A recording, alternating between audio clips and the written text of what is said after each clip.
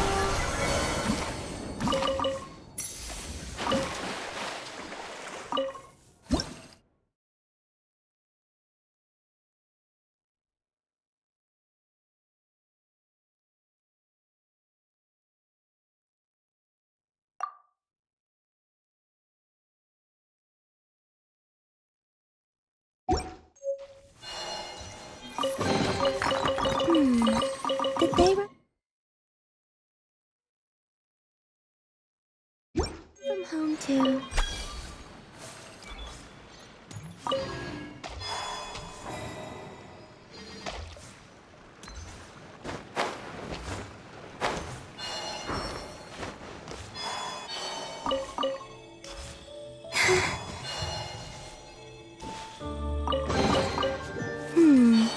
Did they run from home too?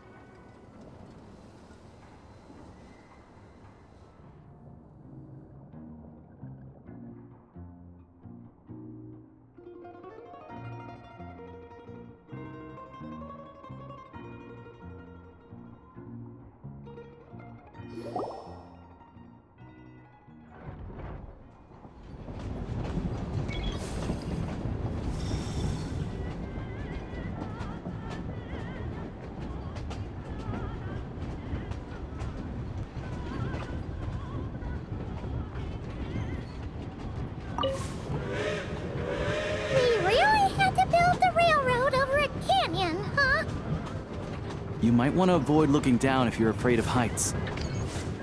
No, it's not that. Paimon's just praying that we don't have yet another accident.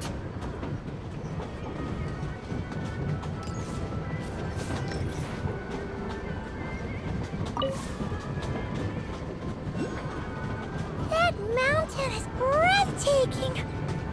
Reminds Paimon of Dragonspine. They say this mountain's the domain of a Snegovic lord. A lot of the Snegovic retreated there to live in seclusion, so it's a pretty mysterious place. You hear all kinds of stories. Even the residents of the nearby town of Svietla Lidovka steer clear of the summit, and they make a living off of harvesting prime ice.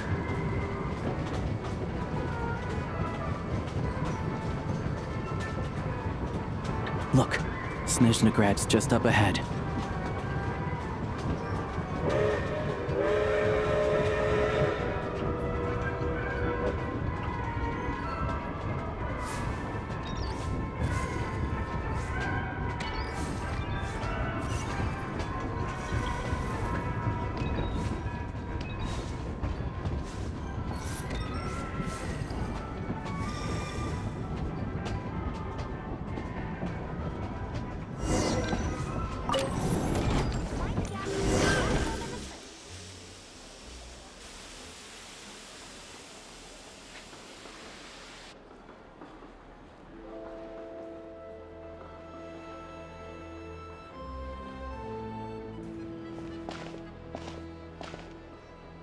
Here we are. Welcome to Snezhnagrad train station, the biggest transport hub in the nation. Wow! It's so majestic! Just flying from one side to the other would probably leave Paimon out of breath! It's built for maximum efficiency, but yes, transferring trains here can be a little tiring. In the future, you can use this train station to travel anywhere you want in Snezhnaya. For now, though, come with me. Let's get Paimon checked out. This way. There's a lift car that goes straight to Sapoliarni.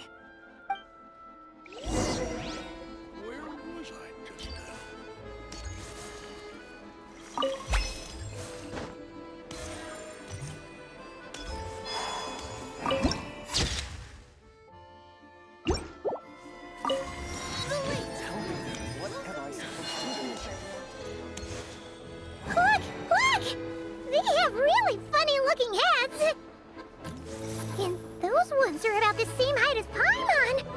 But it looks like they can't fly. Those would be Volkudlak and Domovoy.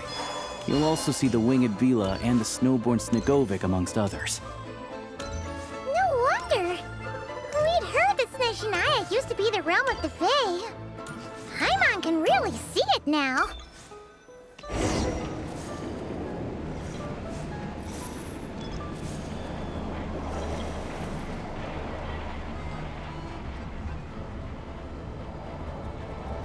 I love the snow. To the left is the Market of Zolny. They sell everything there. You can often find some nifty little trinkets. To the right, you'll see the Korolyevsky Theater in the distance. Look at that! Incredible!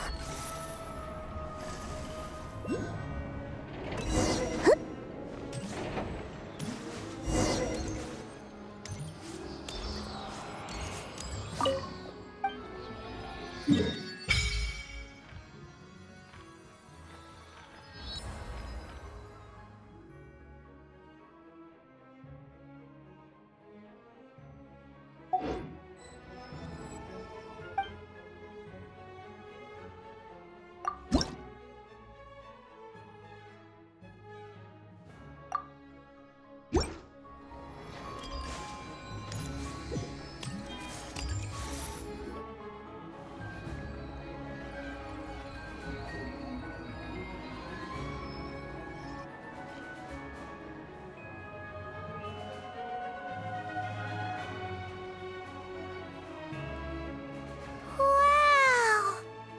Snezhnagrad is stunning! Seeing it with our own eyes makes all the trouble we went through to get here worth it! I found it pretty stunning when I first came here too. But I soon found out that stunningly beautiful means stunningly expensive. The prices here are crazy. I'm just a small-time hunter, so Zolny is where I spend most of my time. This way will take us to Podvorier Restaurant. They offer food and lodging there, so you can get settled in while I fetch the doctor. Is that gonna be stunningly expensive too? Yeah, I mean, there are places to stay in Zolny, but I highly doubt they'd meet your standards. Most of the stoves are out of crystal, the windows are drafty, and at night, four-legged roommates come out to play, sharpening their claws on the roof beams and floorboards. Yep, no way! Not a chance Paimon's staying anywhere like that. Maybe we can split the cost of the room between us? Paimon still has some savings left. Fine then. It's your treat. Paimon will save her money for buying a nice little cake.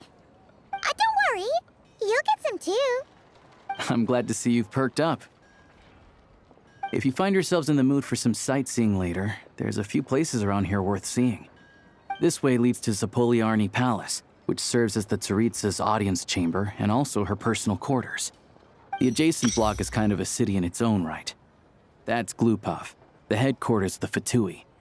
Inside, there's a munitions factory known as the Armory Palace, producing a constant supply of all kinds of equipment for the Fatui.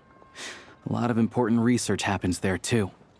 And over there is the Snezhnagrad Vecha, where all the big shots meet regularly to make policy decisions. These places are best admired from a distance. I'm sure I don't need to explain why. Yeah, they probably have super strict security. We're not looking for trouble right now. The downtown area is near the center of Zapolyarny. That's where you'll find the restaurants, bookstores, and gift shops. Another place of interest is the Northland Bank, which is over this way. Oh, and I'm sure you'll want to make contact with the Adventurers Guild at some point, right? That's right here. Ooh, speaking of adventuring, we use alchemy quite a lot. Do you know where we can find a crafting bench? No one practices alchemy at Snezhnagrad, I'm afraid. Apparently there's some historical reason for it. Oh, we'll just have to use the one on the train then. Kinda inconvenient. Wait, how come there's one on the train if that's Snezhnayan too? Yeah, I don't know. Not my area of expertise. Still, I wouldn't say the absence of alchemy makes life here any less convenient. Anyway... Finally, there's Zolny in that direction. It's mostly residential buildings and factories, but there's a few shops too. Worth a look around if you're interested. That's about it. You guys go ahead and get checked in while I track down my doctor friend. Sounds good. Thanks for all the recommendations. It'll be good to get out of the cold wind. Paimon's starting to feel another headache coming on. Podvorye restaurant is right this way.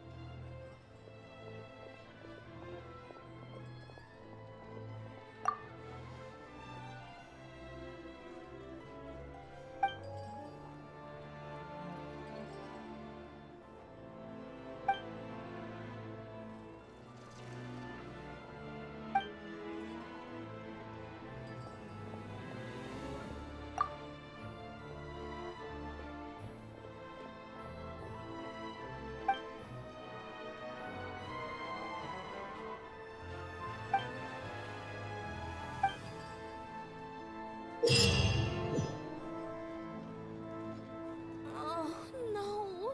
Missed it again.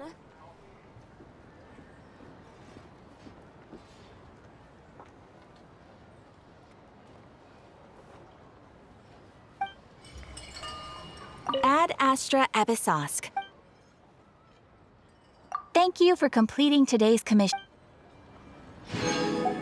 Ad Astra...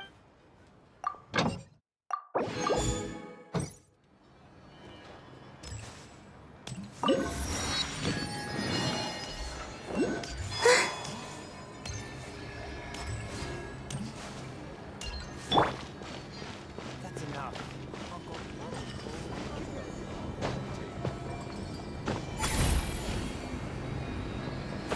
Every Snezhnayan citizen cares about. Surely you'd like to know too.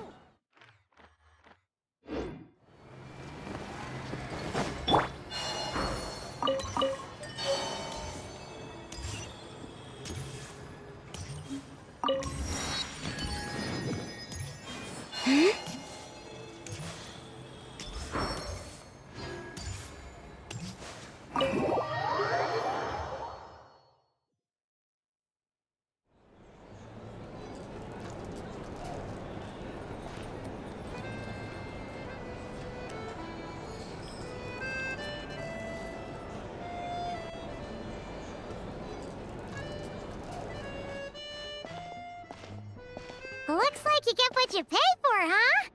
Paimon likes this room a lot.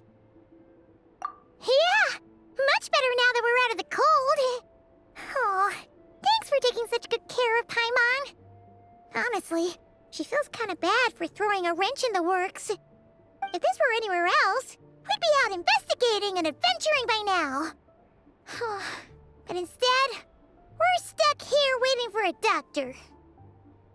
You're right. No need to push ourselves too hard for no reason. A lot happened on our way into the city. Let's review what we've learned so far and try to figure out what to do next.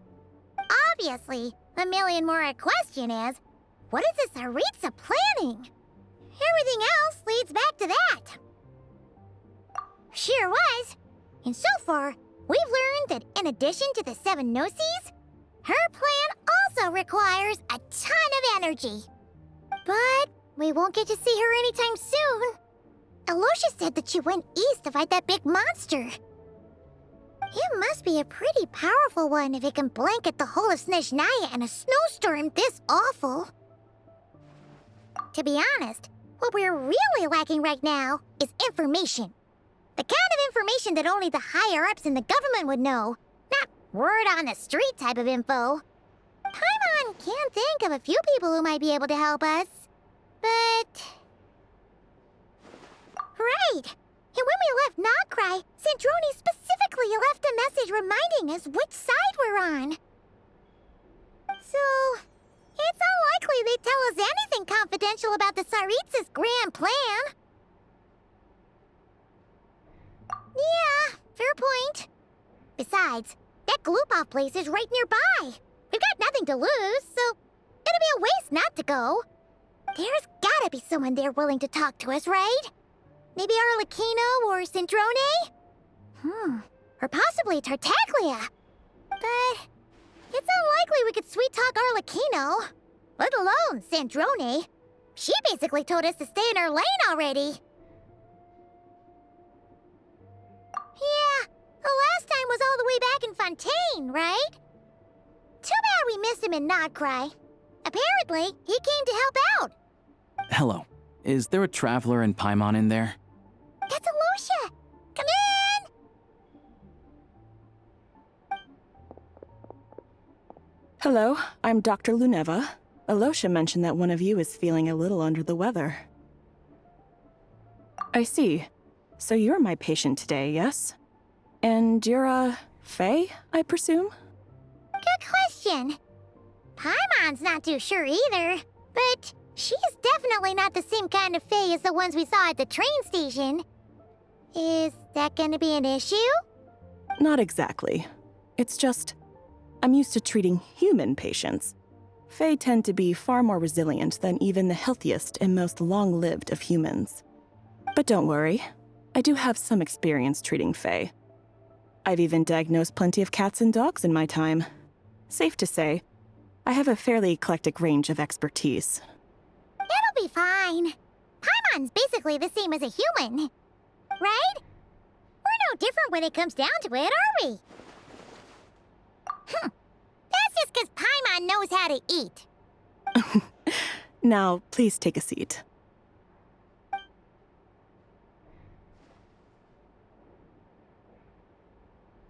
Okay, vital signs are good.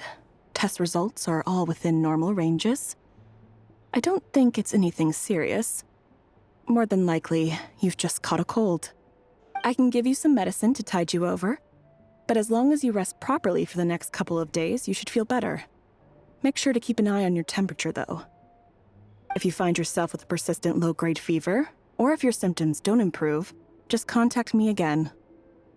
Sounds like there's no cause for alarm.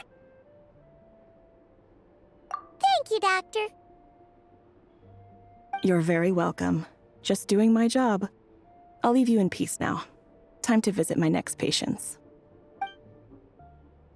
Take care. You heard the doctor. Best you rest up here for a couple days. No sightseeing for the time being. All right, then. Guess we've got no choice. Let's just treat it as a short vacation. I have to get back to it. If you need anything else from the doctor or me, go to the Hunter Trade Station in Zolny. The boss there knows how to reach me. Hey, no big deal. You saved my life in the Shadow Realm. This is the least I could do. See you around.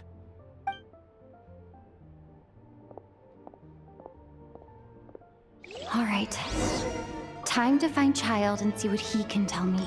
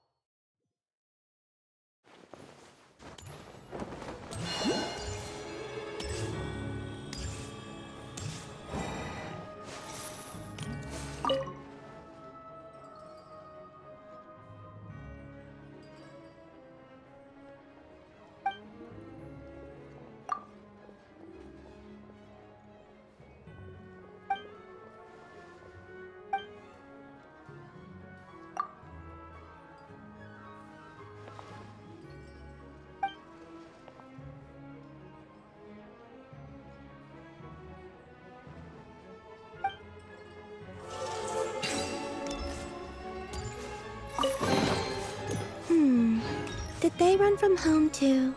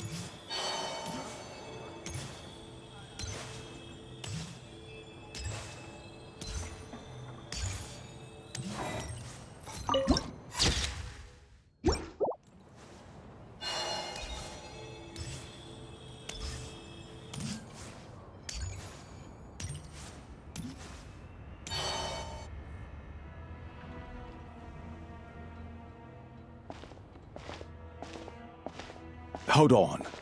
Please display your invitation letter or permit. Glupov does not accept meeting requests without a prior appointment. You'll have to apply per the advertised booking process and wait until your invitation letter is issued. Might I ask who you're hoping to visit? Another one who thinks the rules don't apply to them. I don't understand why people think they can just talk their way in here. You don't just show up and land a meeting with the Harbinger. But I have to go through the motions for protocol's sake. Honestly, it's such a waste of time asking when I already know what the answer's gonna be. Wait a moment. I'll pass on your message.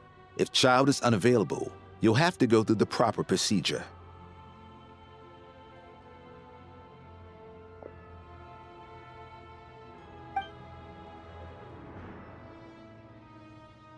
Lord Child is a busy man. He's probably not in Glupov at the present. If I were you, I'd cut your losses.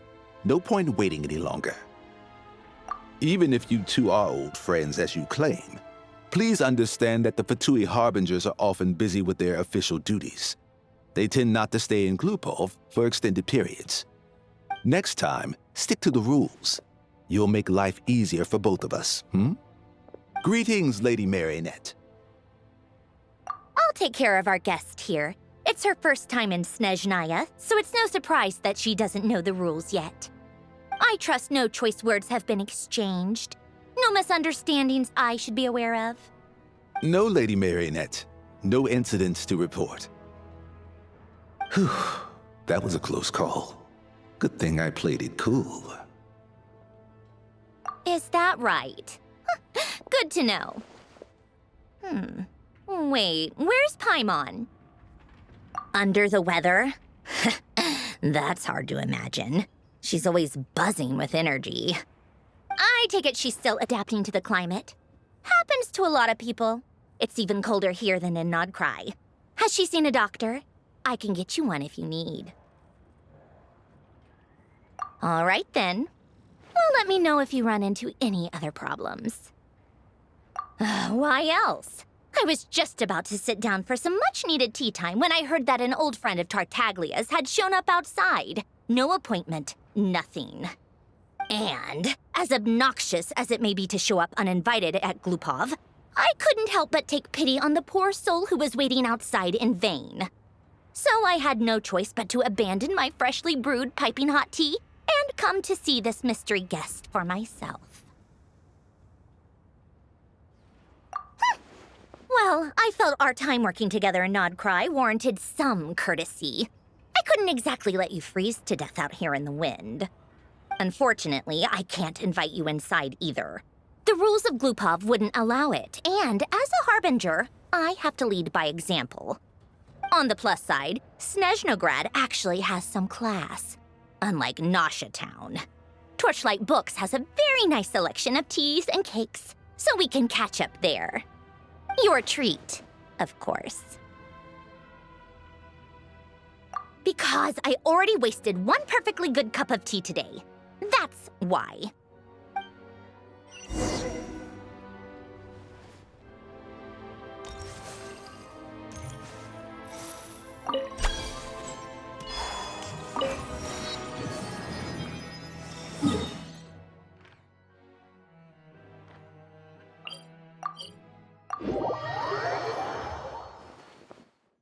I love the snow. It's so beautiful and peaceful. And I can have snowball fights with the Kuhenki. Shall we have one now? Huh?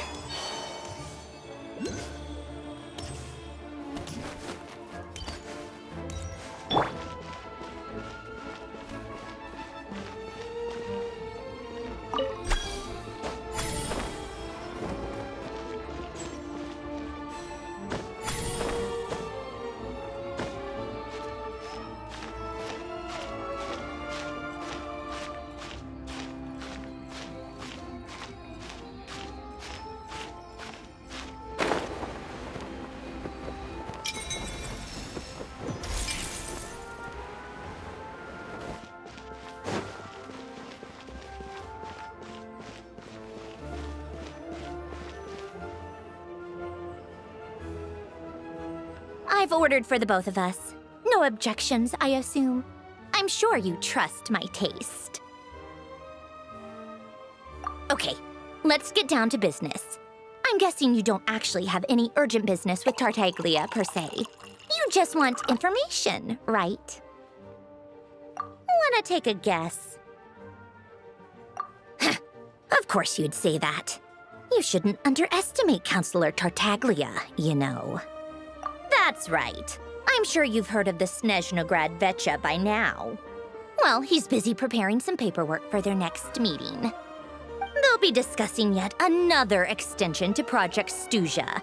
It's basically all anyone cares about in the Vecha these days. Yeah, he's more of the shoot first, ask questions later sort, isn't he? It all started with a very detailed letter that Capitano left for the jester, Piero, before leaving for Natlan. In that letter, he detailed the future arrangements for his subordinates. All of his key people were reassigned to Tartaglia. I guess he'd already prepared to leave us for good all the way back then. But Piero didn't reveal the contents of the letter until the events in Natlan had concluded. That was his reaction, too. Why me? With a bewildered look on his face. He'd always assumed Capitano looked down on him. He was a man who kept his thoughts to himself and barely spoke to him the whole time they'd known each other. But he occasionally brought Tartaglia along to my tea parties back in the day. So to the rest of us, it was clear that Capitano had quite a lot of respect for his young comrade. By the rest of us, I mean my tea party regulars. Arlecchino, Rosaline, and... actually, not Columbina. She was probably oblivious to it. Anyway, then the Liu-S situation happened. Normally, it took a lot to get under Capitano's skin, but that time he was furious. It's not really my place to talk about it, though. You can ask Tartaglia about it sometime. Basically, Tartaglia probably had the wrong idea about Capitano all along. Right up until Piero revealed the letter he'd left behind. Capitano believed that despite Tartaglia's immaturity, he showed great potential. Plus, he possessed a kind of purity rarely seen among members of the Fatui. Yeah, it's one of the few things that I'd agree those two have in common. But there's one other reason why Capitano chose Tartaglia to assume command of his troops. He knew that after he was gone, several of the others would swoop in on his army like vultures. With the ones who stood to benefit the most being the rooster Pulcinella and regrader Pantalone. Once they divided Capitano's troops between them, they'd be more powerful than ever. No one would be able to stop them. So, you can see why Capitano chose to hand that letter to Piero, right? Exactly. Piero also needed to back a harbinger as soon as possible. And all things considered, Tartaglia was the best choice. Even though Tartaglia has had the support of Northland Bank for a long time, he and Pantalone are ultimately not cut from the same cloth. I'd say Capitano made a good judgment call. Anyone else caught in this situation would probably feel like they'd been hung out to dry. His best course of action will be to distance himself from any shady business, while still maintaining friendly relations with Pantalone, but seeking Pulcinella's support at the same time. What's the point in having a tea party if you don't spill a little tea? Besides, none of this is confidential anyway. Ask any journalist out there. They'll give you all the lurid details. You'll see it firsthand if you ever sit in on a session of the Snezhnograd Vecha. All the factional strife, whether open or unspoken, it plays out for all to see in that one little room. Having a voice in the Vecha is the only way to steer policies in your favor. So, every person in that room represents a particular interest group. Pantalone, for instance, represents the financial sector, and Tartaglia represents the Fatui soldiers. Personally, I have no interest in political jousting, but since I have a number of engineers and researchers under my command, I have to make their voices heard. Then there's Pulcinella, the linchpin of the Vecha. He represents politics itself. Everything involves him, so nothing can bypass him. Any issue that comes up, he knows how to mediate. That's what the Tsaritsa values most about him. I'm starting to see why everyone is so frustrated with the way things are, but also powerless to change it. A complex web of interests connects all parties involved. And the Tsaritsa sitting at the top adds another layer of complexity. It must be nearly impossible to come up with a perfect solution. All right, I'm done carrying this conversation. Time for you to answer a question of mine. You must have known that you can get the info you needed from me. So why was Tartaglia the first person you asked to see and not me? Huh? Jealous? As if. Wait. Oh, I think I know what it is. Columbina passed on my message to you before you left Notcry, right? I only meant you should be mindful of which side you're on. Is that actually why you didn't ask for me? Because you took that to heart? Fair enough. It's not your fault. I blame all these politicians I've been hanging around with lately. Always beating about the bush when they talk. I guess it must have rubbed off on me. Anyway, just ask for my help next time, okay? Little things like this are no problem. Lady Marionette. What now? Can't you see I'm on my break? Whatever it is, just leave it on my desk. I'll look at it later. Sorry to disturb you during your break, ma'am, but I'm afraid it's an emergency.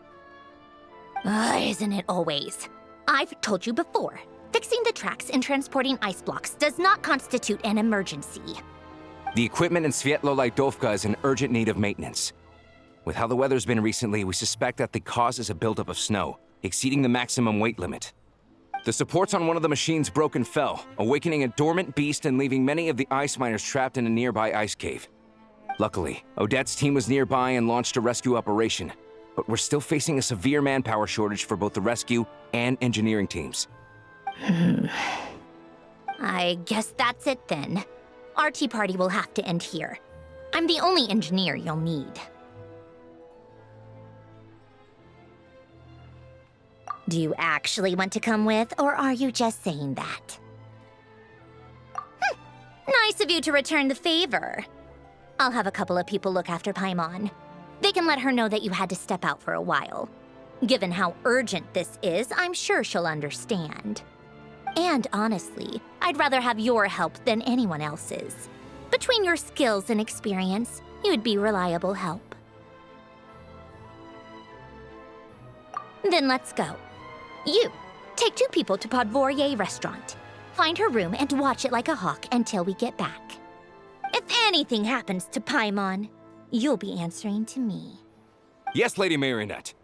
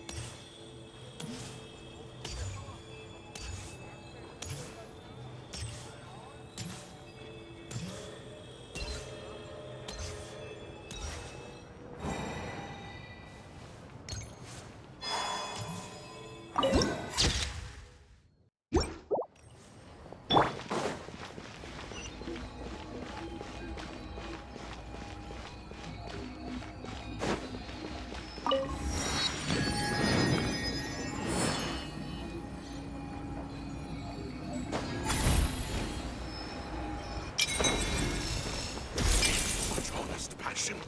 How can it not be called beauty?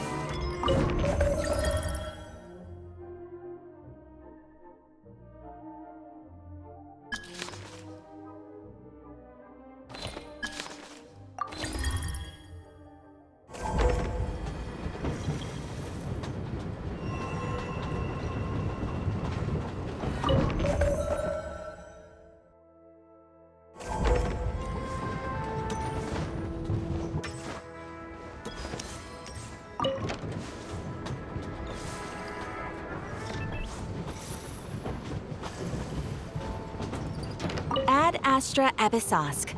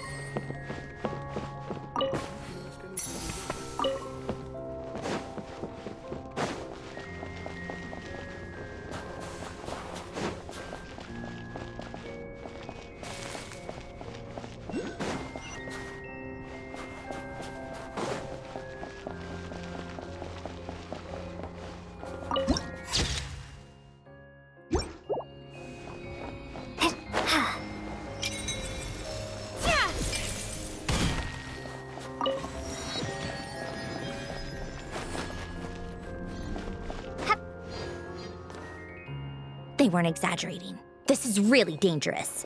It's a good thing only one of them broke. From what I've been told, most of the trapped miners are over in that direction. Yeah, you do that while I check the rest of the equipment. I'll evacuate the people around here as I go. Meet me back here as soon as you're done.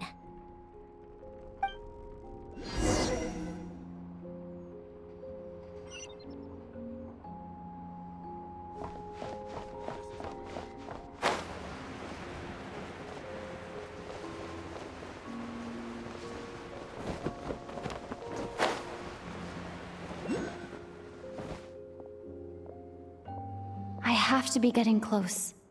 Don't go any further.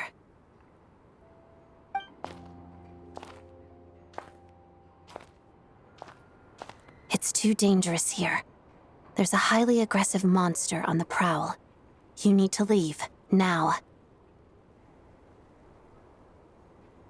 Ah, I see. You're the backup from Snezhnaya. Well, I'm Odette. Good to meet you. Ah, so this is Odette. She was the first member of the Fatui on the scene. There are 5 people trapped in the cave. Monster type is unknown, and so is its location. Let's go. Every second counts.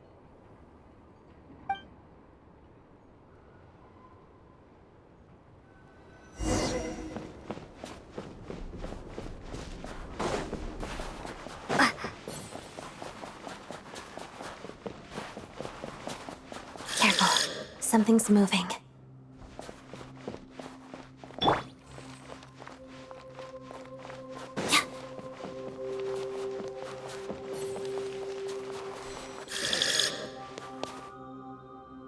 This must be the monster's shadow. Looks like a tough opponent. Witness the snow swan's grace.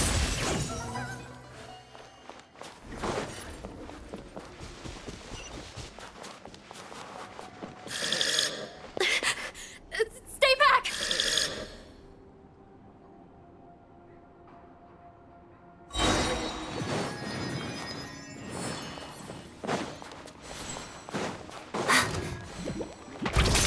Lots of the snowflakes. Yeah.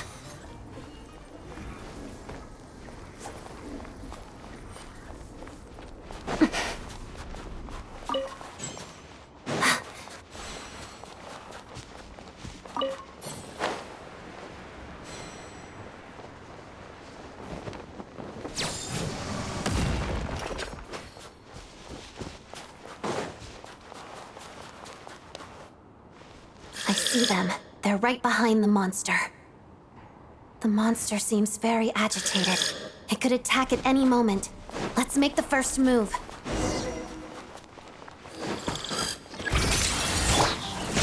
Bellowing thunder!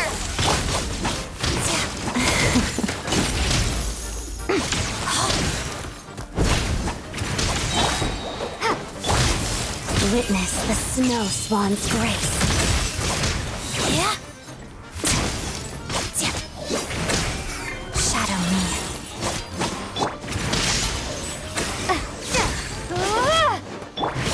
Pirouette.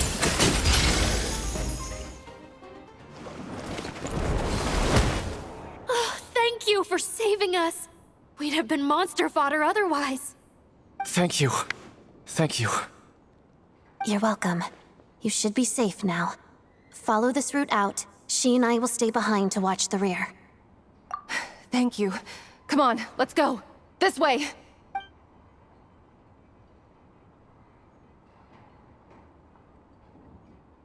I've searched the area. Pretty sure the monster made a tactical retreat. Yeah, but with us here, it won't be coming back anytime soon. It may be small, but don't be fooled. It's a ferocious beast. People are just food in its eyes. It's lucky we got here when we did. The trapped miners have been successfully evacuated. Time for us to leave.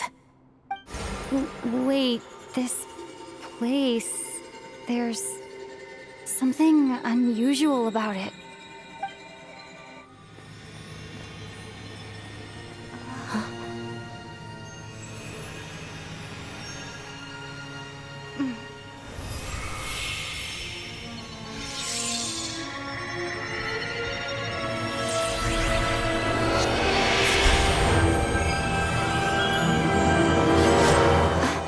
What is that? I don't know.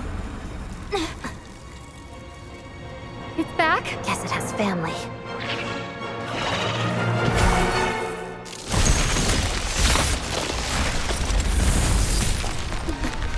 This way. Run!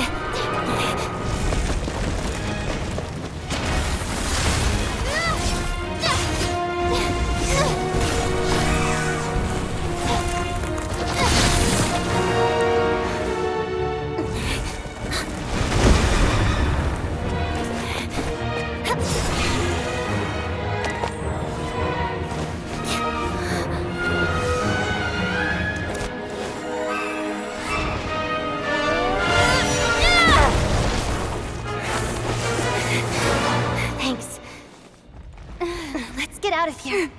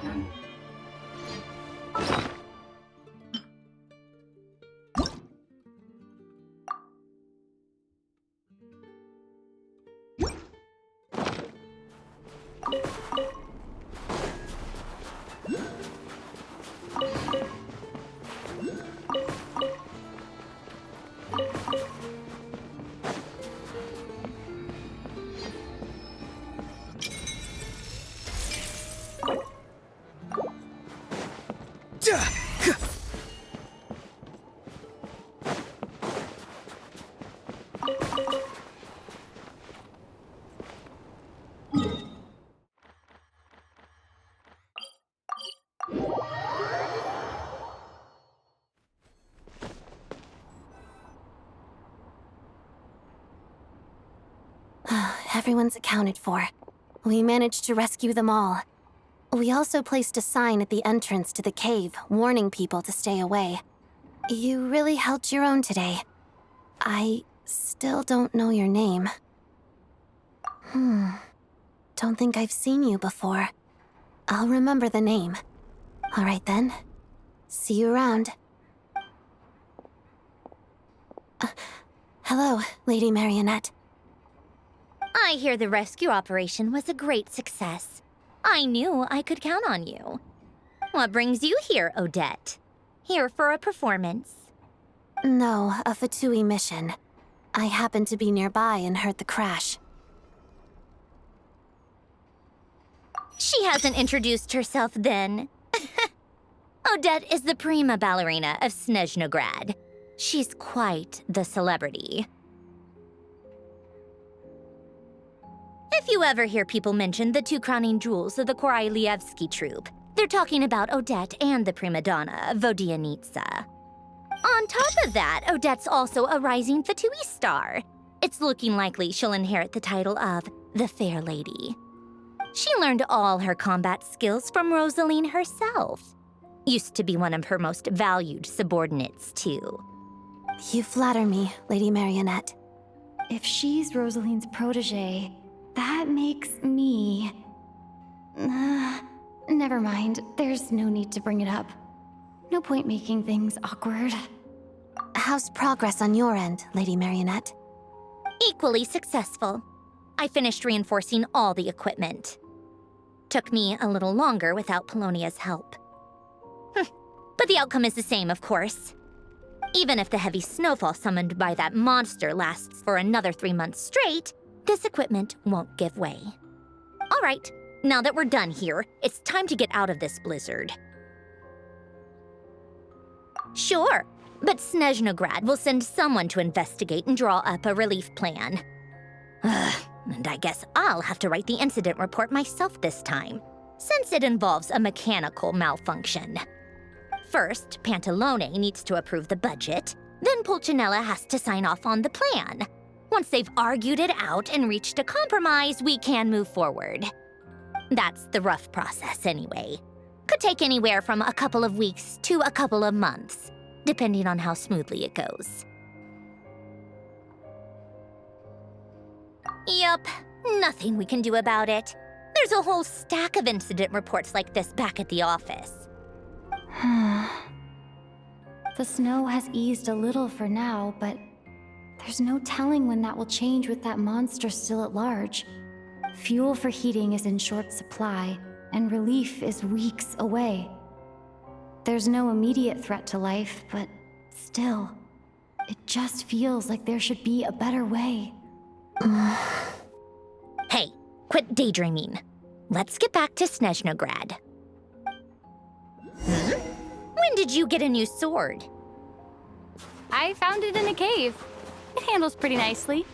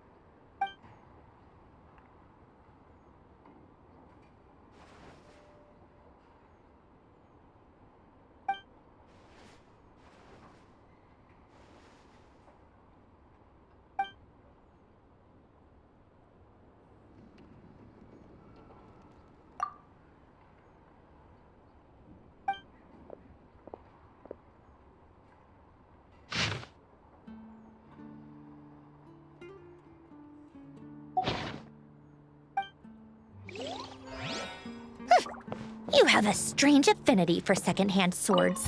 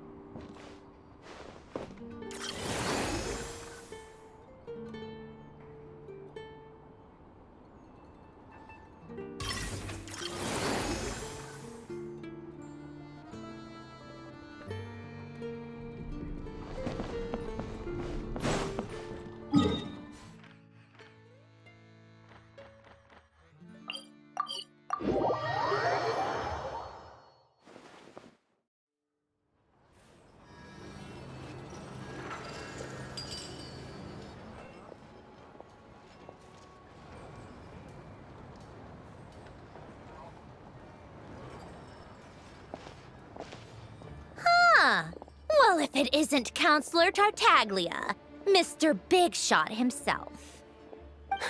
Go easy on me, all right? I'm still recovering from the interrogation the real Big Shots put me through. Hey, comrade, it's been too long. I heard you came looking for me earlier. Nicest surprise I've had in a while. Good to see you too, Odette.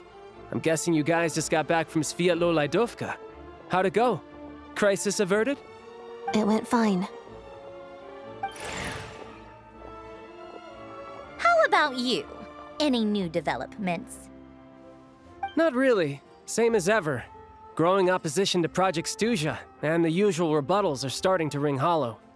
The results of the mock vote were pretty dire. Pulcinella was fuming. I've never seen the old man so angry. That's not good news. It takes a lot to rattle him. Yeah, obviously if push comes to shove, there are ways to crack down on dissent. But...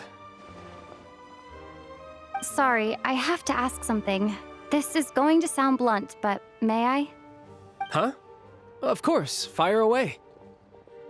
It sounds to me like everyone's tearing their hair out trying to figure out how to deal with opposition to Project Stuzha. But what exactly is this project's purpose?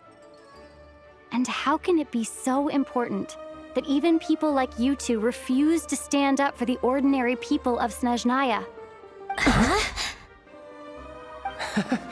Interesting. I gotta hand it to you, comrade. You sure don't mince your words. Excuse her? What does she mean, refuse to stand up for ordinary people? Oh my gosh. How does she dare speak to the Harbingers like that? Are you interrogating us now? It's okay, Sandrone. Let me explain. I think I understand where she's coming from. If I could, I'd take your side right now. In fact, my position's very similar to yours. I've only held back on casting a dissenting vote in the Vecha because the Tsaritsa would never let me get away with it. Still, I have a responsibility to the Fatui armed forces, so I do what I can to make their voices heard. Most of them are just regular folks from small towns far from the capital. I'm sure you've seen how much those kinds of places are struggling right now. Oh, and for what it's worth, I'm from Arepasak myself. Things aren't going so swell there either. The Tsaritsa wants to create a better, safer future for the people of Snezhnaya, but she's thinking long-term. I don't doubt that from where you're standing, Project Stuzha seems to be creating all sorts of issues for everyone. But considering the Tsaritsa's vision for the future, these are sacrifices worth making. Sounds cold, I know, but I promise it's not as black and white as it seems. Maybe Sandrone and I can't oppose Project Stuzha outright, but we're constantly raising our concerns in Vecha meetings. And even though we can't put an end to it, there are plenty of other ways to make a difference. We're trying everything we can think of, and so is Pulcinella. I respect Her Majesty, the Tsaritsa, and trust her decisions. But at the end of the day, I'm still just a normal guy who cares deeply about my homeland. And my family, who all live here. There's no way I would ever abandon them. As contentious as things can get within the Vecha, there's no selfishness or malice behind it. Everyone wants to get through this period as smoothly as possible. The issue is that there's no way of pleasing everyone under the present circumstances. Most of the time, we're trying to decide on the lesser of two evils, which obviously isn't a great look. But that is not the same thing as being blindly loyal to the Tsaritsa. No one's got their head in the sand here.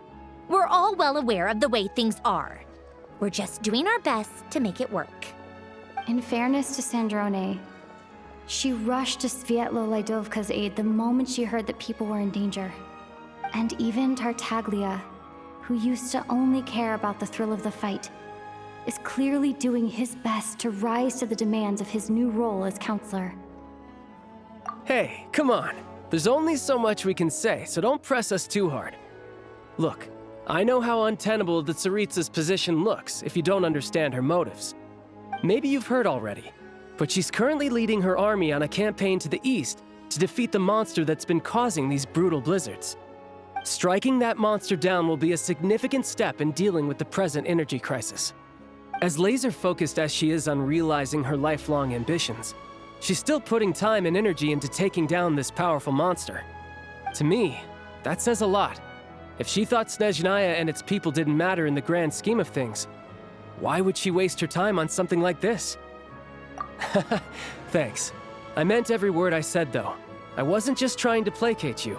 I've already done more than enough diplomacy for one day. I still think this adventurer raises a very important point. Our two harbingers have made their positions very clear. But there are many others in the Vecha who must feel trapped and forced to vote against their conscience. I think it's a very valuable quality to be willing to speak one's mind, despite the risk of offending powerful figures.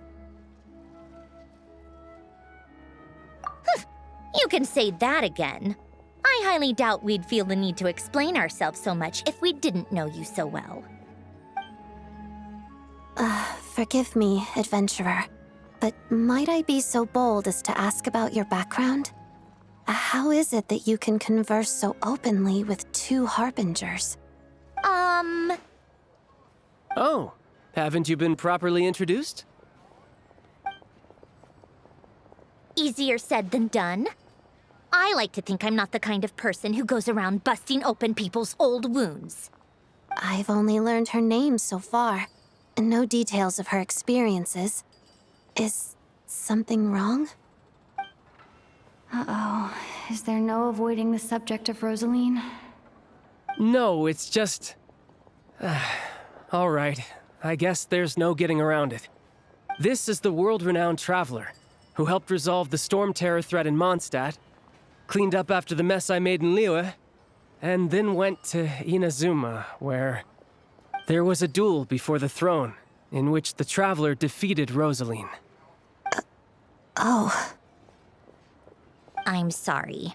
I didn't think you two would be seeing much of each other, so I figured it wasn't worth bringing up. It's fine. It was a long time ago. It's fine.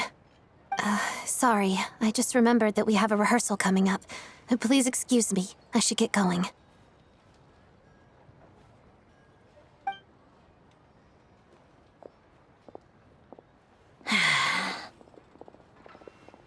I've mentioned this to you before, remember?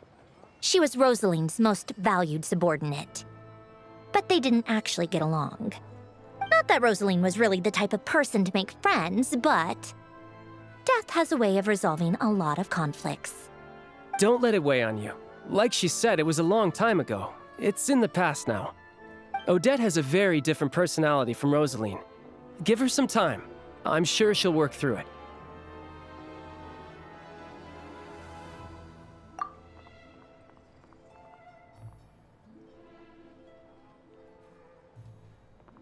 Oh, by the way, where's Paimon?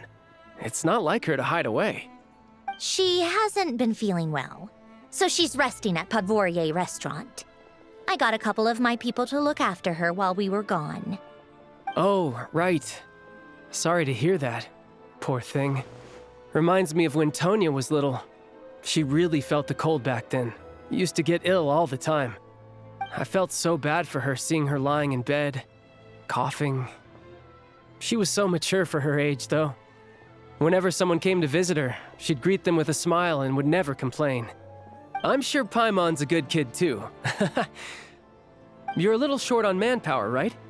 Let me have a couple of my people take over for yours. I'll send my most capable and reliable. They'll make sure Paimon can recover in peace. Well, that would be great. Your people are more qualified. Hey, don't mention it. I'm sure you have things to do. Hopefully this takes a load off your mind. So no more accusing me of not being on your side, all right?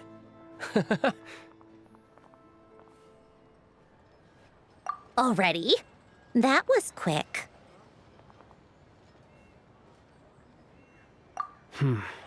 I'm afraid I can't help you there. Our director's recent movements are confidential. Even we're not in the loop. If you hadn't told me, I never would have known he'd gone south. I assumed he'd been in Glupov this whole time.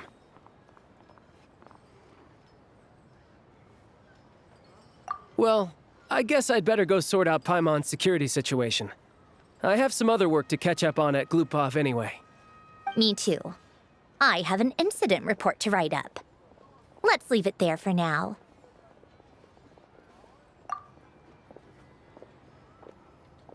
I guess everyone's in a difficult position.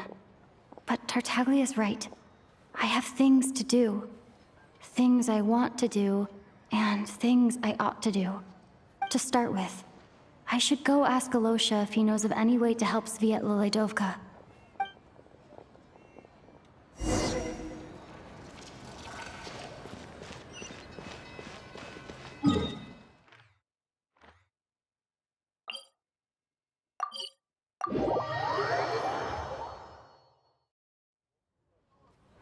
How strange. This sword seems to be vibrating of its own accord. It's a very faint vibration, but it's getting stronger as I get closer to the statue of the Seven. Does this sword have some connection to the statue? But all it does is vibrate, even when I touch it. That place I got this sword from was definitely out of the ordinary. Maybe I should try channeling the power of cryo?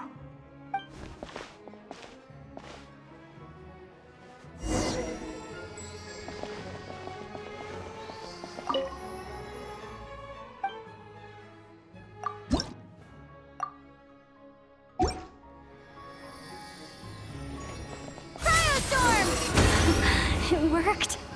There really is something special about this sword.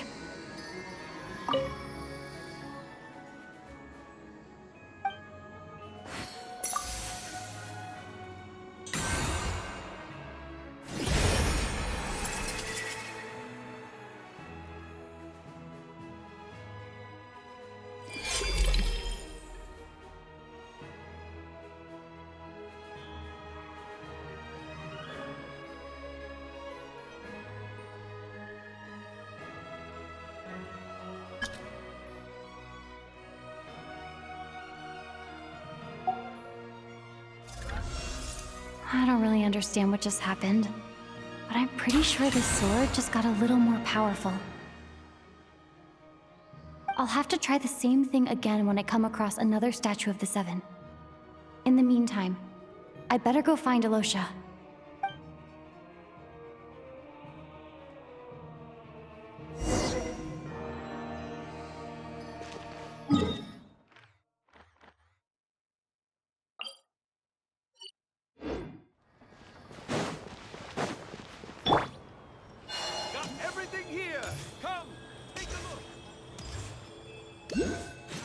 No, that's right.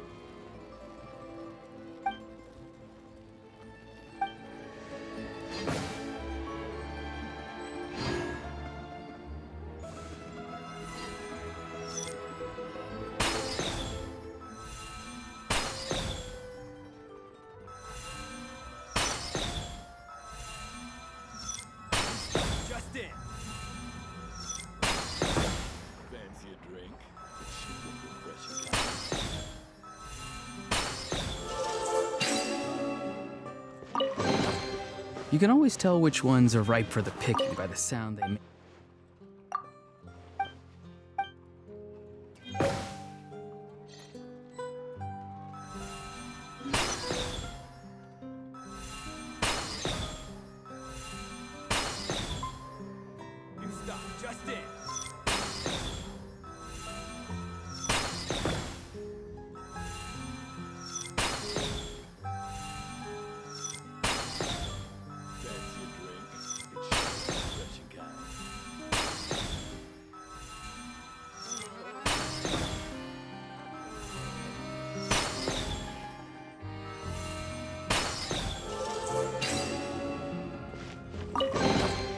Your passion for treasure hunting is turning these chests into an...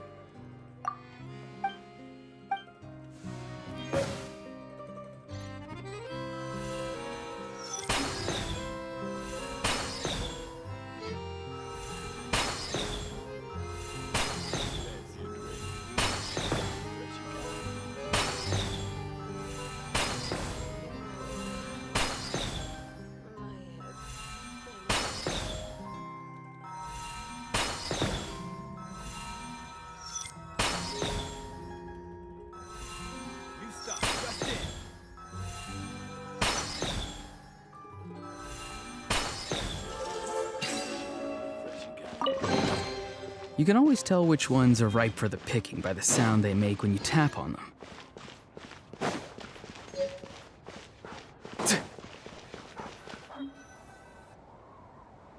Hello there. How can I help? Ah, sure thing. Give me a second. I'll go fetch them for you.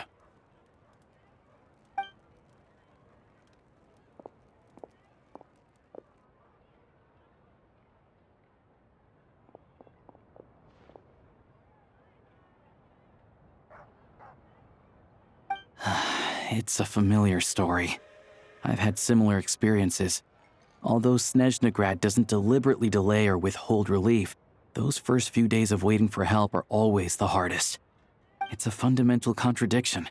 If emergency relief can't be delivered in time, what's the point in even calling it emergency relief? Not necessarily. I think there's a good chance that Kresnik Crystal from Stratomoros will start flowing into the market. When we resolve Stratomoros' energy issue, it's like we open the floodgates. A huge backlog of crystal is now available to the townspeople. There's no way they can use it up at once. A lot of them will probably stockpile it and slowly work their way through. Probably a good idea, since energy prices are only going to keep rising. But there will always be people who urgently need Mora. Exactly. At the current prices, selling crystal is an easy way for an ordinary person to make a fortune. Hey boss, how much do I have left in my account? 1 second. Let me check. So, you're planning on buying the crystal out of your own pocket? Yeah.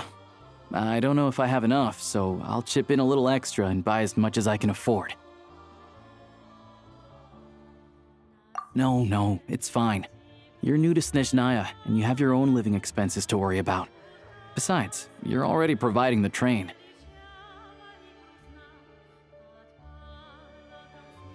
Here's your Mora. See what you can find at the market, but I doubt there'll be much crystal left. Yeah, well, can't hurt to take a look. Let's see. Huh?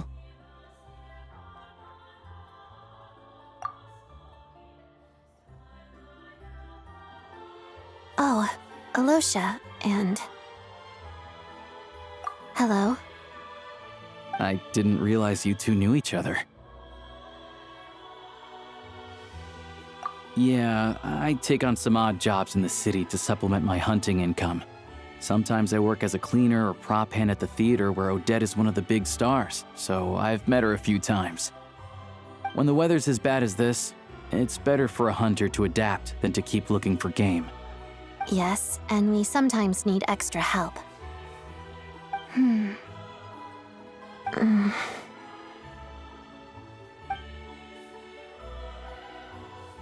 Wait, why is the atmosphere so awkward?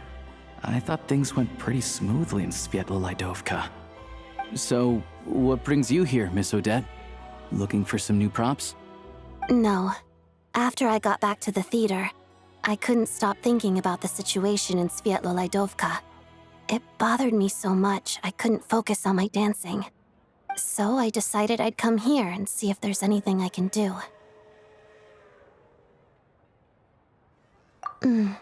You too, I presume. I suppose that's why you're here. I didn't feel comfortable expressing my true opinions in front of the Harbingers. Not least because ordinary Fatui like me don't even know what Project Stuzha is all about. Without knowing the full picture, I can't make sense of it. And at some point, if things aren't making sense to me, I can't just keep going along with it. So many people feel the same way.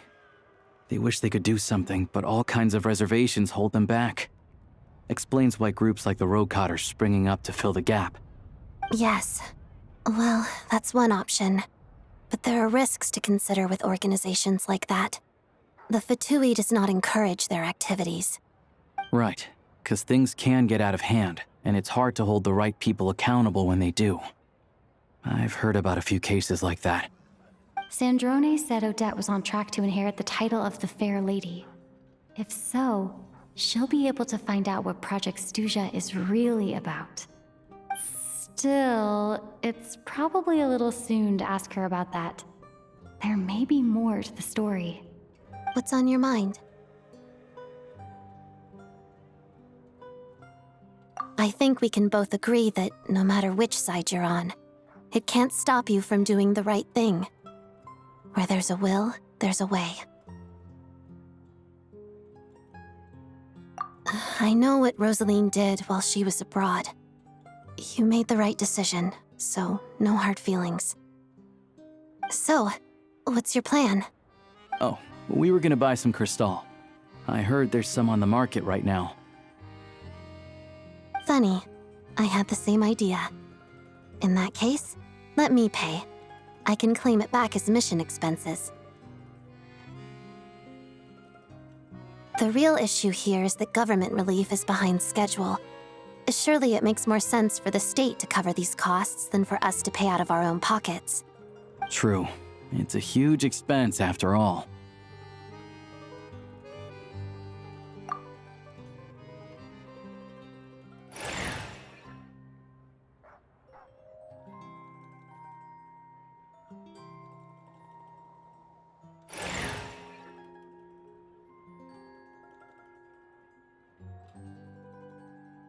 Let me see. I'll take it all, please. And I'll be needing a receipt. Right. Choose mission budget under the expense category, but be sure to specify emergency rescue operation in the description. Otherwise, the normal reimbursement limit will apply.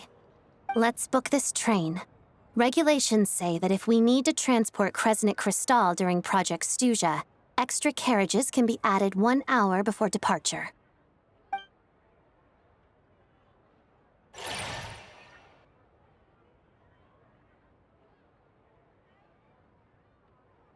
That should do it.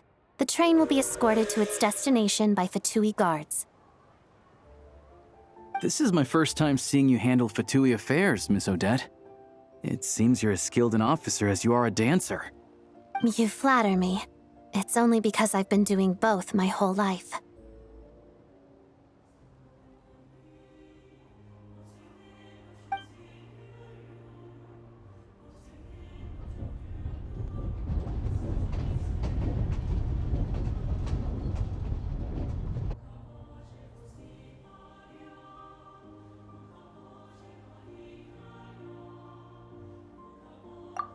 Anyway, I bet you've been non-stop today, am I right? Any idea how Paimon's doing? What's wrong? Who's Paimon? Her travel buddy hasn't been feeling well. She caught a cold right after they got to Snezhnaya. Sounds like she's important to you. I can't believe you've been dealing with this on top of everything you've been doing to help the people of Snezhnaya. I've got nothing going on right now, so I'll join you. I want to see how she's doing. May I come too? I have some candy that someone gave me back in Svietlolaidovka. Plus, I know a little bit about relieving cold symptoms. All right then, let's go.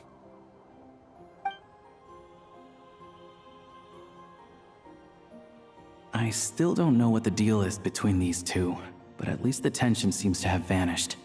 A good sign, hopefully.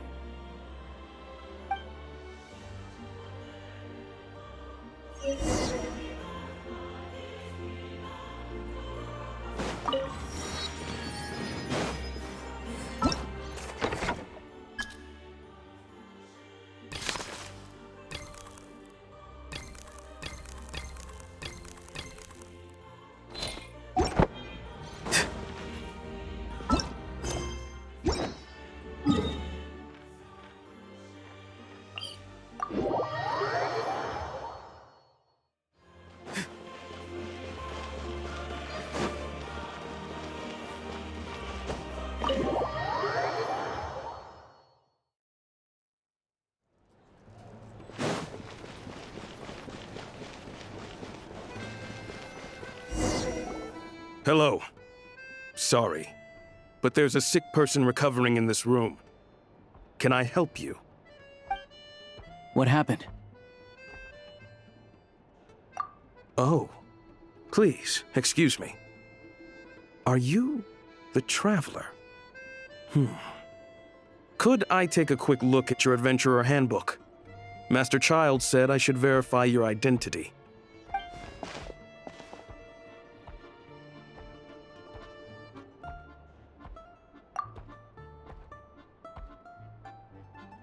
Ah, it's really you. Sorry for the inconvenience. We're under strict orders from Master Child to keep this room well guarded. At the same time, we can't interfere with Podvoye Restaurant's business. That would only seem all the more suspicious and draw unwanted attention to this room. Besides myself, a few of my colleagues are stationed in and around the restaurant, in plain clothes, of course. Rest assured, you're in safe hands. I didn't expect such a high standard of protection. Well, Master Child handpicked us for this special assignment. We're not about to let anything go wrong. Anyway, I won't keep you any longer. Please, head inside.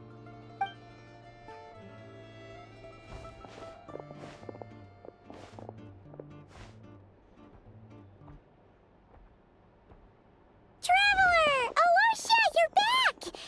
Oh, hey! Who's our new friend? Hi, I'm Odette. The Traveler and I crossed paths a few times. Another friend from the Fatui, huh? You're practically a member yourself by this point. Paimon's definitely on the mend. We should be back to our usual travels in a few days' time. Seems like that doctor was right. It's just... Paimon's limbs are still feeling a little chilly. I have just the thing. Whoa! What's this? Is that a flame inside an ice cube? Wait, is this real ice? How's it not melting? And how does the fire keep on burning? All keen observations. You're right. This is called core ignis. Whenever I've caught a cold in the past, I found I recover much more quickly if I place this by my bed. You're welcome to borrow it. Awesome! Wow! It's so nice and warm! Oh, it's like magic. Your name was Odette, right? How did you two meet again? Looks like she's in pretty good spirits. That's a relief.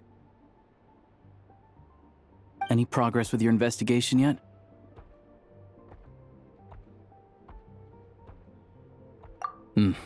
No surprises there, I'm sure.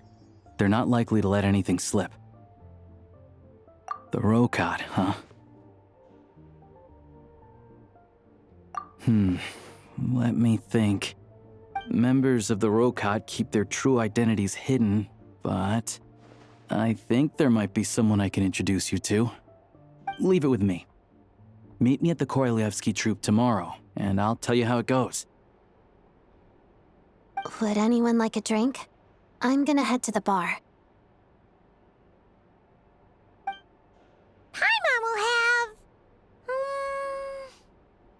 maybe some hot milk?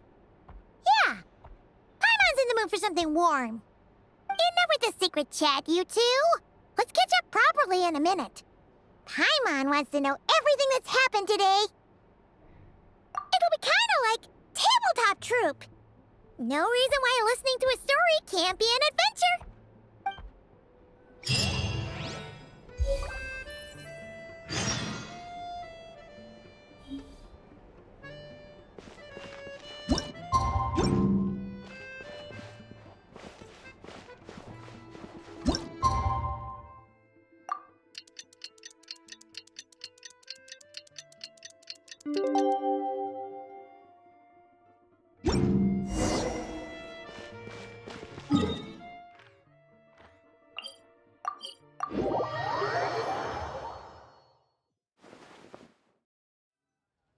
Ah, you made it. I've got some tickets, and I managed to set something up with the Rokad. It'll have to wait until after the show, though. Happy to stay and watch? I doubt you've seen the Korolyevsky troupe on stage before. Pleasure. Here, this is the way in.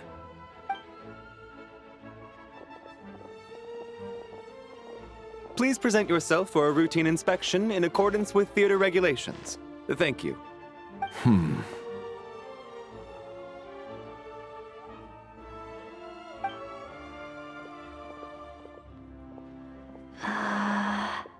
Is that guy with the fatui?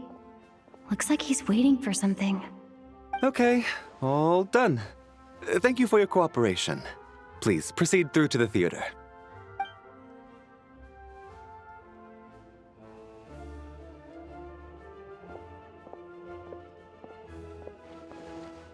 What's up? Everything okay? Snezhnaya's business and political leaders are always passing through here, so it makes sense that security's tight. Still, it's a little unusual to see the Fatui's Armory Palace guard here. You saw him, right? The guy right at the back. Strong, silent type. His name's Valeri. He's part of the Special Assignments Battalion, but I only ever see him here for one thing: to look for a guy named Mitya. Supposedly a researcher, though he never seems to put much time in at the office. The theater is one of his favorite places to hang out when he's playing hooky from work. But that's not for us to worry about. Let's go. The show's about to start.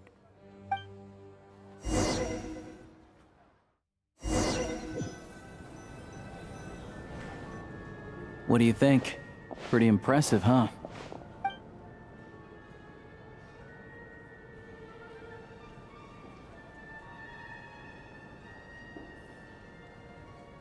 Oh, the one in Fontaine? I hear it's iconic. Never seen it for myself, though. Here we are, just in time. Sorry, coming through.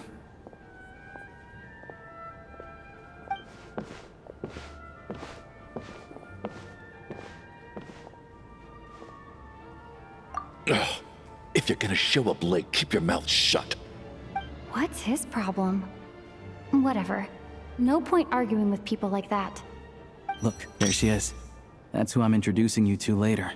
She's the lead singer of the troupe, Vodyanitsa.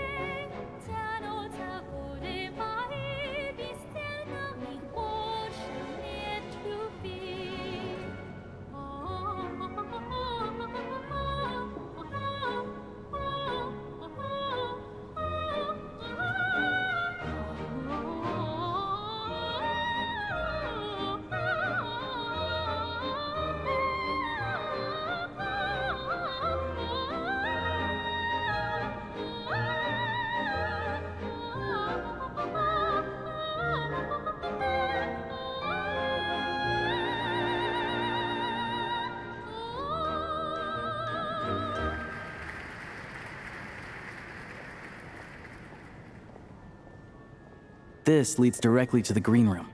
They're expecting us. Vodyanitsa will be waiting for us there.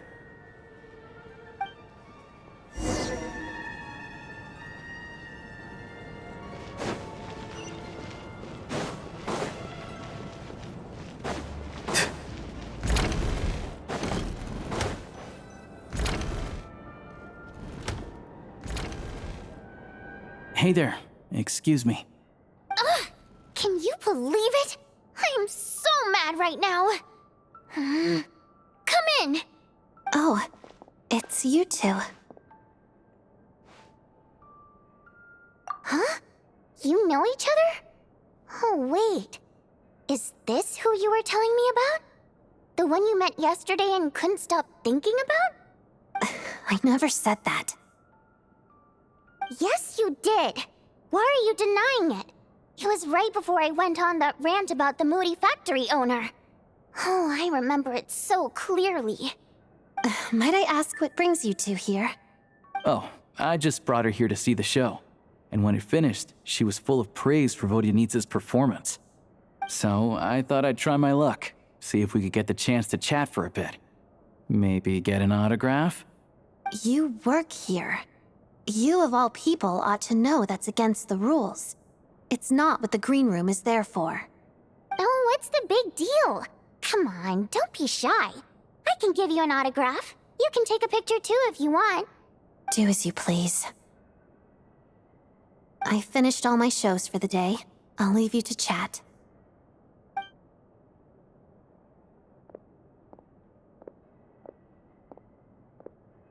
I wasn't making that stuff up, you know. Odette's just too proud to admit it. She thinks very highly of you, and so do I. You did the right thing in Svietloladovka. We're good. Odette's out of earshot. I'll lock the door. Confidentiality, of course. The Rokot is very strict on that. Whoa, Alosha! Not out loud! Not with an outsider here! Relax, I've taken care of it. Look at this. The President's reply sent this morning. Wait, so she's been approved to join? You told me last night that you wanted to get intel from the Rokot. Unfortunately, Rokot intel is only available to members. But ever since you set foot in Snezhnaya, we've been working together.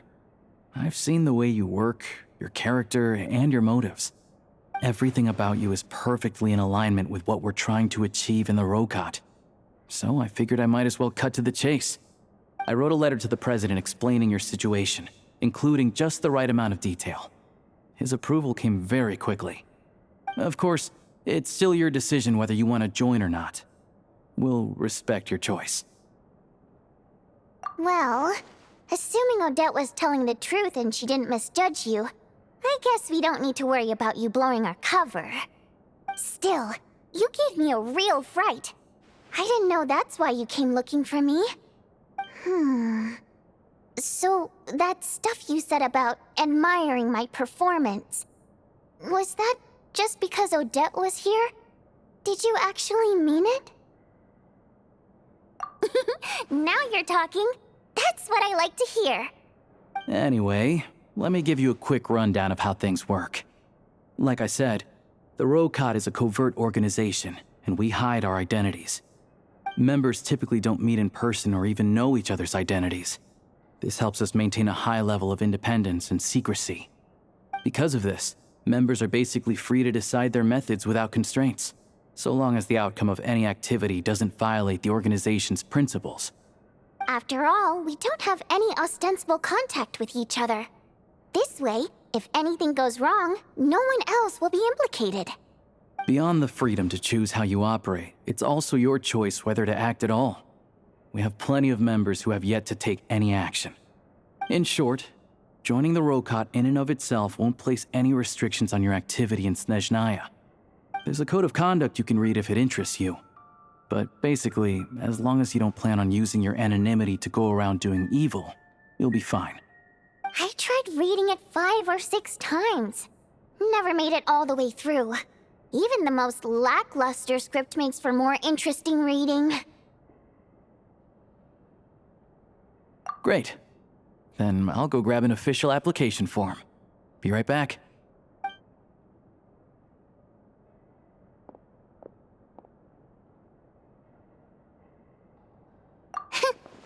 Well, Alosha has this pet dog, you see. His name's Tagarin, and this one time, Alosha brought him backstage. Tagarin took quite a liking to me, so I played with him for a little bit and fed him some treats. Then, the Rokot was out on a mission one day, and even though we were all in disguise, Tagarin recognized me right away. Just a coincidence, really. We didn't report it to the higher-ups, though, to avoid dealing with the fallout. Like my job at the theater, for instance. I really needed to make ends meet. By the way, what were you complaining about just before we came in? Did everything go okay with Chuganov? Everything did not go okay. That's why I was so mad. I tried to make some small talk with him before I went on stage to fish for intel about the Iskra manufacturing plant. but he wouldn't take the bait. No matter what I said, he kept dodging the question. And then he started complaining. He said he didn't appreciate his second-rate seat in the stalls because he usually gets a private box. I mean, what did he expect? Everyone knows that if you want a box seat, you buy a ticket well in advance. But instead, he sends me a letter the day before the show when we're practically sold out. I had to juggle things around just to get him a half-decent seat, hoping he would appreciate the gesture enough to share some information. But nope, he didn't give me anything.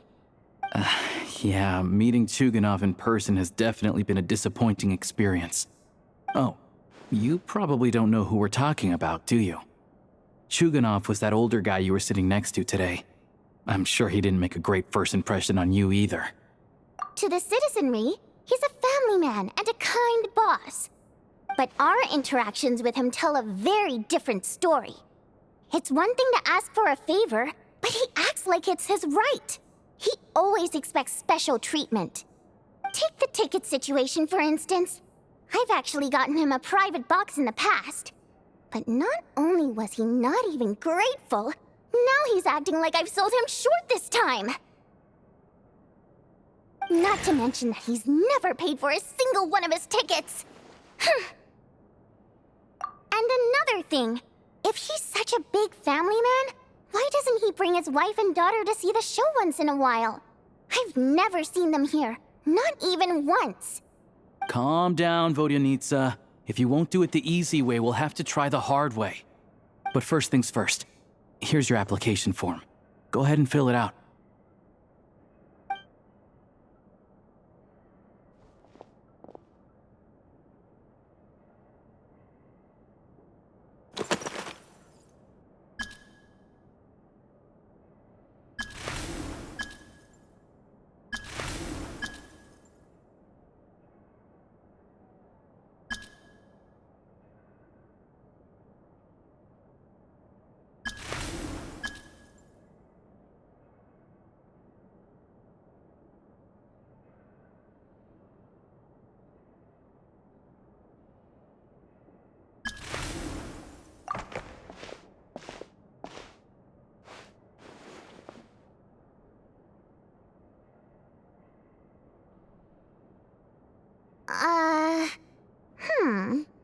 Looks like I'll need to make a few little tweaks here and there. But other than that, you're good to go. We'll hold on to this for you. All right. Now that we're officially Rokot comrades, I can tell you. Chuganov is the target of our current operation. Recently, we've done some recon work at the Iskra manufacturing plant, which pretty much confirmed that their energy consumption is way beyond the legal limit. All we need now is some direct evidence to present to the Vetcha, so we can demand that they shut the plant down. That way, the Kresny Crystal can be allocated to where it's needed most. I was hoping he might let slip during one of our chats, but he's too tight-lipped. We'll have to find another way. I'm meeting another regular theater-goer tonight, Mitya. But Valeria's here too, and he's probably looking for Mitya, so he may end up being a no-show.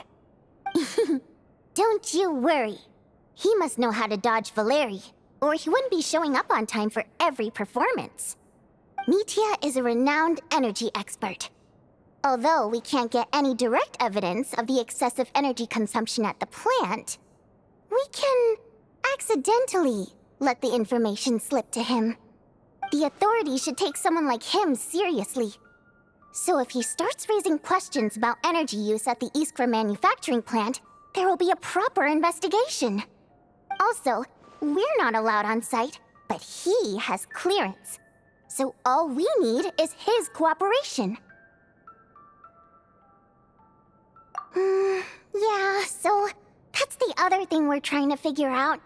Though I think we're far less likely to make any progress on that front.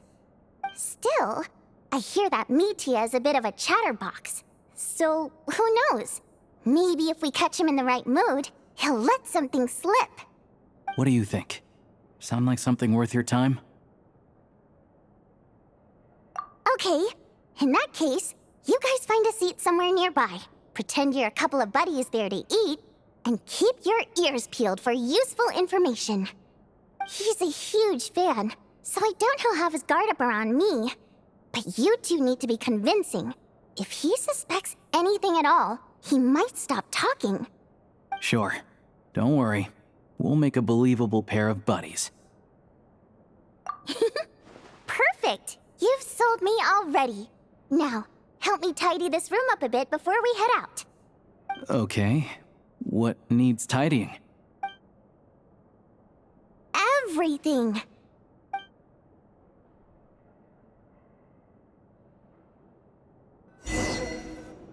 Having a favorite animal, or vegetable or fruit, can help us recognize what kind of people we want to.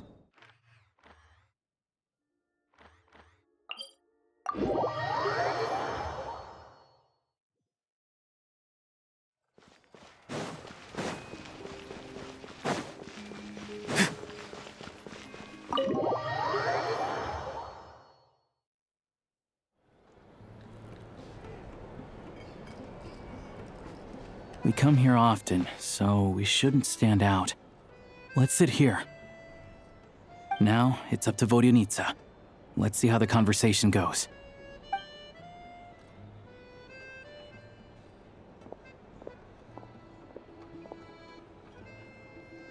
Ah, Mr. Mitya! Over here! Over here! Oh, sorry. I got a little held up on my way here. Now we have even less time than we planned. Go ahead and order some snacks and drinks, whatever you like. Let me see. According to my schedule, we still have 25 minutes left. You're really pressed for time today, huh? I was imagining this would be a leisurely chat. If you'd prefer, we can always reschedule for another afternoon when you have more time. No need. Getting to meet the lead singer is a very precious opportunity for me. I'm not about to pass it up. I've already had to decline your invitation several times because our schedules rarely align. If I don't grab this chance while it's here, who knows when the next one will come around? Well, it's very kind of you to make time just for me. I'm not too sure, to be honest. But Snezhnaya's full of weird and wonderful things like that, so people tend not to bat an eye.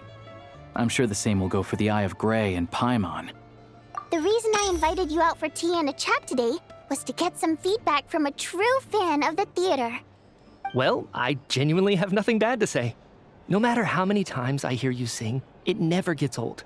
It always seems fresh and new somehow. Maybe it's because the more times I listen, the more details I notice. Or maybe you simply improve with every performance, delivering it better each time. Thank you! I'm delighted to hear that. Could you give me any specific examples? Oh, yeah. The piece you sang today, for example. Beneath the Frozen River? Hey, what's with you? I'm just praising a good performance. I always used to find that such a bleak and lonely song. But the more you listen, the more you realize that it's not as cold and nihilistic as it appears. When you really dig down into it, there's a certain level where you're surprised by the emergence of hope. Wow, I'm impressed. I didn't expect you to pick up on that. Actually, I only tried out that angle after talking with a composer. Still, Beneath the Frozen River wasn't on today's program. Oh, really? But it's a classic. You sing it every time. Almost every time. Oh, well then. Let me say a few words about that other all-time classic, Flying in the Wind from the Mountain Sparrow. I didn't sing that one today either. My voice wasn't quite up to it, so I switched it out at the last minute. Oh, but, Sorry, Mr. Mitya, but you were at the theater today, yes? Of course I was. Remember? I said hello to all the troupe members before the show started. You, Odette, and the others. So what did Odette sing today? Elegy of the Snow-Winged Goose, of course. Correct. I see. I see. You find my singing boring, don't you? That that's why you don't remember a single song. Looks like I'll need to cut a few from the program next time. No, that's not it. I swear. All right. I'll be straight with you. I'm sorry. My mind was wandering as you took the stage today.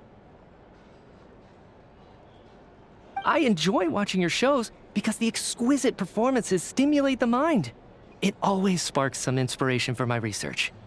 So, whenever I get stuck at work, I come to the theater for a change of pace. Odette's dance during the elegy of the snow-winged goose today was simply incredible. It got me wondering what she's been going through recently. That look of sheer defiance in the face of utter tragedy? It was so inspiring. I started scribbling in my notebook right away. Not that I made a ton of progress in the grand scheme of things, but I still think it was productive. By the time I snapped out of it, the entire show had finished. So what you're saying is, you didn't listen to my singing at all? Unfortunately not. I'm sorry, I don't know which is more disrespectful. The fact that I don't always come for the show itself, or the fact that I missed your performance. Seems like things are getting a little awkward. Mitya just stepped into a conversational minefield. If there's one thing Vodyanitsa doesn't like, it's people who show disrespect for her performance. This meeting was so hard to set up. Don't tell me it's already falling apart. It's fine. I suppose this is affirming in its own way. At least, it shows that our performance really touches people's hearts, right? Don't let it bother you. It certainly doesn't bother me. She's showing a lot of restraint. Well, I'll be sure to let Odette know how much you adored her performance. Please don't say that. I always love your performances too. It's just that inspiration struck at the wrong time today. I'm usually all ears. I know, I can tell. That's why I value your opinion. I'm sure some people can't stand it when others praise their coworkers right to their face, but not me. No, sir. Fair enough. I still feel kinda bad, though. But you know what I really can't stand? People who only show up to the theater to pretend that they're cultured. Makes me sick to my stomach. Oh, yeah, 100%. There are too many of those people around. By the time they're walking out the door, they've forgotten all about the show. What's wrong? You look furious. I don't know if you've heard about the boss of the Iskra manufacturing plant. He isn't even a theater investor, but he always demands the same privileges as actual investors. Box tickets only, premium drinks, even the right to request specific songs. Well played, Vodyanitsa. Seems like she's harnessing her rage to steer the conversation back on track. Now that you mention it, I've interacted with that guy before. I gotta say, everyone holds him up as an example of a benevolent businessman, but I don't know. I don't see it. Yeah, he couldn't care less about what's happening on stage. He's just there to flaunt his social status. I hate that I have to prepare programs for guys like that. What's the big deal with that factory he runs anyway? I asked around a bit and heard some pretty shocking stories. Sounds like he's just another greedy capitalist. Oh, really? Yep, the things people are saying are pretty damning. Low wages, insanely long working hours, equipment running around the clock. And as if that's not bad enough, he also strictly forbids his employees from giving any kind of interview. Project Stuja has now been extended so many times, we're at the point where crystal rations for the common folk are barely enough to survive on. Yet he even wants to get his greedy hands on them just to boost his own profits. If the rumors are true, he's in serious violation of the law. Interesting. So you've heard about it too. What? So it's really true? Who knows? I've only heard the same rumors you have. But there's no smoke without fire. The Rooster's been coming down on us hard lately, demanding that we track and trace every single batch of Crystal. My coworkers in the Department of Energy have been tearing their hair out over it. The rooster? I didn't realize he cared that much. Yeah. Even though there are no restrictions on crystal trading, the poor will wind up freezing to death if we let the rich buy as much as they want. That's clearly unfair. Looks like we'll need to arrange an investigation into the Iskra manufacturing plant as soon as possible. I never knew you kept up with current affairs beyond the theater, Miss Vodyanitsa. You really have a heart for the common person. Most Fae in your position have long been indifferent to the plight of humans. Well, those of us who choose to live in human cities are naturally going to pay attention to any significant upheaval. Isn't the rooster a Fae himself? I'm just surprised to learn that even someone with as much experience as him is getting so stressed out over Project Stuzha. What is the end goal of this project anyway? This is it. We're finally going there. I'm sure Mitya can sense on some level that she's fishing for information. But since their conversation is so relaxed, he might just let something slip. It's stressing me out too. If I'd only made better progress with my research, things wouldn't have dragged on this long. Oh, so your work is related to Project Stuzha? That's right. The Armory Palace needs a brand new energy source. Not the power of the Light Realm and not elemental energy. Right now, the only thing that meets the requirements is the power contained within stellar linchpins. But harnessing that power is costly. Each step of the process requires enormous amounts of Kresnik crystal, from extraction to quantification to attempts at conversion. Progress has been painfully slow, and the team is getting burned out as time goes by. Sometimes, I see people staring into space as if in a trance. Could it be that this new energy source has side effects? No, it doesn't affect us, because the energy is used for... Okay, I got it. Stop choking me. Sorry, I can't talk about that. I think we're all just exhausted. We've been working ourselves to the bone for so long with so little progress to show for it. It's no wonder people are struggling to stay motivated. Seems like I owe you an apology. I shouldn't have gotten so mad at you for not paying attention during the show.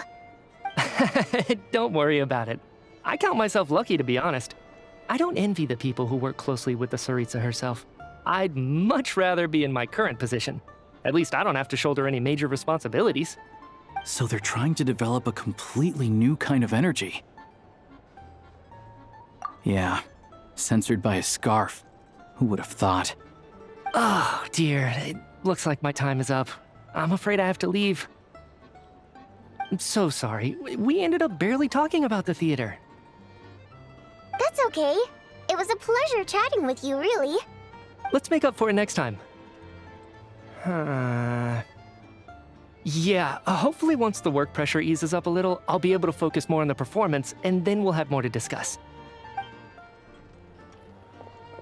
We touched on some confidential issues today. I'd be grateful if you could keep it between us. That could have gone worse. Nice job. Why was Mitya in such a hurry to leave, though? Sorry, routine inspection.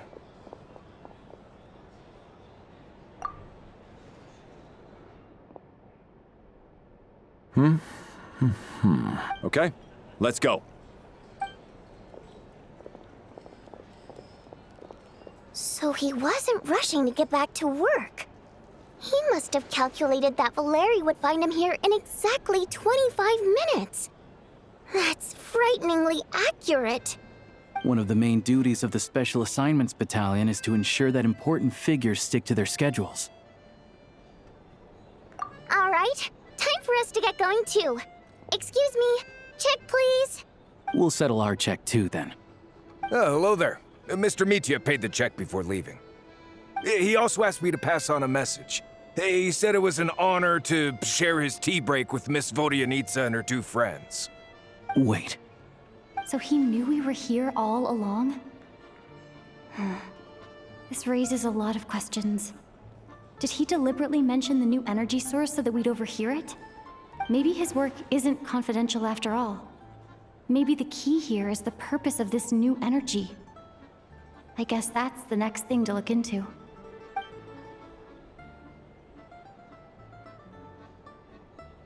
Vodianitsa and Alosha have both left. Time to head back and call it a day.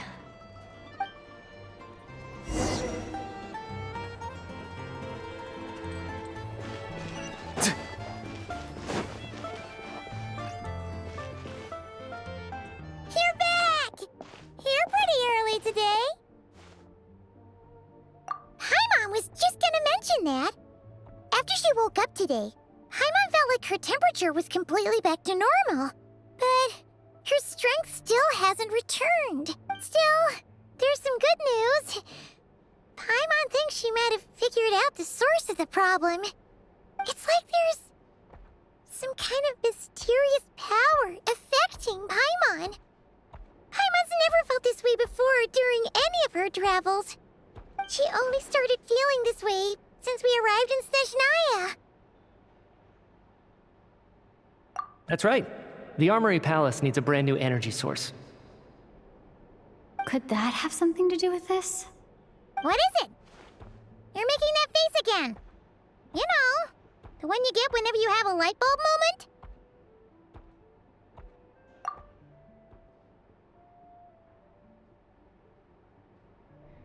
So, they're trying to develop a new energy source here? And you think that might be why Paimon's feeling unwell?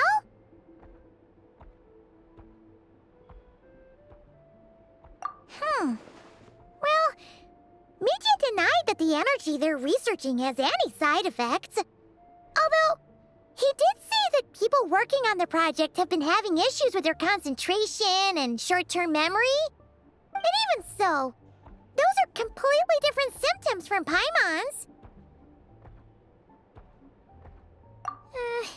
It's pretty faint, so it's kind of hard to tell.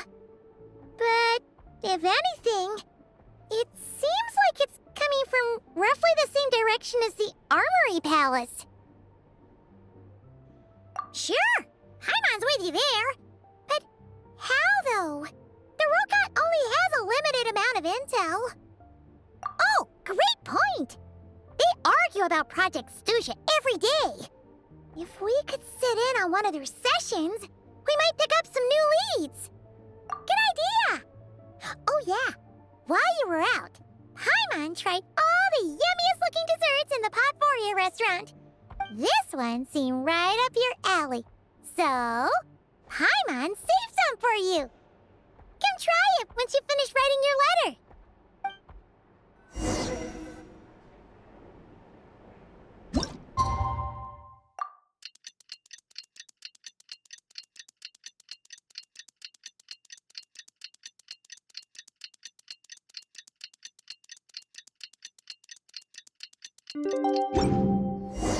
Alosha replied.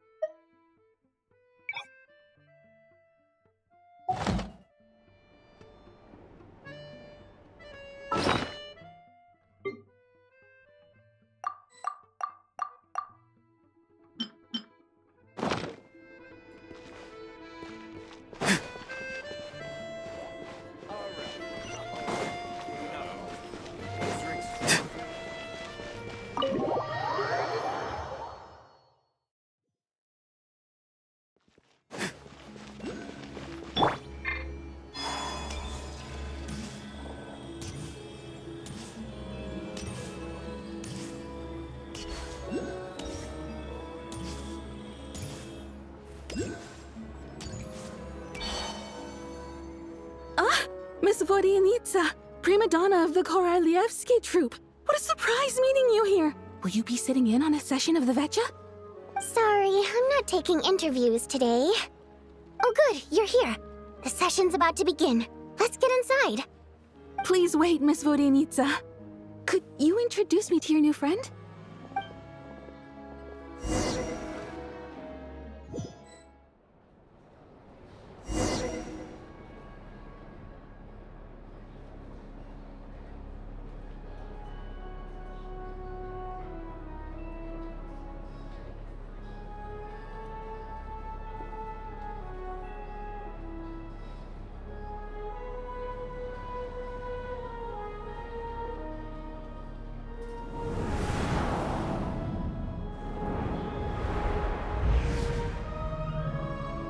In summary, the energy management commitments made for the outgoing period have been delivered upon.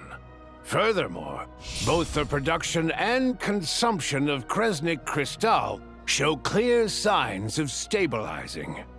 The relevant agencies have assessed the present circumstances and determined that the status quo can be sustained until the next period. For detailed statistics, I would refer you to the industry reports that have been distributed to all persons present. It should also be noted that while the recent blizzards have led to a significant increase in people's energy expenses, this is strictly a short-term phenomenon associated with a remotely located monster. Her Majesty the Tsaritsa is giving her full attention to this matter. We should have every confidence that it will be dealt with swiftly and conclusively. A financial report on disaster relief is also present in this report, courtesy of Pantalone. They cover the same old ground every single time. The rooster never seems to mind, but everyone else is getting tired of it. There's a general lack of trust. People aren't seeing any tangible benefits that affect them directly. Of course, none of that will be reflected in any of the reports on the table. Yeah, if it weren't for these hard copy documents, I could have at least made something up. Oh, don't mind me. I'm just out here trying to hit my interview quotas. Bring out the kvass. Ever read it? Best-selling newspaper in town. If I remember correctly, you guys don't even have a sales permit. You have to sell from stalls on the street. Okay then, best-selling street stall newspaper in town. Still counts. Order! We will now open the floor to the representatives. If there are no further substantive issues to discuss, we will then proceed to a vote on this motion. Snezhnaya has a long tradition of treating members of the Fatui armed forces and their dependents favorably. But recent surveys shows that Fatui families in remote areas have access to 15% less crystal than the average civilian family in Snezhnograd. It's been said many times before, but it bears repeating now. There needs to be a clear and consistent rationale behind how crystal is allocated, or we will soon face immense public backlash. Perhaps you wouldn't need to keep repeating yourself if you would hear me out for once. I say again, true consistency exists only in principle. In the real world, fairness is relative. You appear to treat resource allocation as a simple function of production and population.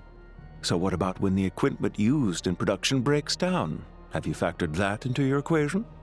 And do you even know how long it's been since Snezhnaya last conducted a census?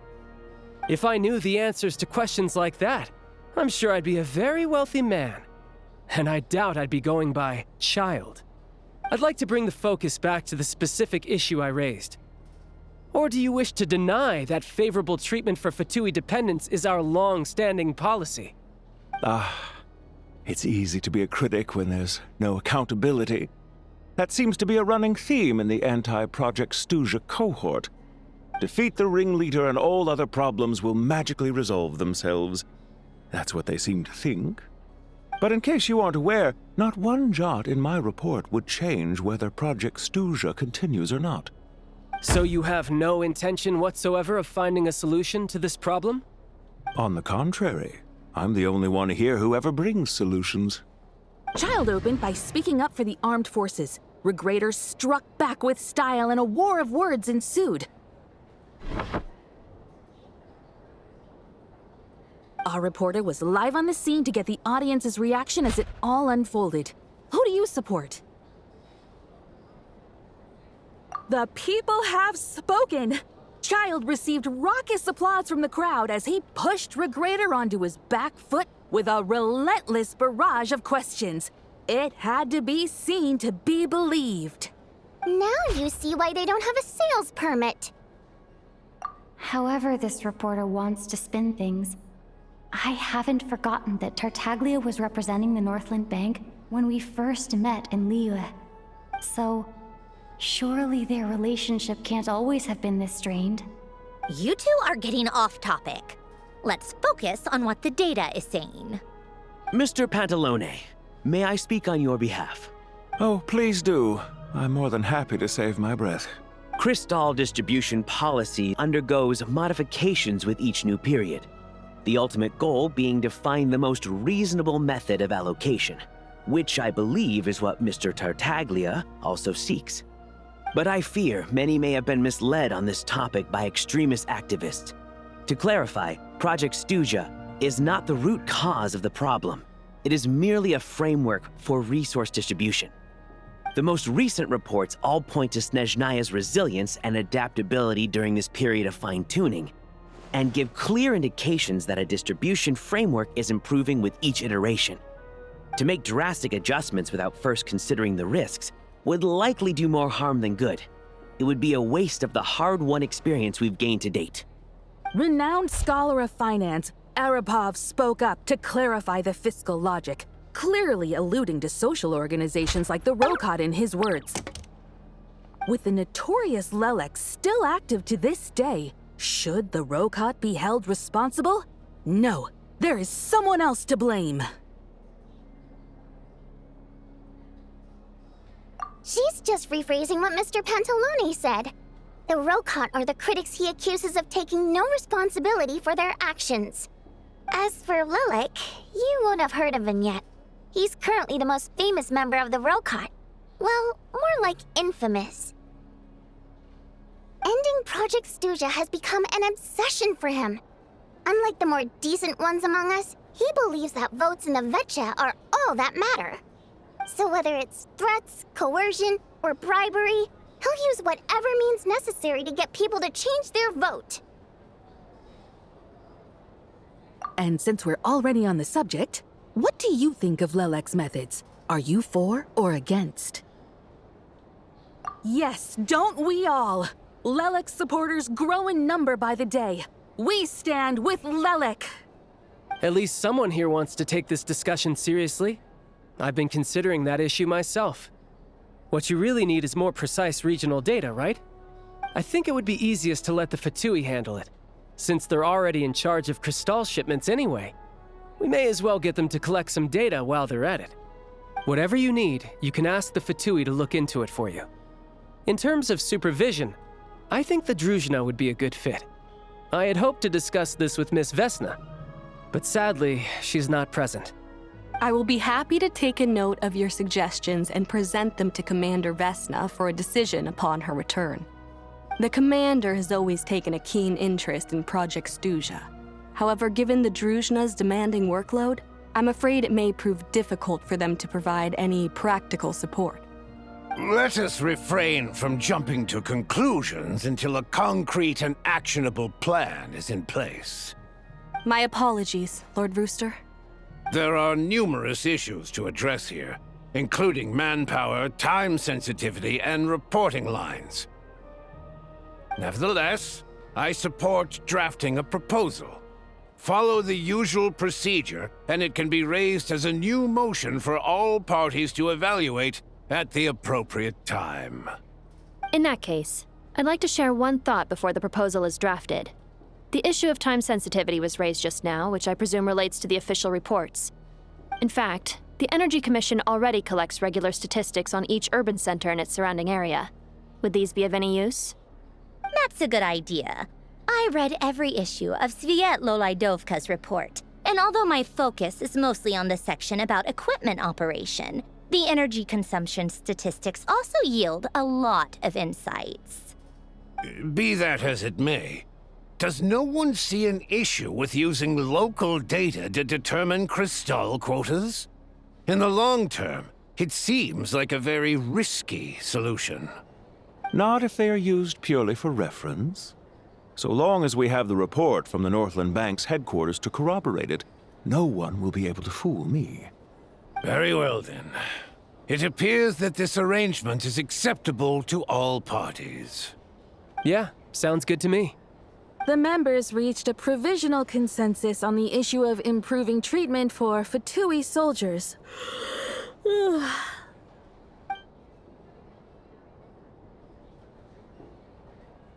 Today, the prima donna of the Korolyevsky troupe attended a session of the Snezhnograd Vecha in the company of a most charming young lady. The question on all our minds is, what is the true nature of their relationship?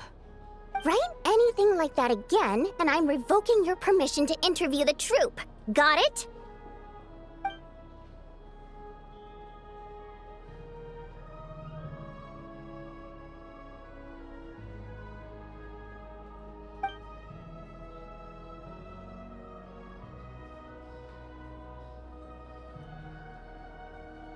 Now then, if there are no further contributions from those present, we shall proceed to the final vote. Hey, check it out! What made him vote against? Why now?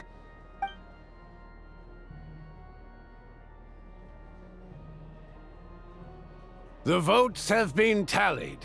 Those in favor of continuing Project Stuzha total 61%, securing a clear majority. That was too close. The margin has shrunk yet again. Chuganov was a huge loss. I'll bet Lelek is behind this. I wonder how Pulcinella will respond this time. Chuganov. I see. Lelek strikes again. Yes. Go, Lelek. Once Project Stuzha is defeated, our unwavering support at Bring Out the Kvass will finally pay off when we make our comeback. I can taste our victory already! In accordance with the result of this vote, Project Stuzha will remain in effect until the next Vecha period. Finally, may I remind us all, we debate only for the greater glory and solidarity of our nation. May the aurora shine ever on, and the tundra always stand firm. The session is concluded.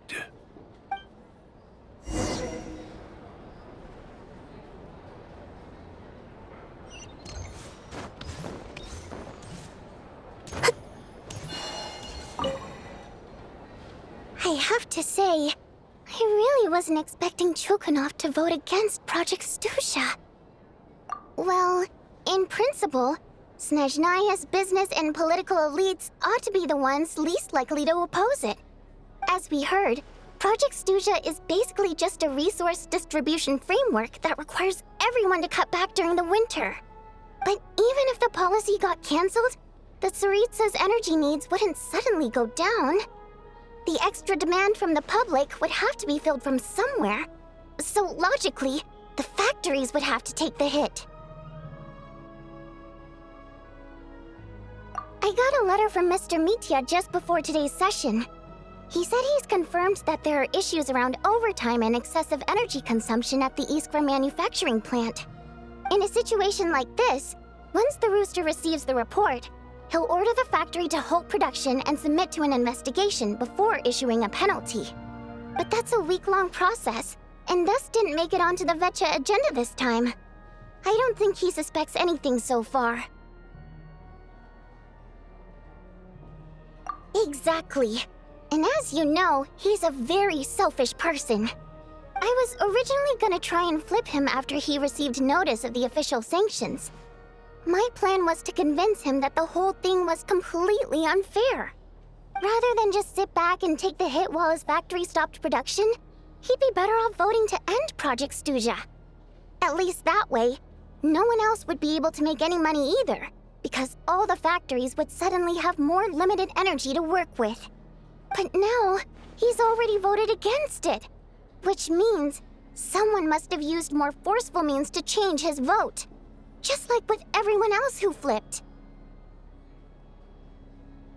Yeah, no one knows why Lelek is so obsessed with ending Project Stuzha, but by the looks of it, he's inching closer and closer to success.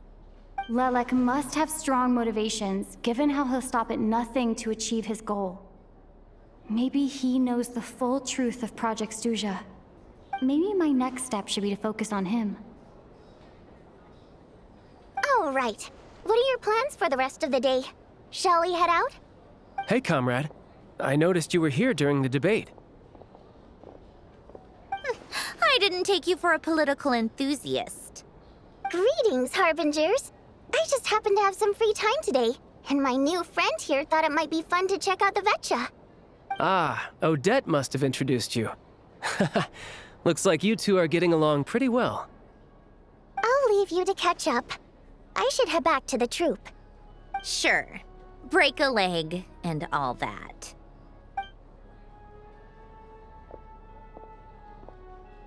Thought it might be fun to check out the Vetcha, did you? Things are never that simple with you, Traveler. There's no way you're here for kicks and giggles. Tell me I'm wrong. Oh, yeah. To some, he's a captivating enigma. To others, he's the bane of their existence. No one ever thought that some anonymous nobody from the Rokot could cause such a stir. Huh? You want to look into Lelik? Then I'm sure his days of anonymity are numbered. What do you think, Sandrone? Fine by me, I guess. If the Traveler actually manages to expose Lelik, it'll be doing Pulcinella a favor. In return, it seems fair to let her in on what we've learned so far. My thoughts exactly. Sharing is caring, after all. Head back to Glupov and grab the files on Lelik. It's easier to just pull the records than go through the rigmarole of getting the Traveler a visitor's permit. As you command, child, sir. In that case, since we're going to be waiting anyway, I'll have someone brew a pot of black tea.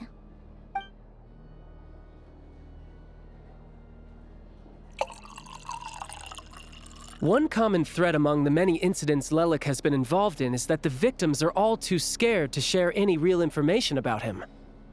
Clearly, he must have threatened them in some way. His modus operandi is to silently infiltrate the scene and leave a threatening letter behind. But neither the letters nor the crime scenes ever yield any clues to his identity. So all these files have to offer are short statements by the people affected. They don't give us a lot to go on. If nothing else, it shows we're dealing with a trained professional who's versed in counter-surveillance. Yes, and to that point, he often strikes in highly secure locations. The victims are high-ranking and influential people who take their personal security very seriously. Somehow, Lelik slips right into their rooms without making a sound. There's never any eyewitnesses, nor the slightest trace of a break-in. If he can get in and out undetected, it means he can strike without warning. Not that that's ever happened so far, but the thought is enough to scare these people sleepless. It's hard to believe that a human being could pull this off flawlessly every time, so they switched the focus of the investigation to Faye. Unfortunately, no one's found anything yet. Careful, don't underestimate me. Although truth be told, I'd probably find it hard not to blow my cover. Direct confrontation is more my style. We haven't ruled out the possibility of Lelik being human. It's just, there can only be a handful of people in all of Teyvat who'd fit the profile. Faye, on the other hand, plenty would have the ability, but few would have the motive. No, not as strong as me. You'll never find the culprit with criteria like that. Let's go with a little weaker than me. Oh, you hit me right where it hurts. I'll admit, he's strong and meticulous. But can we at least limit this to candidates who have something to do with Snezhnaya? She's just trying to find a reference point. Stop getting fixated on who's stronger than who. But that's the most important thing. In my opinion, anyway.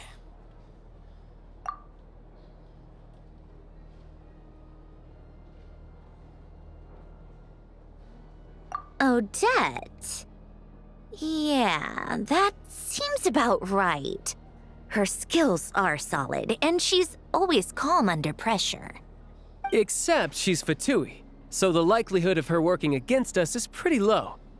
But yeah, much more accurate than your previous example, at least. No, wait a moment. Maybe we should interrogate that assumption.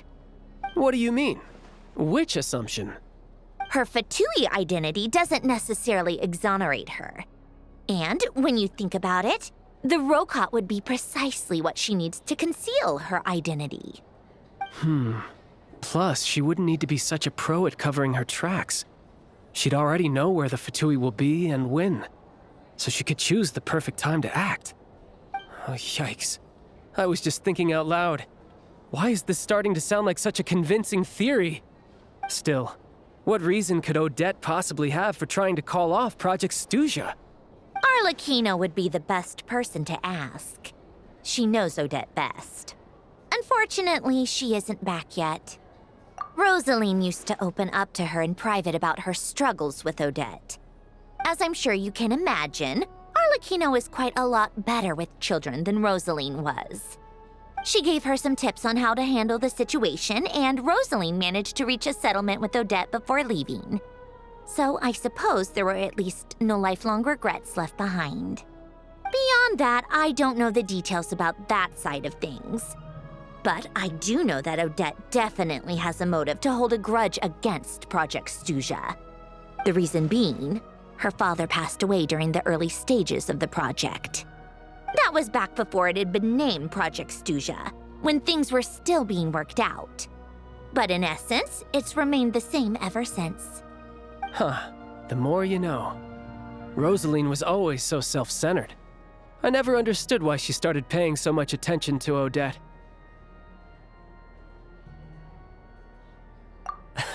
Is that such a surprise? If you cast your mind back, you may remember that Rosaline and I weren't exactly close. We had tea together a few times, but that was about it. Odette's past is no secret. Her father was a fatus and her mother was a very famous ballerina. On the surface, it looks like she followed right in her parents' footsteps. But the truth is quite a different story. After her father passed away on a mission, her mother was overcome with grief. She broke her leg during a performance and could never dance again. Odette was only interested in ballet at the time, but this tragedy left the family with both breadwinners gone. They could barely make ends meet. Per Capitano's policy, family members of Fatui who died in the line of duty had to be appropriately accommodated and provided with adequate assistance. So, regardless of how Rosaline may have felt about it, it fell to her to resolve the issue of Odette's family's livelihood. In the end, the solution they agreed upon was to have Odette join the Fatui. Right, because the alternative would have been a one-off compensation payment, I guess. In that sense, joining up was definitely the better option. Still, she must have had mixed feelings about it, right? If she doesn't even like the Fatui. It's just a theory, a possibility. But as a motive for Odette to become Lelik, it holds up. That said, I have no idea where Odette's head is at right now, or what her conflict with Rosaline was about. Plenty of people were on bad terms with Rosaline. I have no intention of trying to figure it all out. Yes, but there's not much point in discussing that now. Yeah, back to Lelik. Since our investigations so far have turned up next to nothing, we've got nothing to lose by trying a new angle. Funnily enough, Tonya and I had actually made plans to go to the theater tomorrow to watch Odette's rehearsal. Unfortunately, thanks to this Lelik situation, I'll be stuck working overtime again. Which means you can go in my place.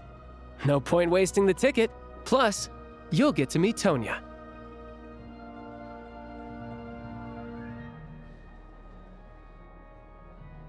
Spirit Seeker. Quite the classic ballet. It was passed down through Odette's mother's family for generations, though it hasn't been performed in years. But Odette's been practicing it diligently, and it's finally ready for a return to the stage. Excitement is through the roof. Tickets for the official performance sold out long ago. Tonya's excited for it too. She's desperate to see it no matter what. Personally, it's not really my kind of thing, but since she's my little sister, I had to figure something out. I've actually seen it several times before. The story's pretty straightforward. The lead character follows a trail of clues left behind by a spirit, gradually recovering her memories along the way. It's a tale of love and regret. So not exactly reinventing the wheel, at least by today's standards. But when that classic melody kicks in and the lead character begins to dance, it always gets me. It really is beautiful. Not an easy dance to do justice to, though. I know it's always been Odette's dream to perform this piece, but I'm not sure she's really ready. In that case, I think that even if she is Lelik, we should wait until her performance is over before we respond. I'll let you take it from here, comrade.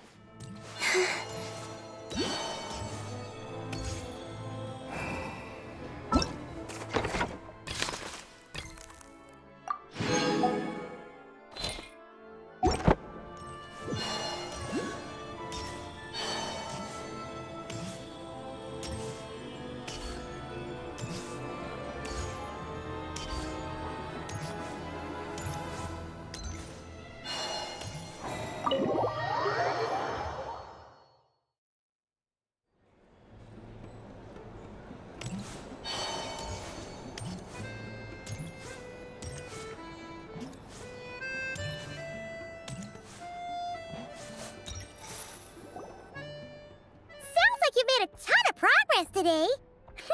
It's good that everything's going so smoothly. Next step is to head back to the theater and get a clear answer from Odette. Either way, Paimon doesn't get the sense that she's a bad person. Sure, she might have done some pretty extreme things, but Paimon bets she has her reasons. Maybe this is going too far, but with everything she's managed to do so far, wouldn't it make more sense in theory to be even more, heavy-handed? Why leave a letter when she could, well, we know there are plenty of other ways to keep people in line, right?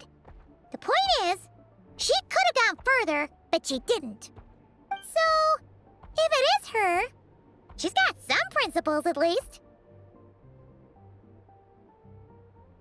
Yeah! Well, all you can do is follow the facts wherever they lead.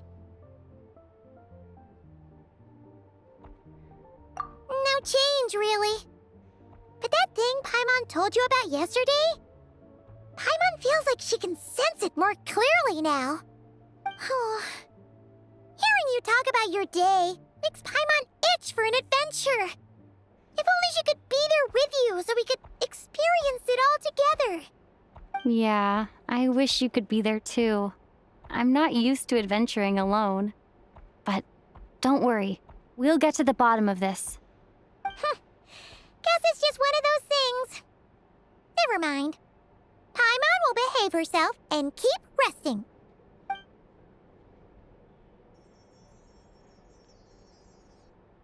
If Odette is Lelek, she may well have inside information on Project Stuja.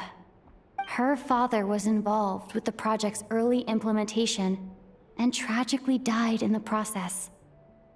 Now, she's dedicated herself to bringing it to an end. It's hard to imagine she could have gotten this far without knowing anything at all about the Tsaritsa's true intentions. When she spoke to us as a member of the Fatui, how much did she let on? And how much was she hiding?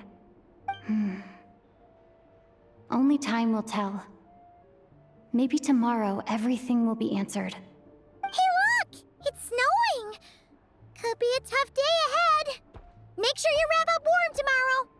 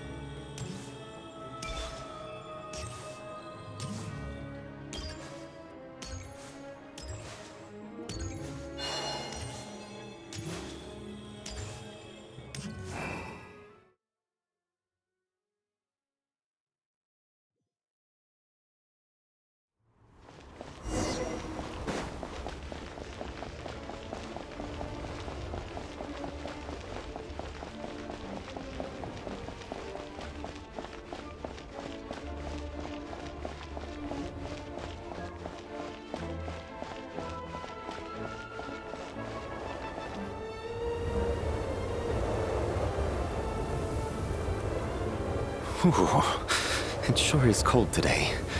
I wonder how much heavier the snow's gonna get. Here to see Odette? I just need to see your tickets for the preview. Perfect. Thank you. I'll hold on to your tickets. Come on in. It's freezing outside.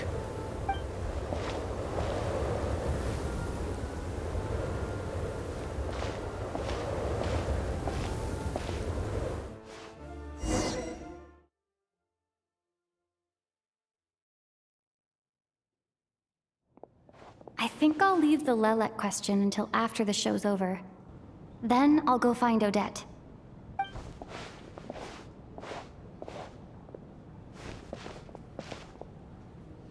Child said he was originally going to come with Tonya. So I'm guessing Tonya's already here somewhere. Is there anyone here who looks like a Tonya? Let's see. It's a small audience. Makes sense for a preview. But wait, I do see some familiar faces. Mr. Chuganov's back again by the looks of it. Oh, and is that Mitya? And that Fatui officer, Valeri. Guess he must be playing cat and mouse with Mitya again. Oh no, it looks like the show's starting, and I still haven't found Tonya. Never mind. I'll just have to take a seat for now and see if I can catch her afterwards.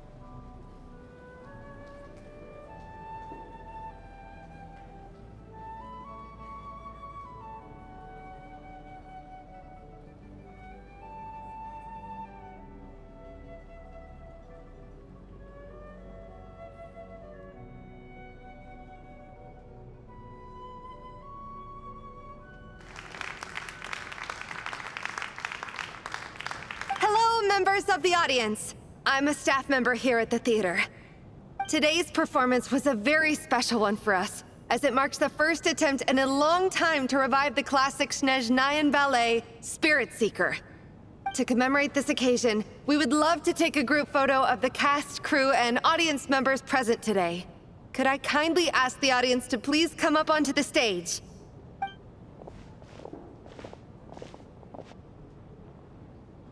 All right, everyone, huddle in a little more.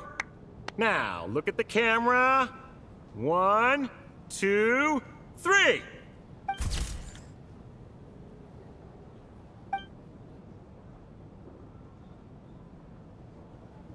Are you quite satisfied, Mr. Energy Scientist? I rather hope you don't have any other escape plans to add to my workload today. What are you talking about, Sarge? This was simply my way of inviting you to watch Miss Odette's new show with me. And wasn't the performance spectacular?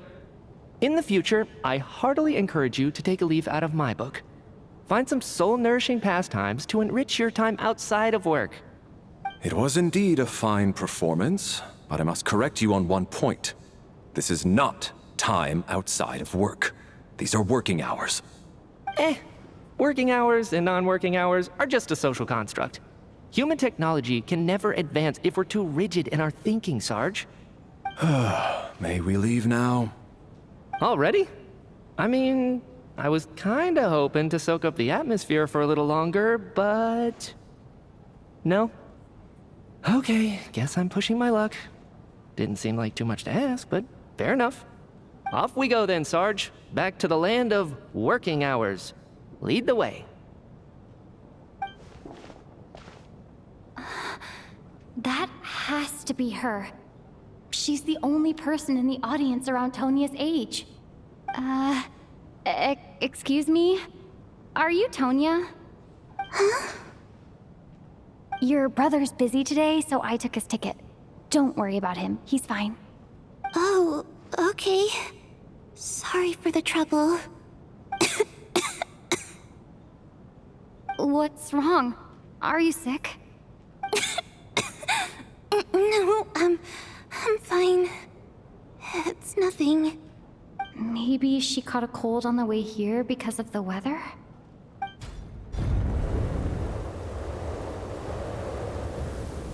I haven't seen snow like this in a long, long time. It's most unusual. I know. It's completely white out there. You can barely see a thing. I've never seen such heavy snow in my life. Let's wait it out for now. You'd be lucky not to freeze to death in this weather, let alone find your way. Well, look at that. Maybe we shouldn't be in such a rush to get back after all. What do you think? Let's wait and see. Why do you need to take it so seriously? Fate has given us this wonderful chance to take a break. We owe it to ourselves to make the most of it. Come to think of it, there's a small inn not far from here that always keeps plenty of extra blankets on hand for guests. I know the route well. Shall I head over and borrow a few blankets? That way, anyone in a hurry can wrap up warm for the journey back. Just remember to return them next time you're over this way.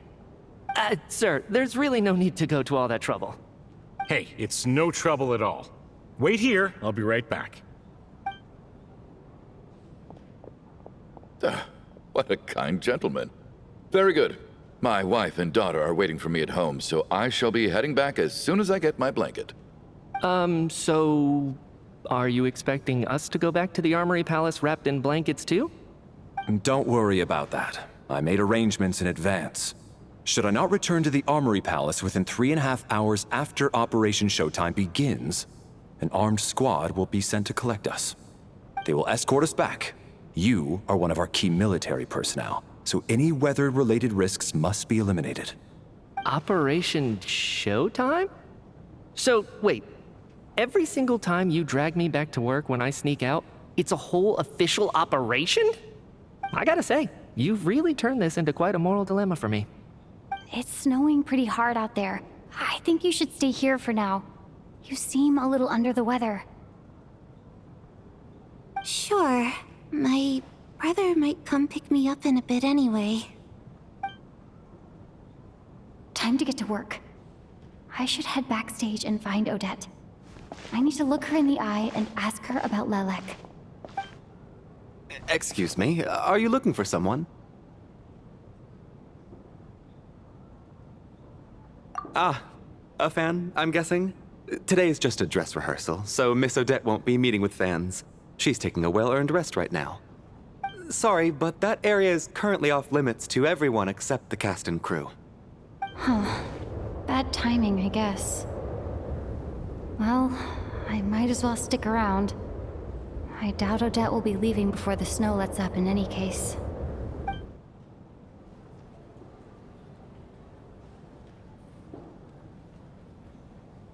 What happened to the gentleman who went to fetch the blankets? How has he still not returned? I was thinking the same thing. It's still snowing very hard. Do you think something might have happened to him?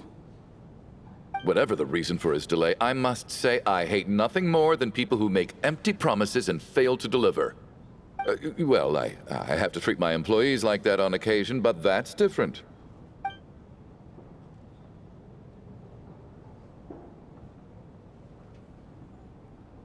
You seem anxious, Mr. Valeri. It's been nearly 4 hours since I left the armory. The army should have arrived to extract us by now. They know how much I despise tardiness and disrupted plans. There's simply no reason that they shouldn't have shown up by now, barring exceptional circumstances. Surely a snowstorm like this one counts as such.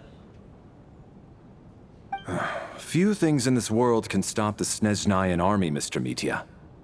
And a snowstorm is certainly not one of them. Why don't you go out and take a look? They might be right outside, waiting for your orders before they dare come in. An absurd hypothesis. I have no intention of leaving your side for even a moment until I have escorted you back to the Armory Palace. This doesn't look like an ordinary snowstorm to me. That guy who left earlier, it looked like he just vanished into thin air. Either that, or my eyes were playing tricks on me. A man-eating snowstorm?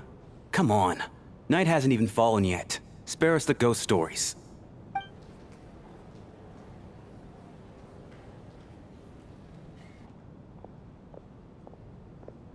Traveler, didn't know you were coming today. How come you didn't say anything? Oh, right. I assumed you were looking for me and Vodyanitsa. Odette's still backstage. Whoa, that's quite a snowstorm out there. I've been working backstage this whole time, so I didn't even notice. No wonder the audience hasn't left yet. Huh. Is weather like this rare even in Snezhnaya? Yeah, snow like this. I'm sure I've seen it out in the wild before, but never in the city. Actually, I take that back. I don't think I've seen snow this bad even in the wild. This is something else. It's not normal. If even Alosha thinks snow like this isn't normal, could it have anything to do with that monster people have been talking about? We can't stay cooped up here forever. Someone needs to go out and take a look. No need. I have plenty of experience with snowstorms. Besides, I work here while you're an audience member.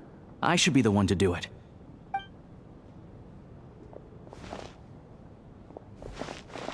Everyone by the door. Careful not to let the snow soak into your shoes. In a snowstorm, you gotta look after your toes above all else. Heading out, my man? Be careful. I've been told the snowstorm eats people alive. Thanks for the advice. I am planning to be careful. I just want to take a quick look at the situation out there.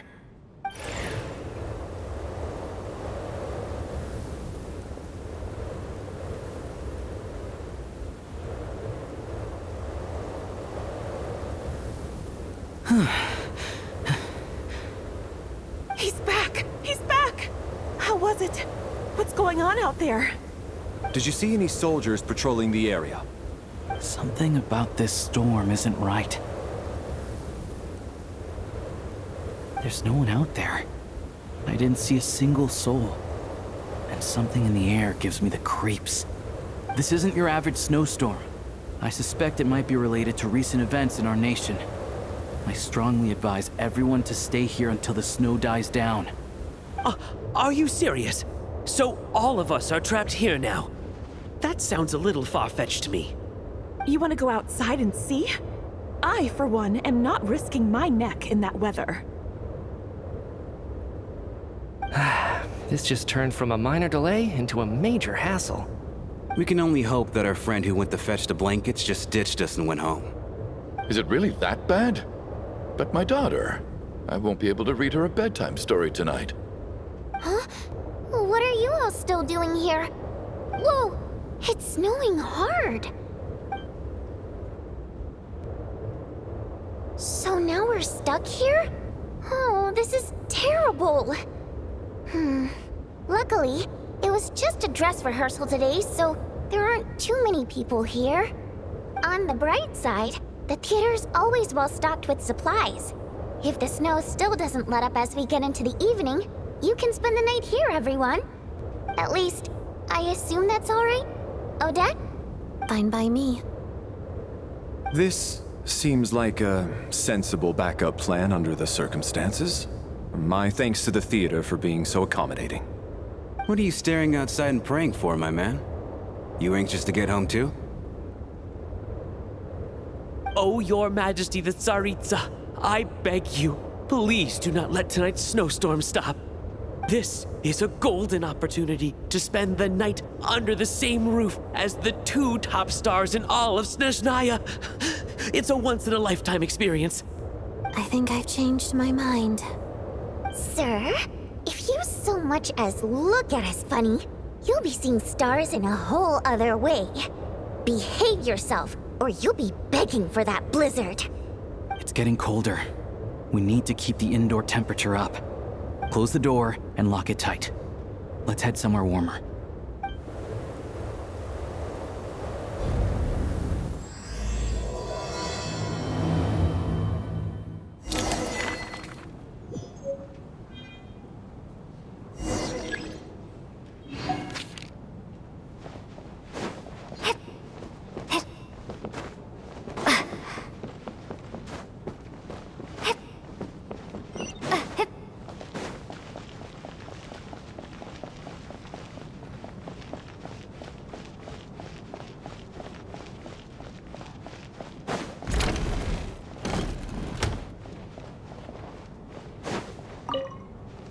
And then there's the aristocrats. Easiest of all to deal with. You don't need to use any force whatsoever. All you have to do is show them the rope you plan to tie them up with. Do you know why? I don't. Do tell. Because nothing horrifies them more than the thought of a cheap, coarse rope leaving creases on their precious million Mora coat. They'll do whatever you ask to avoid that fate. Unexpected, but funny nonetheless. Tell me another one. Well, look at that. I got myself a new listener. Hey there. Let me introduce myself. The name's Shram, and I'm a mercenary.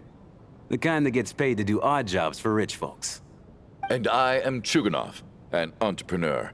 If my name is unfamiliar to you, you will no doubt have heard of my factory, the renowned Iskra manufacturing plant. Are you really that famous, Mr. Chuganov? How come I've never heard your name before? Excuse me? Is that a joke? Or are you being serious? Oh, I'll have to ask my rope later. He's probably tied up more entrepreneurs than I've ever heard of.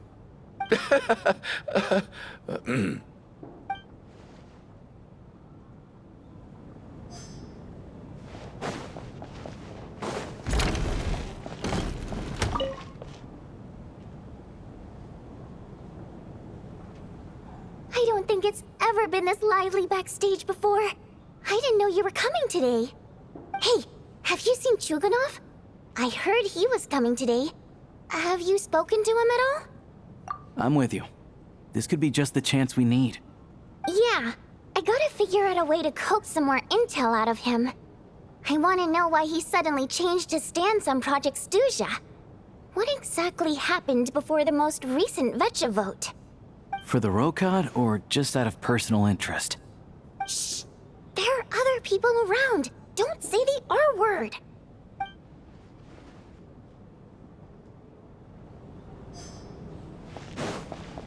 I have to say, even though today was a rehearsal and there were some hiccups along the way, Miss Odette's performance was one of the best I've ever seen, even compared to an actual show.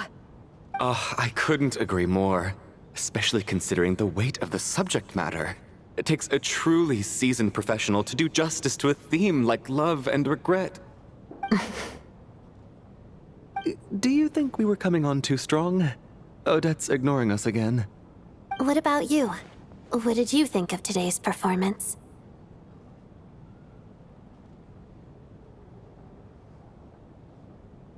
Oh my, that's very flattering of you. Thank you. I'll make sure to save a ticket for you when the show's performance ready. This doesn't seem like the time or place to bring up the subject of Lelek. I need a chance to speak with her in private. So unfair. Talk about double standards. And now it looks like I've been spotted.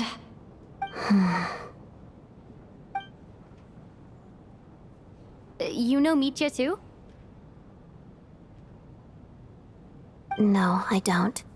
I just have a feeling that he might be dangerous.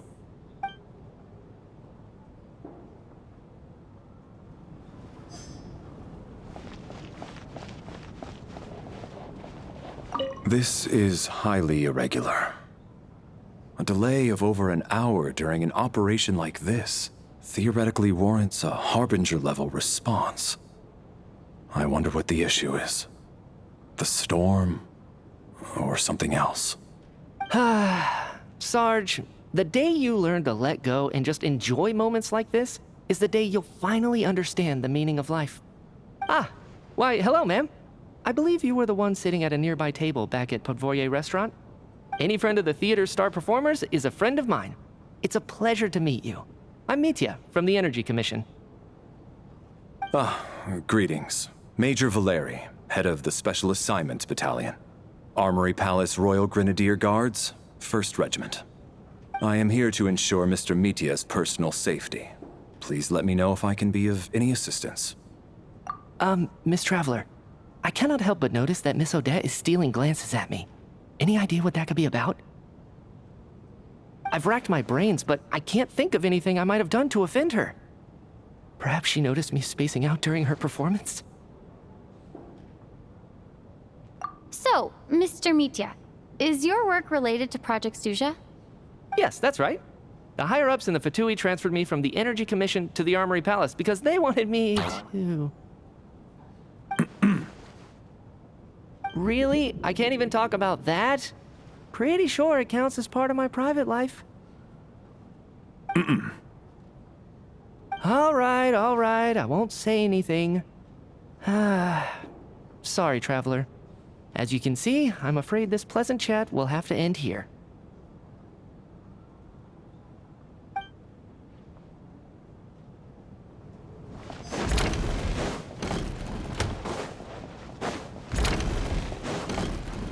How are you feeling, Tonya?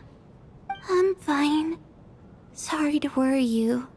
I'm used to it by this point. I take medicine for it. My brother usually helps to get it ready for me. Child must take great care of his sister. He's never mentioned Tonya's illness, though. You know, I actually find this whole thing kind of exciting. Stuck in a strange place thanks to a snowstorm. Having to spend the night with a bunch of interesting characters. It's pretty cool, don't you think? Exactly. It's like one of those stories where an ordinary school trip turns into a magical adventure. I've always wanted something like that to happen in real life.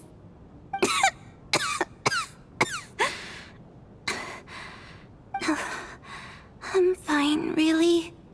Just got a little overexcited. Look after yourself. Otherwise, your brother will come after me.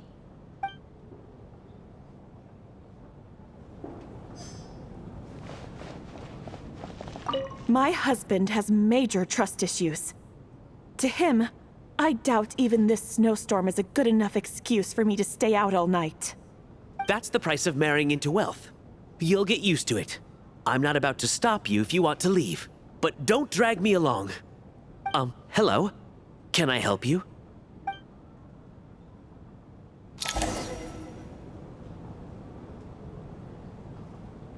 How's it looking, Alosha? No change from this afternoon. Heavy snow with no sign of slowing down.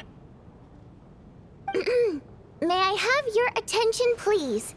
The storm is unlikely to stop tonight, and it'll be even more dangerous outside at night than it was during the day. We at the theater owe everyone here a duty of care. Therefore, we strongly suggest that you stay on site overnight and avoid going outside unless absolutely necessary. In a few short moments, we'll give you a tour of the theater's various quarters. You can choose to sleep in the VIP room, the office, or backstage. Or on the stage if you'd prefer. We won't mind. I'll pass on sleeping on the stage. What if the snow is stopped by tomorrow morning? The early birds in the audience might think we're part of some experimental new show. A drama about sleeping? That could be fun. Maybe we could come up with a title for the production. Not bad. Clear selling point, at least. Could be a big hit. Anyone who doesn't wish to sleep on the stage, please follow me. I'll show you to the rooms. I guess I'll call it a night. Though, I feel like I won't sleep very well without Paimon here. I'm sure she'll be worried that I haven't made it back yet. But as long as she looks out the window, she'll probably realize what's holding me up. I wonder if she's feeling any better yet? At least she hasn't been getting any worse. Still, I should try and get back first thing tomorrow morning.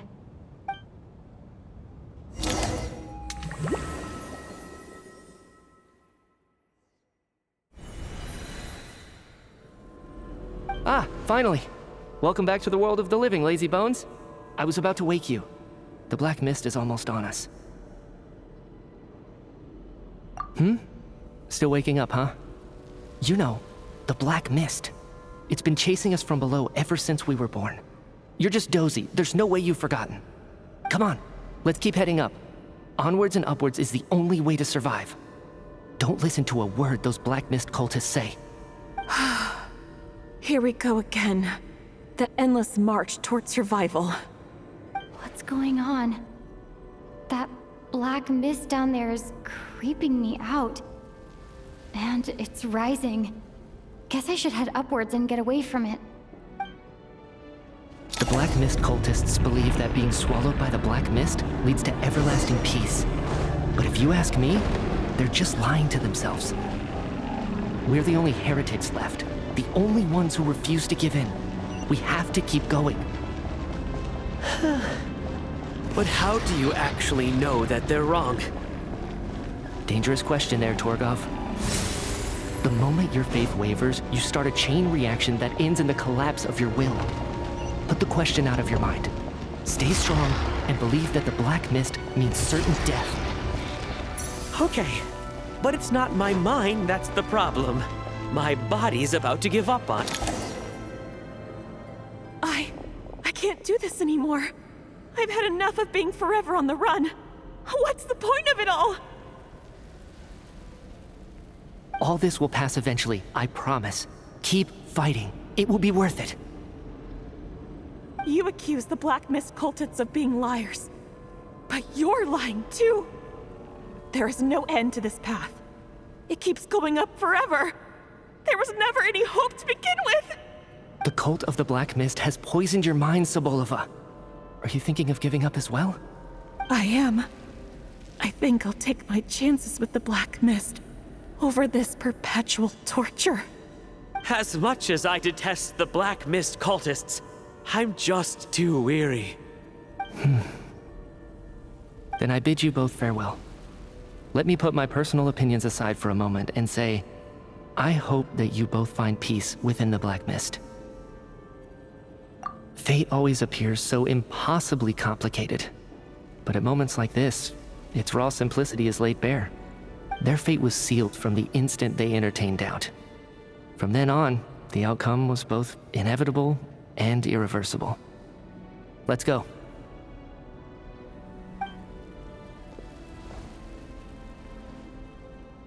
Torgov and Sobolova are gone. I never thought the day would come when even they would be swallowed by the Black Mist. It's just you and me now. Yes, it looks like it's satisfied. For now. This happens from time to time, but it won't be long before the Black Mist starts chasing survivors once again. No one knows how to stop its advance for good. Well, we should make the most of the precious moments of rest that those two bought for us. Huh? Are you really that sleepy, traveler?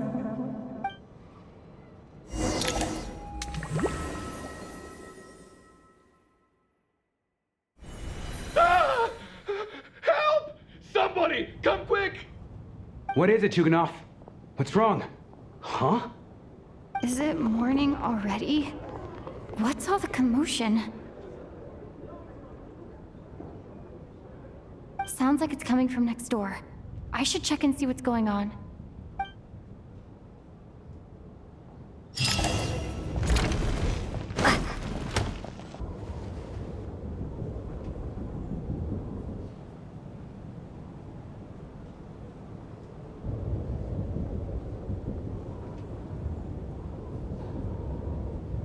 Don't look, Miss Tonya.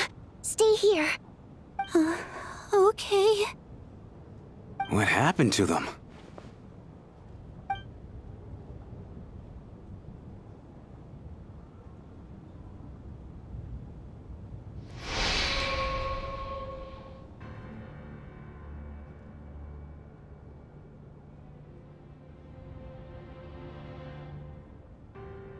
These two people have passed away.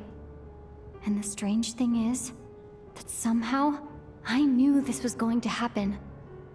I knew that they would be the ones to die. Have I seen this moment before? Or did I have some kind of premonition? I can't remember what it was. Let me take a look.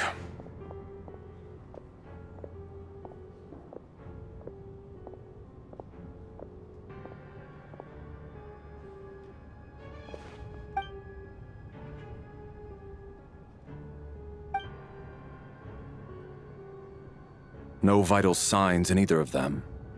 They're dead. The cause of death, however, remains unclear.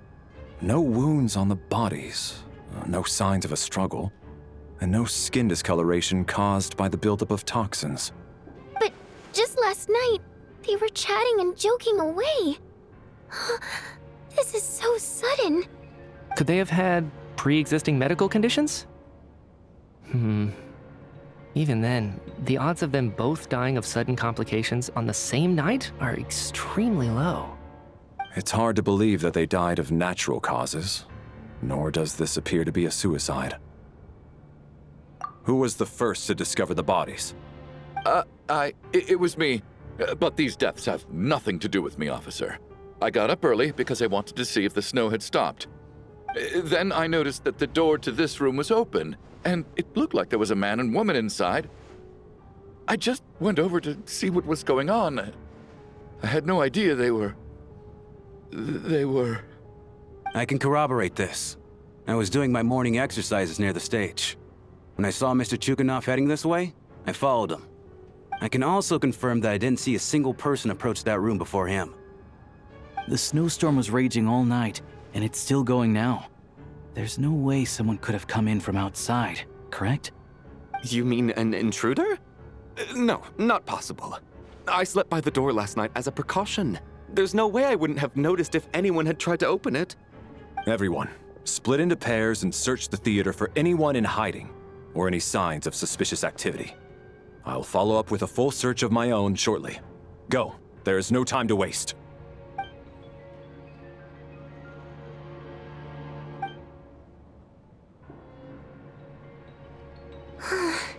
Nothing on your end either? Backstage is clear. No signs of suspicious activity. We checked the basement. Also clear. I don't think there's anywhere here that a living person could hide.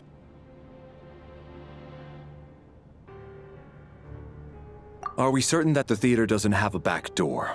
Or any tunnel or passageway wide enough for a person to fit through? No, there's nothing like that. If people were sneaking in through some secret tunnel to avoid buying a ticket, we'd have sealed it off ages ago. I also checked the windows. All of them are locked from the inside, and there's no sign of anyone entering or leaving. It sounds like we can safely rule out the intruder theory. If anyone came in during the night in this weather, there'd be no way for them to avoid leaving footprints or water stains. This can only mean one thing. It's like one of those murder mysteries you see in novels and plays, isn't it? The ones where the killer is one of us. We can't quite jump to that conclusion just yet. Could he be right? It's hard to imagine something like that happening in real life. Set in a theater during a snowstorm, a murder takes place and the killer is among us. It's such a classic trope that it seems unbelievable. Looking at who the killer targeted, and the clean entry and exit? It all adds up. I know what this is. It's obvious now that I think about it. What is? What have you figured out? Both victims were wealthy, well-known local merchants. And the door was deliberately left open so I would discover the bodies and witness the crime scene first thing in the morning. Such ruthless methods. This was your doing, wasn't it, Lelik? Lelik? You mean Lelik is among us? And he's the killer? Lelik. I know this code name. Member of the Rokot, anti-Project Stuzha. Always works alone. I've read the case files at the Armory Palace. Walk me through your reasoning, Mr. Chuganov. What do you know about Lelik?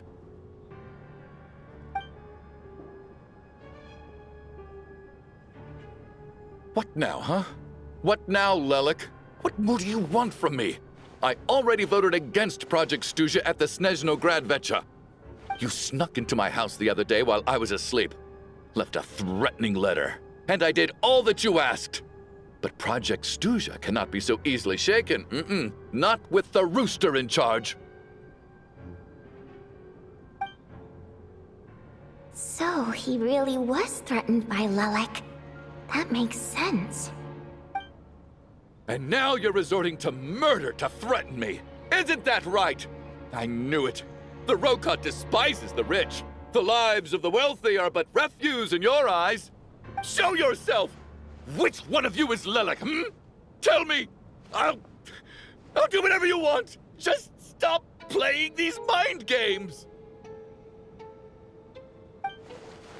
Was this really Lelik's doing? Would Odette really do something like this? If Odette really is Lelik, this seems out of character. But then again, how well do I really know her? I'm probably the only one here with a compelling theory about Lelik's true identity. But if I reveal it now, I'll be putting Odette in the line of fire. What should I do? I don't think it's likely that Lelik killed anyone. At least from the stories I've heard, he's never killed anyone before. And his name has never come up in connection with any murder cases. Besides, even if Lelik did want to threaten you, why resort to such an extreme and roundabout method? It's not his style at all. Vodianitsa doesn't know that Lelik might be Odette, but her assessment is pretty much identical to mine. Miss Vodianitsa, why do you suddenly feel the need to speak in Lelik's defense? Defense? Oh, no, it's just... I'm worried that we're jumping to conclusions here, so I wanted to share my point of view. Also, I don't think the Rokot is as bad as you're making it out to be. Well, if you think I'm so wrong, what's your theory then, Why don't you tell us who the killer is? The case is still evolving, Mr. Chuganov. Please do not prevent others from expressing their opinions so early on in the discussion. Even so, there's no denying that the recent threat received by Mr. Chuganov may well be an important clue. So there's still a good chance that Lelik is right here among us. I can't do this anymore.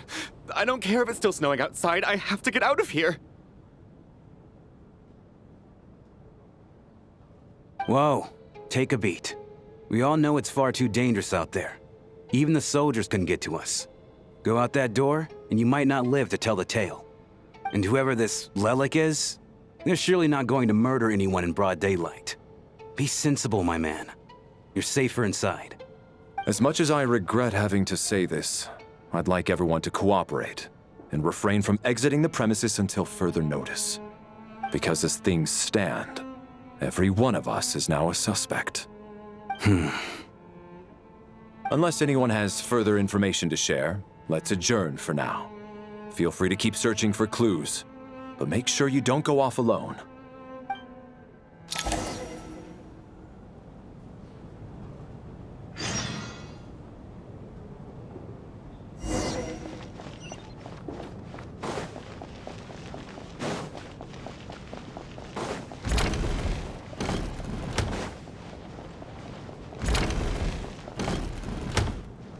Alright, that was my bad.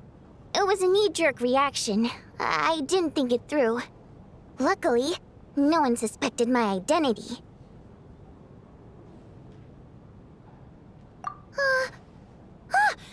Oh, phew.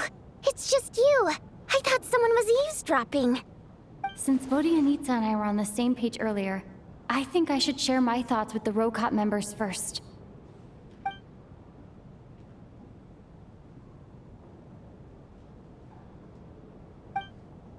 Whoa. Are you serious? I don't know if this counts as gossip, but it's definitely on track to be the juiciest this whole year. Odette? Really? Odette? Oh god, how dumb does this make me look? Lelek has been right under my nose this whole time, and I didn't notice a thing. Actually, it's exactly what you'd expect. Sometimes, hiding in plain sight is the best strategy. And now that you mention it, the more I think about it, the more sense it seems to make. It all adds up. What are we up to now? 1, 2, 3, 4... Odette's identities. She's my coworker, specifically a ballerina, and also a Fatus, a member of the Rokot. Now, Lelek. It must be so exhausting. I just want to give her a hug. I guess since I've always known her as a member of the Fatui, it never even crossed my mind that she could be involved with the Rokot, let alone be Lelek. I don't understand. If she's with the Fatui, what reason could she have for being so opposed to Project Stuzha? Probably best if you ask her that in person. Well, since you waited until now to bring this up instead of announcing it to everyone earlier, does that mean we're all on the same page here? Yeah. Lelek may not follow orders from the Rokot leadership, but as far as I'm concerned, she's never crossed the line. If anything, her actions benefit the poor. We need to confront her face to face. Do you think she'd really admit to being Lelek? I don't know. We'll have to see how it goes. For now, we'll work on the assumption that she didn't kill anyone, and see how much she's willing to tell us.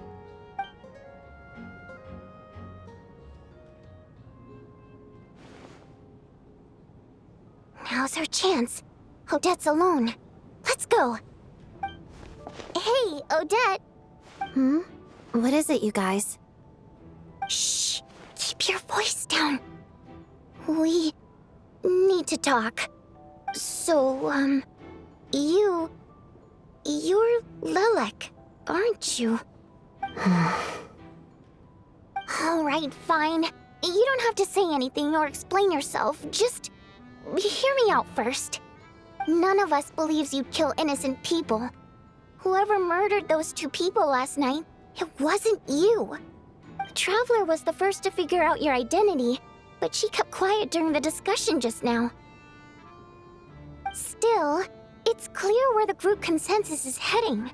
Everyone believes Lelek is the culprit. If your identity is exposed, you'll be in a really bad spot. We're your colleagues, and we know what kind of person you are. I don't want anything bad to happen to you. So, can you clue us in? Tell us everything. The more we know, the more easily we'll be able to cover for you. Alright. Yes, I'm Lelek. And no, I'm not the murderer. And thanks, but I don't need you to cover for me. Actually, I'm planning to reveal my identity.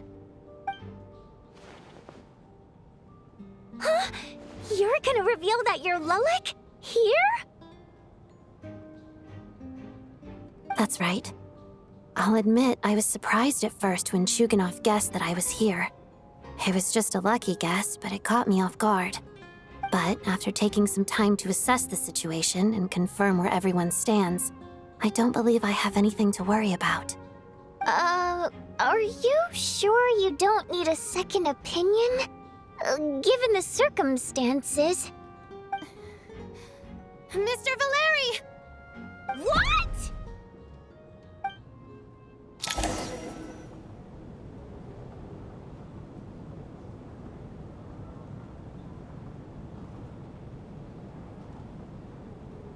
So... Odette is Lelik? I don't know what game you're playing, but you've got a lot of nerve. It's just one identity. So what if it's exposed? I can disappear and adopt a new identity anytime I please.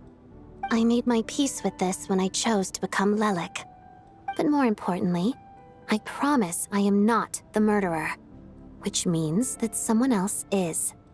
So, if anyone still insists that I did this, you'd best produce the evidence now. Otherwise, I suggest that you bite your tongue. Because if you really believe I killed 2 people without making a sound or leaving a trace, pointing fingers at me would surely only make you my next target. Is this really the truth, Miss Odette? That's confidence, all right. I believe you. A real no-nonsense attitude. I can see why Marionette said that she's on track to inherit the title of the Fair Lady. Are you seriously buying this? Hey, officer! She just admitted to being Lelik.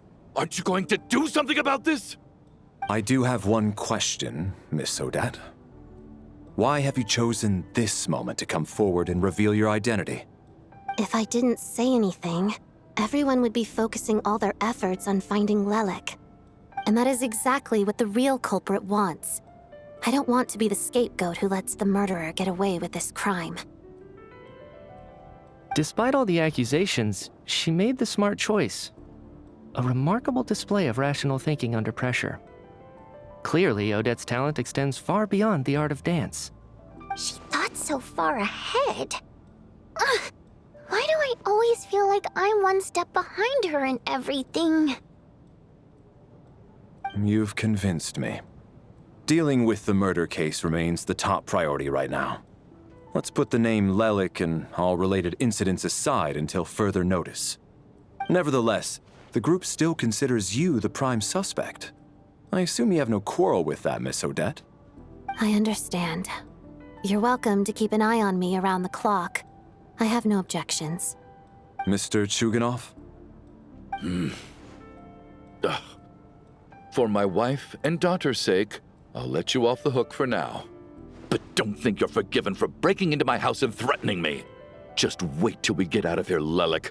We'll settle the score then.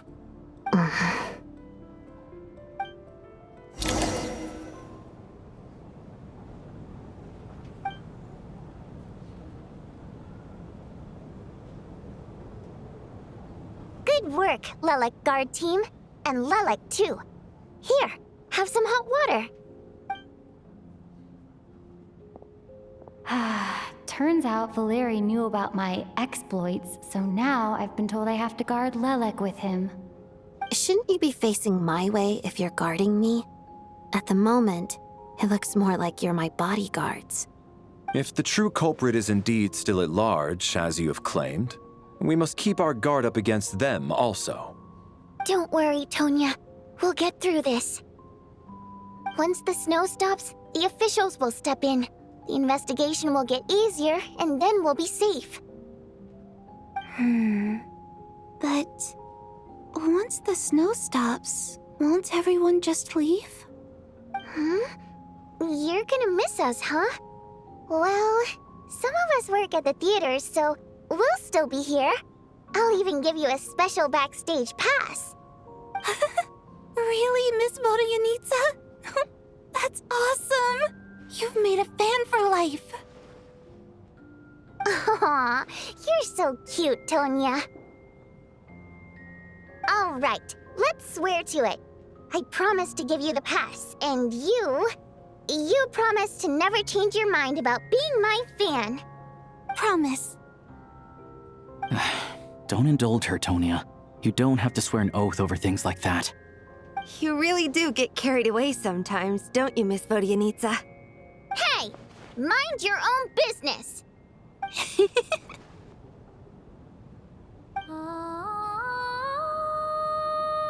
Don't be nervous, Miss Wateramp. Everyone's here. There's nothing to be afraid of. Excuse me? Do I look nervous? Don't be ridiculous. No. You sound nervous, lass. Oh.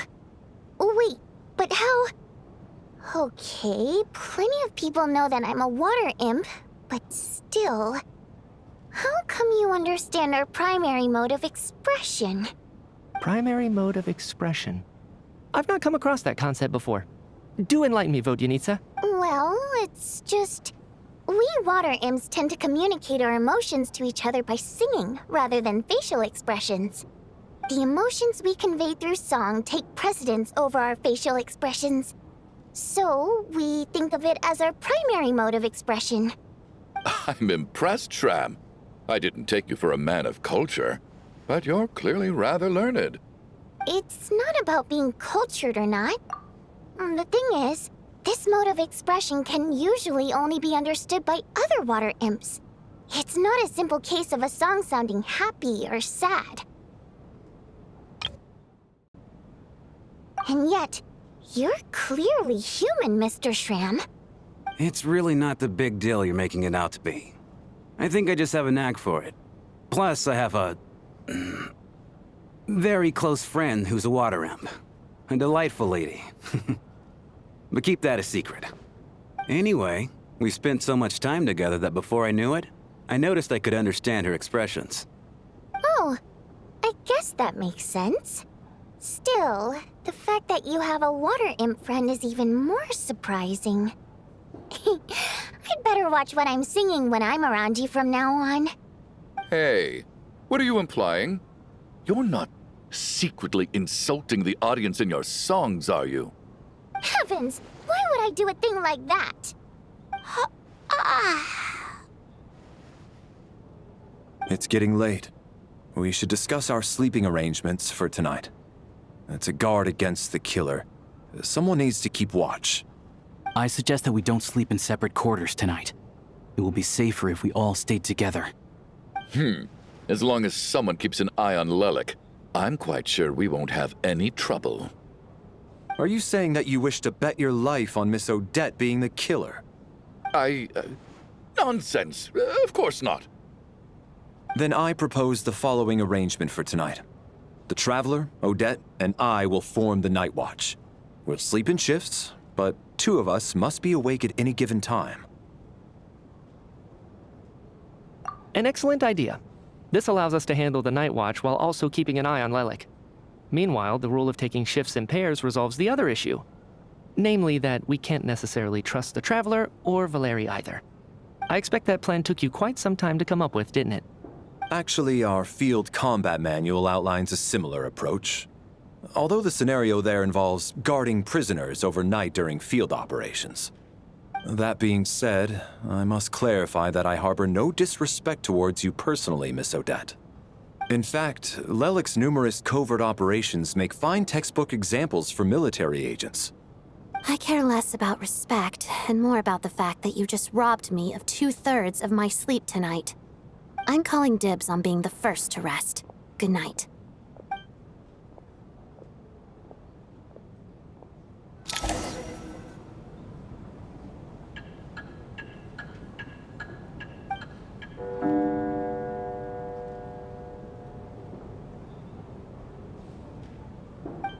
It's almost time.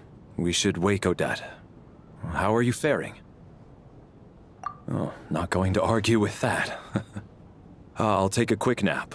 If you start to feel sleepy, wake me up anytime. It's finally time for Odette and I to share the night watch. I should wake her up.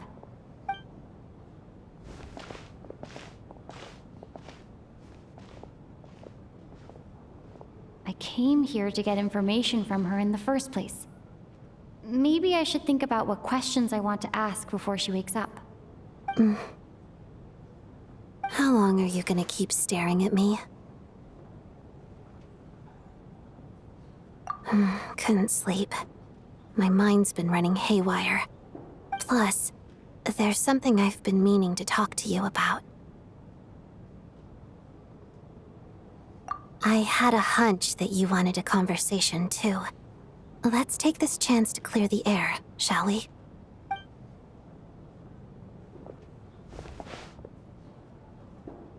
I just had a simple question for you, really. It's, Rosaline. in her final moments, did she have any last words or anything? I see. Well, that was all. I have no other questions. No. She was utterly ruthless in pursuing her goals. That kind of person should be hard to miss. And yet, even though I never approved of her methods, and she was an abrasive person, the fact remains that I am indebted to her. Oh, she told you. I guess that makes sense. I think she and Rosaline were on pretty good terms. Yes. Rosaline wasn't the kind to gossip about this sort of thing. Not that it's any huge secret to me, though. When I was a child, I had to join the Fatui for the sake of my mother and me. I trained under Rosaline. It was extremely grueling, and it didn't exactly come naturally to me. All I could do was try to ignore the biting cold and practice. I was a newcomer who'd managed to make a good first impression on a harbinger. There was pressure to live up to her expectations, to be worthy of the fair lady's reputation. Every day was a struggle against the cold, pain, and fatigue. And most nights, I struggled to fall asleep.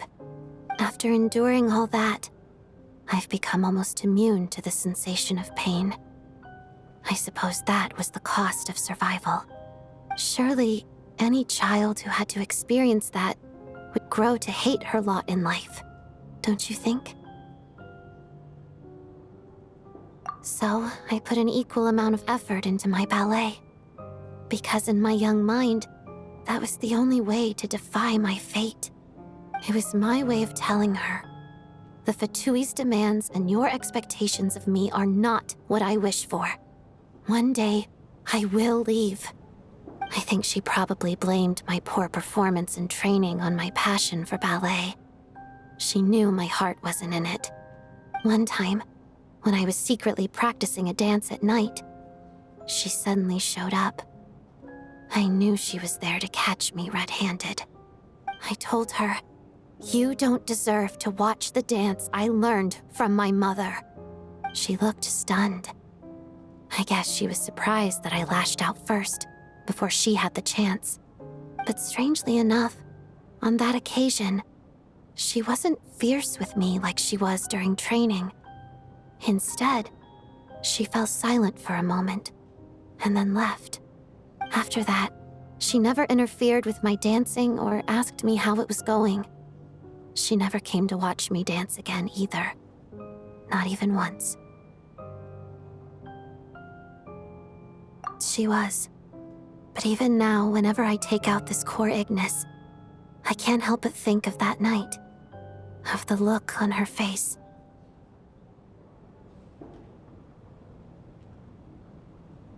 Sort of. Although gift might be too kind a term. This is her flame sealed within ice. A symbol of her favor, yes, but also her way of keeping an eye on people. She knew the location of every piece of core Ignis. If any recipient started acting suspiciously, she'd be on to them immediately. Trust her to make even a mark of approval feel suffocating. So, when news of Rosaline's death reached Snezhnaya, many people immediately crushed their core Ignis. It gave them a profound sense of relief, like they'd broken free from her shackles. But I kept mine. With my sensitivity to pain being as dull as it is, the warmth from this core Ignis is one of the few things I can still feel clearly. I still wonder, did she really come to stop me that night? I wasn't sure, but I was scared, so I said some really awful things. I guess she didn't leave anything behind. Not that I expected her to. It's fine. It's just a bit of a shame that we couldn't settle our differences before the end.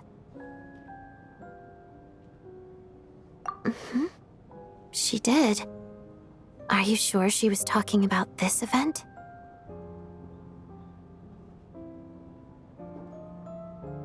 Huh.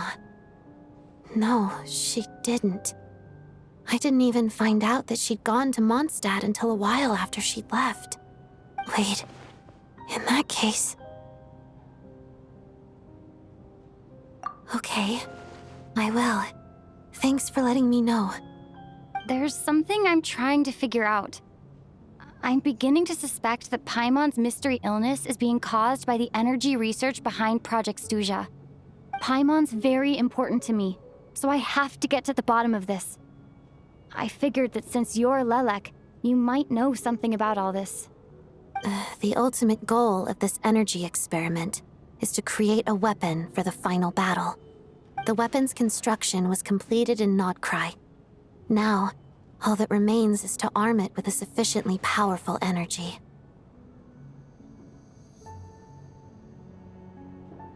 Yes, the weapon's development and all the related experiments are overseen by Lord Piero, the Jester, and the lab is located deep within the Armory Palace. I'm not sure why this experiment would be making Paimon feel unwell, though. The best way to get to the bottom of it would be to go there in person. Once we get out of here, I'll help you apply for an entry permit. And I'm hardly the organization's proudest member, as you know. You answered my question about Rosaline. I want to do you a favor in return. It's that simple.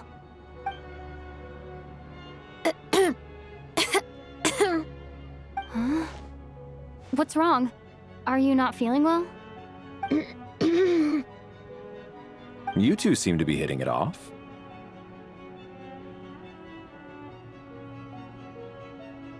I thought you were sleeping. Of course I was. In the military, one learns to fall asleep quickly, even in the most inhospitable environments. It's vital to staying alert and energized. Why? Is something wrong?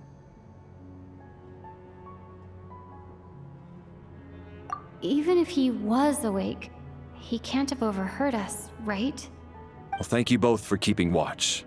Traveler, I'll take over for now. It's your turn to get some sleep. Sure.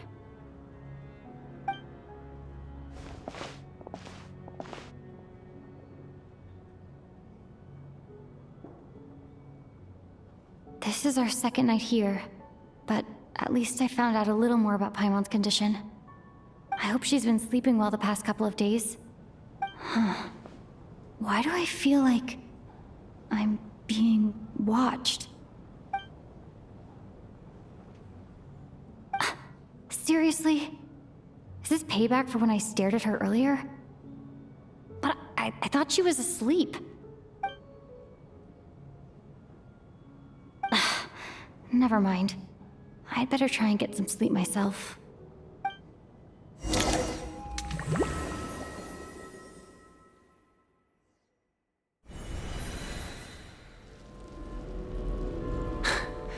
Hey, what are you spacing out for? Are you reaching your limit too? How long have we been walking for? Do you remember? Time's lost all meaning. Ever since we noticed that thing above our heads. What was it called again? A star key? Or key star? Anyway, the person who named it was swallowed by the black mist. Whatever it's called, ever since we noticed it, we've been walking up and up, hoping that as long as we reach it, we can find a way out of this place. But it seems like no matter how far we walk, we never get any closer. Well, we've come this far. You never know. Maybe we're almost there? Come on, enough moping. Let's go.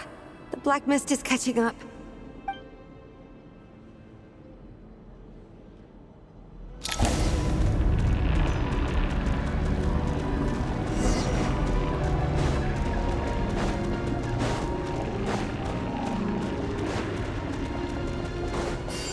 Monsters! Watch out! Not again! I've lost count of how many times we've run into them. Be careful.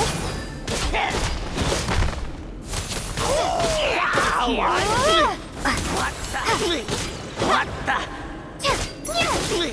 Cryostorm!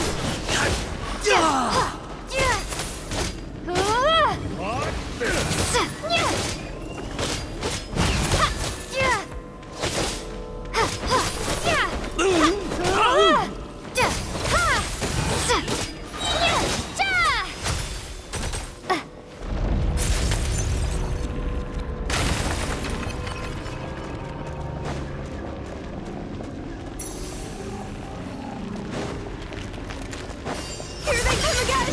Get ready!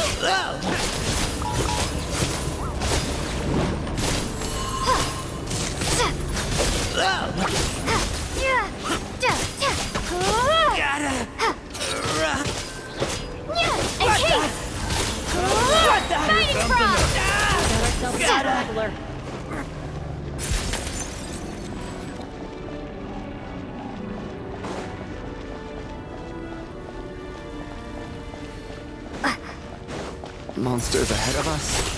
The black mist behind us? It feels like there's no escape.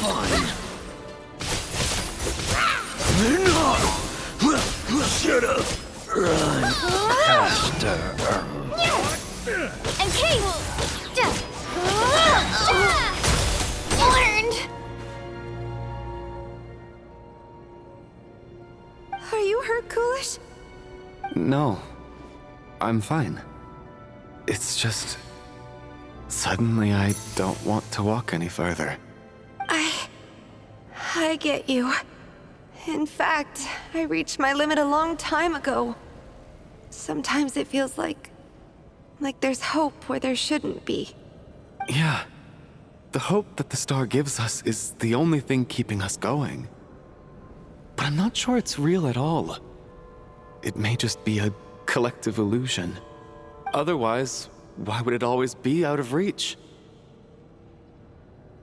We know you mean well, but you're only saying that to try and encourage us to keep going, aren't you? Thank you, friend. But enough is enough. Please don't give me any more false hope. Hope is poison in this place. You're going to continue, aren't you?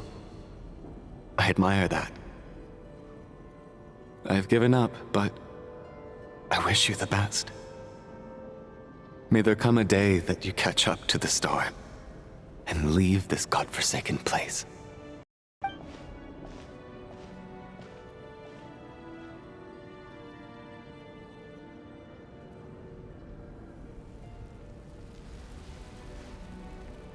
It's not an illusion. We really are getting closer to the star. Congratulations. You're the first person to make it here. I'm the star's envoy. The black mist has stopped rising. Its hunger is satisfied for now, having devoured your two companions. This is a good opportunity. I'll let you get some rest before we continue. What do you mean, leave? The star represents the starting point. It's the waypoint for the beginning. Congratulations on reaching the starting point. Once you are ready, we will head out and walk upwards. I will be right by your side the whole way.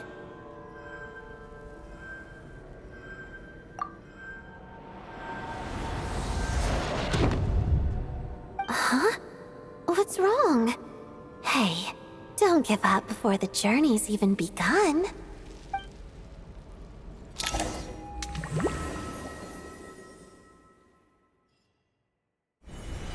Rampana! Rampana! Is that Vodyanitsa's voice? What happened? Coolish, wake up! Please wake up!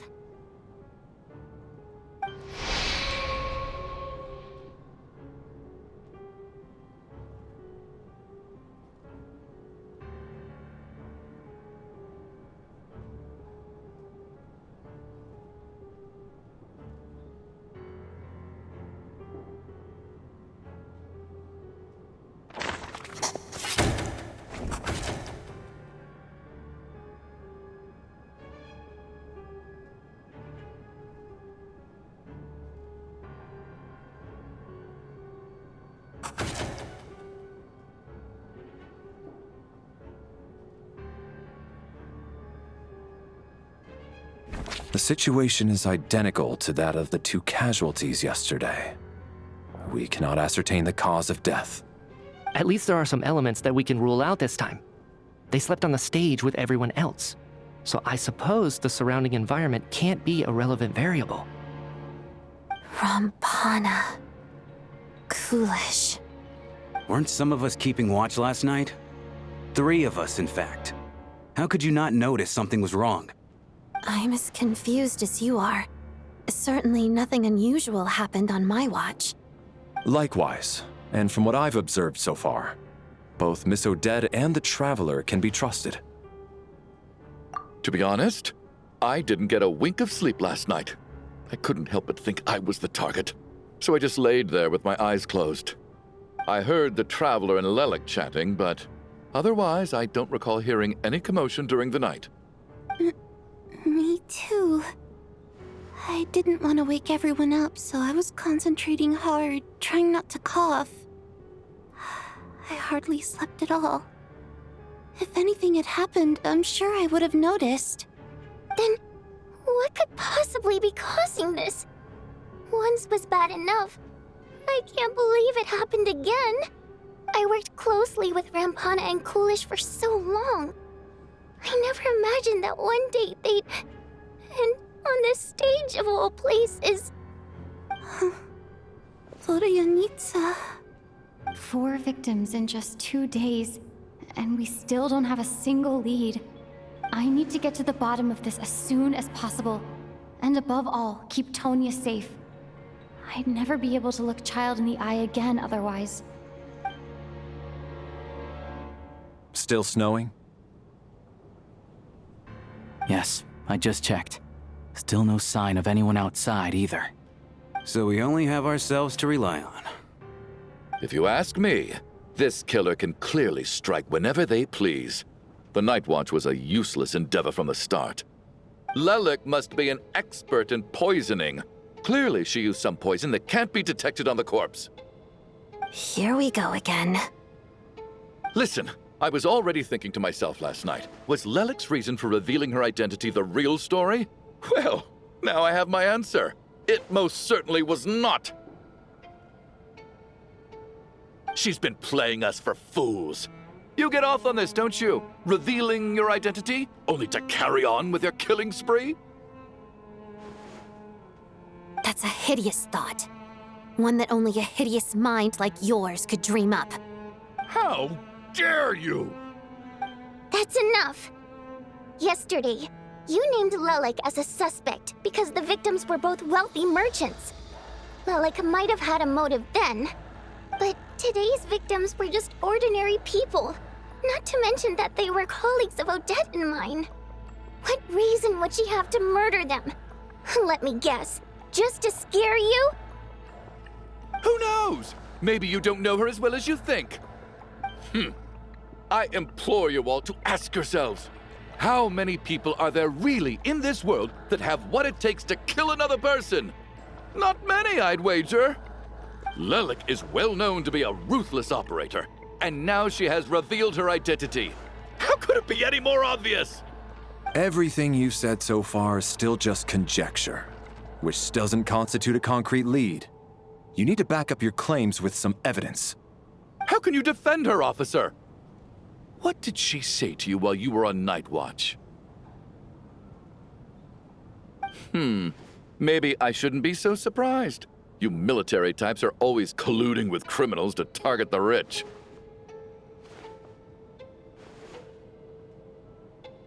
All so you can get your grubby paws on our hard-earned fortunes, then tell us to fall in line. The Fatui, the Druzhna, and the Rokot. Thugs, the lot of you!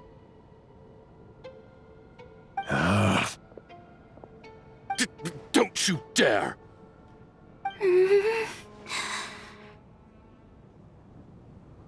Sir, but...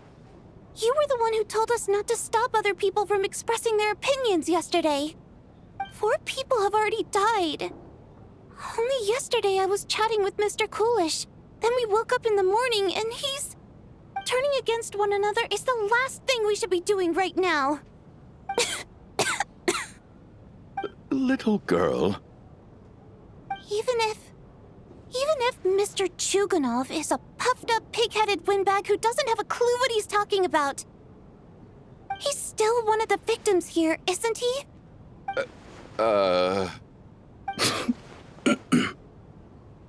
Quite. I had no intention of resorting to violence. But you're right, Miss Tonya. I ought not prevent him from speaking his mind. In any case, I believe Mr. Chuganov has calmed down a little now. We may resume our discussion. I don't think there's any need for that. What is there to discuss? Nothing about this situation is normal. Did you have an idea, Mitya? You're the brainiac here, right? Come on, clue us in. I've been mulling something over. All the leads we have so far concern things from outside the theater. Miss Odette's alter ego, the threats Mr. Chuganov received. But then there's the 2 double murder crime scenes themselves, which have given us absolutely nothing to go on whatsoever. That's highly unusual. Even with the most careful killers, there's always some evidence left behind. So what are you suggesting? I think this could be a supernatural event. It isn't characteristic of human-on-human homicide at all. Correct me if I'm wrong, but aren't you supposed to be a scientist? That doesn't sound like a conclusion someone like you is supposed to make. I got into scientific research because of my insatiable curiosity. But if the present situation defies all known scientific explanations, I don't mind shifting my curiosity toward the paranormal instead. Now that you mention it, I remember when I first came to the theater. I heard rumors about this place being haunted. Haunted? Yeah, I think I heard the same thing. But I mean, they're only rumors, right? We've worked here for years. Surely we would have noticed any spooky goings-on by now. Well, this has taken an unexpected turn. A haunted theater? If Paimon were here, she'd probably be hiding behind me in fear right now. Why don't we take this opportunity to look for clues again with a more open mind? Maybe a different perspective will help us see something different. Very well. Whether it's criminals or ghosts we're looking for, the same rules apply. Everyone needs to tread carefully. I'll move the bodies into the same room for now.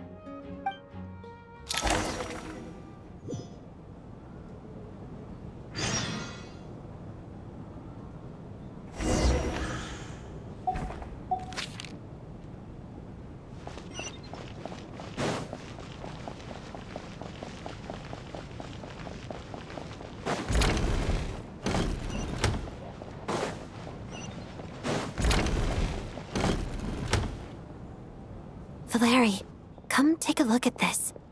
You too, Traveler. Some sort of notebook. What is it for? It's the on-duty logbook for the theater. Kulish was the main person to use it. He mostly used it to record any unusual incidents during a show, audience numbers, exit times, and so on. Yes, he'd always have this logbook with him when he checked tickets at the entrance. This should confirm a lot of key details about the recent show. So, you find anything unusual? Yes. The number of people. I've checked and double-checked, but the numbers just don't match what's recorded in the logbook. Apparently, we have an extra person among us. Are we certain that logbook is accurate? Could someone have sneaked in without buying a ticket or something? Unlikely. Kulish took his duties very seriously. I've rarely seen any errors in his work. Not to mention that this was a dress rehearsal, meaning smaller audience numbers and tighter ticket restrictions than usual. Everything would have been well within his control. We no longer have our tickets with us, do we? They got collected on entry. I assume there's no way we can check them again. Unfortunately not. The theater recycles tickets. Once people are in the door, they don't tend to leave until the show ends, so we collect the tickets at the point of entry.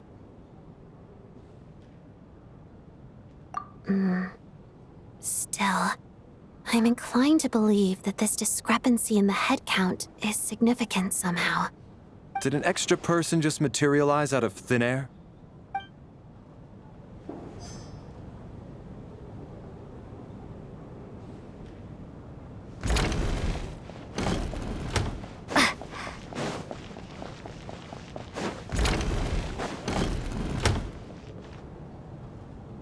Ah, Traveler. Since you're here, come take a look at this. Alosha found it. We're both curious to hear your perspective. It appears to be an investigation report. And the focus of the investigation was the rumors of haunting we heard about earlier.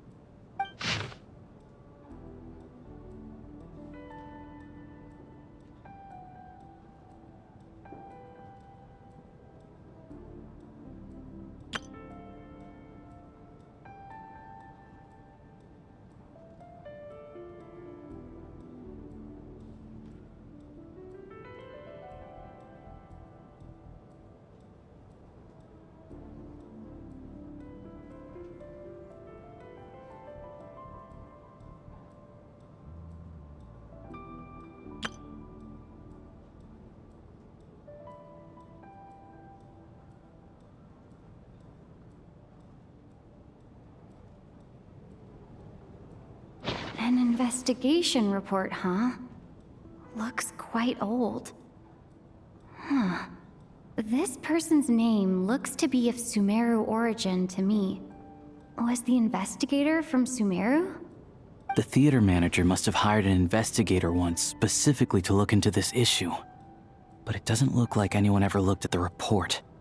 Presumably, the manager wanted to know if the supposed haunting was dangerous, while also being fearful of word getting out in case it affected the theater's business.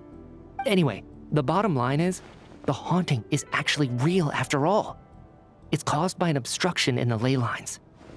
Is there any chance this is the key to finally making some progress with the murder cases? Ley line problems are pretty unexceptional to me by this point. And while it certainly offers an explanation for the ghosts, it's hard to imagine what connection it could have to these two murder cases. Some of the language that appears at the very end of the report caught my eye. Angel civilization, ley line renovation? My area of research doesn't touch on any of that, so it's completely outside of my wheelhouse. Huh? A piece of paper just fell out from the report. It landed right by your feet.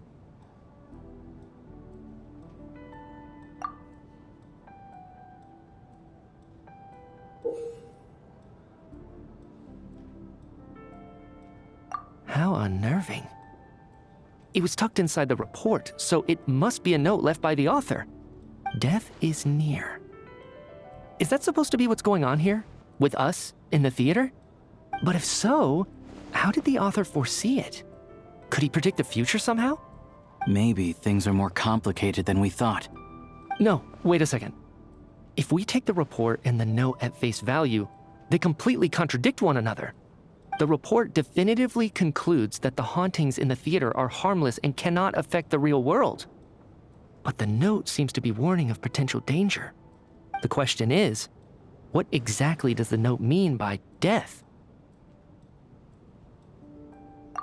The various ways we could interpret this keyword lead in completely different directions. Let's pause our analysis here for now. I think we need more information.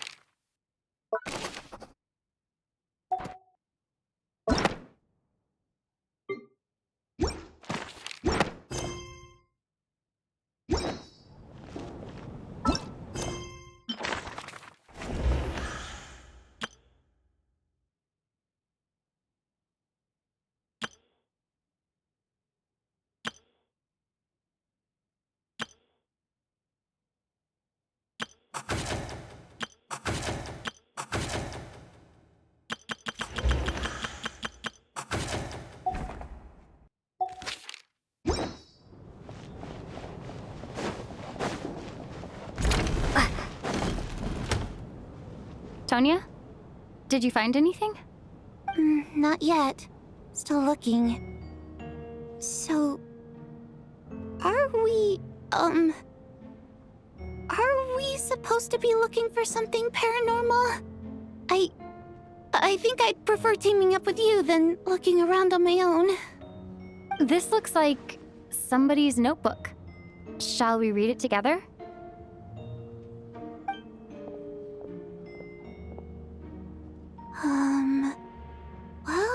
doesn't look scary or anything, so I guess it should be fine. Alright, let's read it together.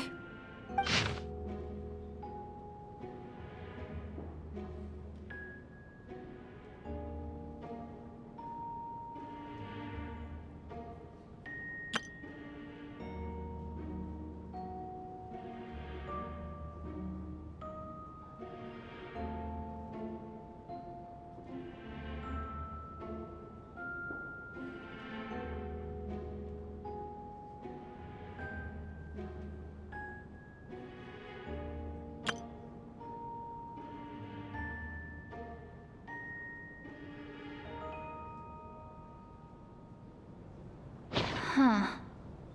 This has to be Vodyanitsa's writing, surely. Maybe it's a little rude for us to peek at this. I feel like I just read someone's secret diary by accident. It sounds like she's writing this for her parents, right? I don't understand. Why put this stuff in a notebook instead of mailing it in a letter? Because her water imp parents belonged to the aristocracy, who were driven out of Snezhnaya by the Tsaritsa long ago. And now they live somewhere new, where the postman can't get to. We're sorry. It's fine. My fault for not storing it properly. I can't leave things lying around and expect them to get ignored when everyone's scouring the place for clues. All right, give me my notebook back.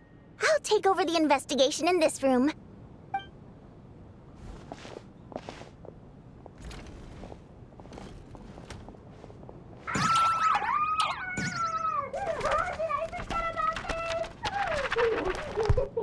Oh God, and this one. Oh my. Why am I so embarrassing?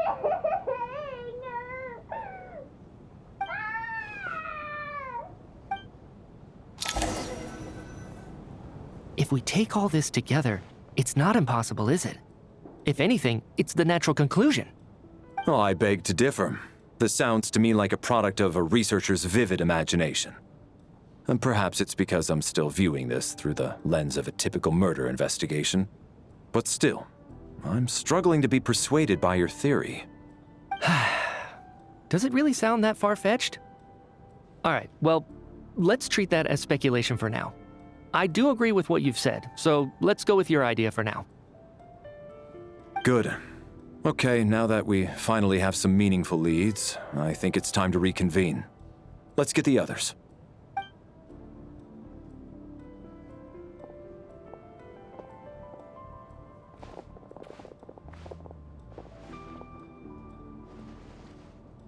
So, that's about everything we've discovered so far.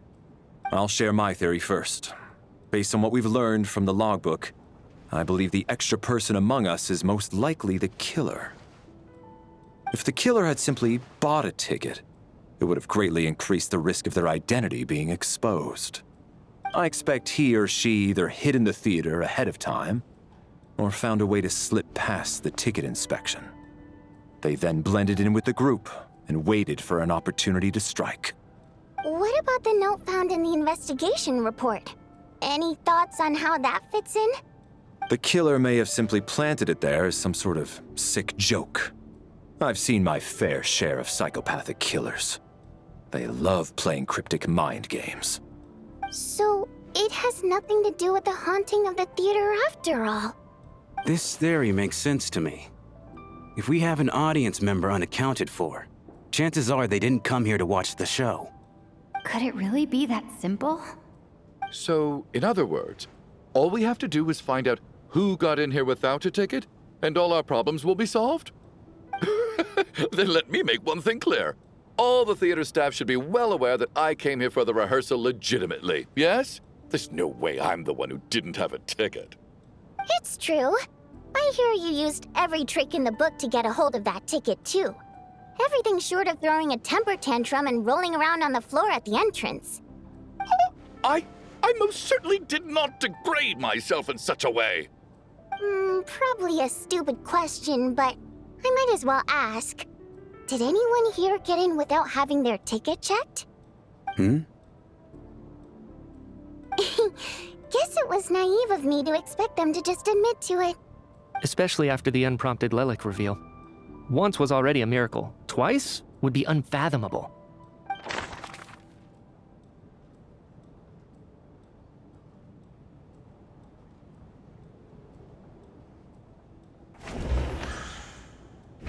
Sounds like Chuganov went to a lot of trouble to get his ticket because everyone at the theater knows about it.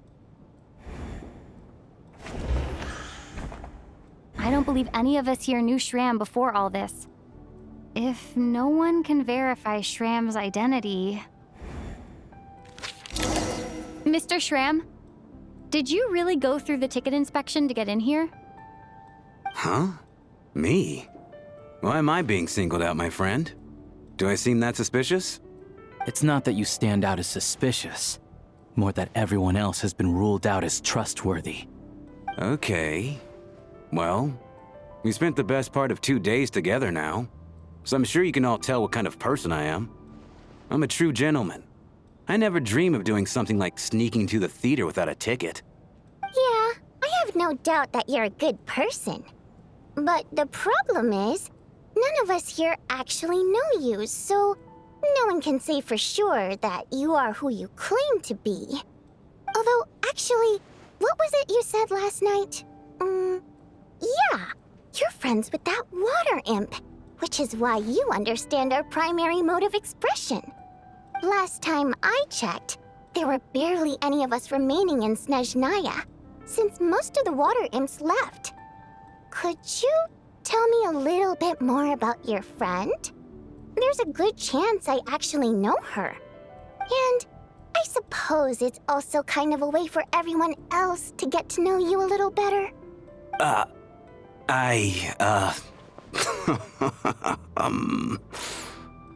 Good grief. Are you blushing? Pull yourself together, man. Stop giggling like a teenage boy. It's revolting. Hey, revolting is a little strong. All right, fine. I'll admit it. That water imp friend of mine, the truth is, we're dating. I was just the bodyguard hired by our family. But the stars must have aligned, because sparks began to fly between me and their daughter. Never in my wildest dreams did I think I'd get so lucky. We don't need details. Just get to the point. Okay. I'm just a little hesitant to reveal her name, that's all. You know how it is. These are delicate times. Even with me to protect her. If word gets out that she's dating a human, both the Fae and human factions will give her a hard time. Really? Wait, no. That can't be. Huh? Shram, what the devil are you talking about? Why is everyone looking at me like that? Surely you can understand where I'm coming from. Delicate times? Factions? Yes. You know, the Civil War. Last time I checked, the Fae and the humans were still at each other's throats. If I'm not mistaken, the last significant civil war in Snezhnayan history was over 400 years ago, when Her Majesty the Tsaritsa had just taken the throne and was consolidating her reign. What do you mean, 400 years ago? What's going on here? Is Shram from the past? All right, Mr. Mitya, you win this round. As far-fetched as it is, it appears that your theory may be correct. I'm just as amazed as you are. I didn't even believe it myself, to be honest. Is someone going to explain what's going on here? From the look on your face, you figured it out too, haven't you, Traveler?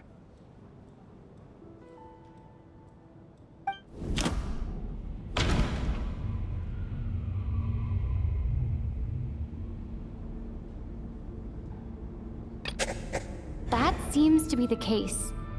Shram's the extra person, but there's no way of learning his identity from this clue.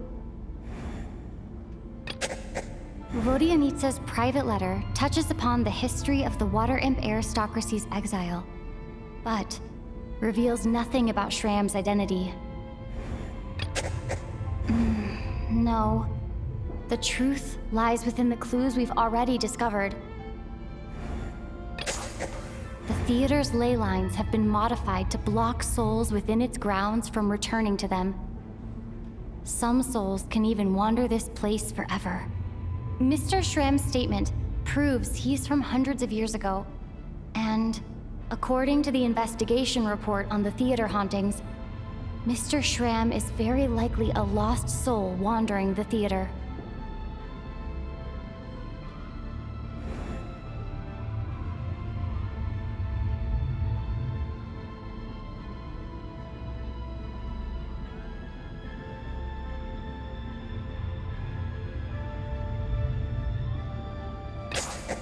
For some unknown reason, the soul that has been wandering the theater due to the ley line issues has joined our group and blended in. Yeah, that must be the immediate reason why the ticket count doesn't match the number of people present.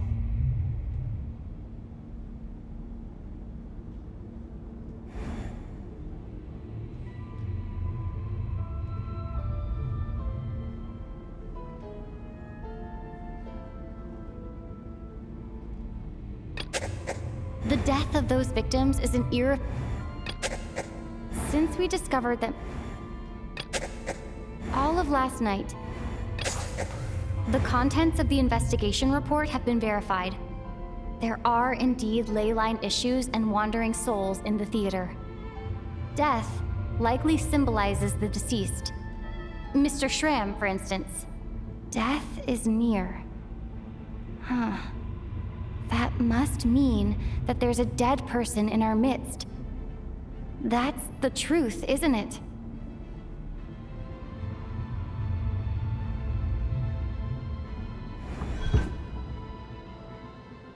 Yeah, the logic is clear now. The investigation report said that there would be souls stuck wandering around the theater because the ley lines were cut off. Mr. Shram must be one such soul who died in the theater a long time ago. In which case, that also makes him our extra person. So when the note said death is near, it must have been referring to death as in the deceased, people who died a long time ago. Someone who died a long time ago. In short, there's a dead person among us. The extra person we've been searching for is a ghost from the past.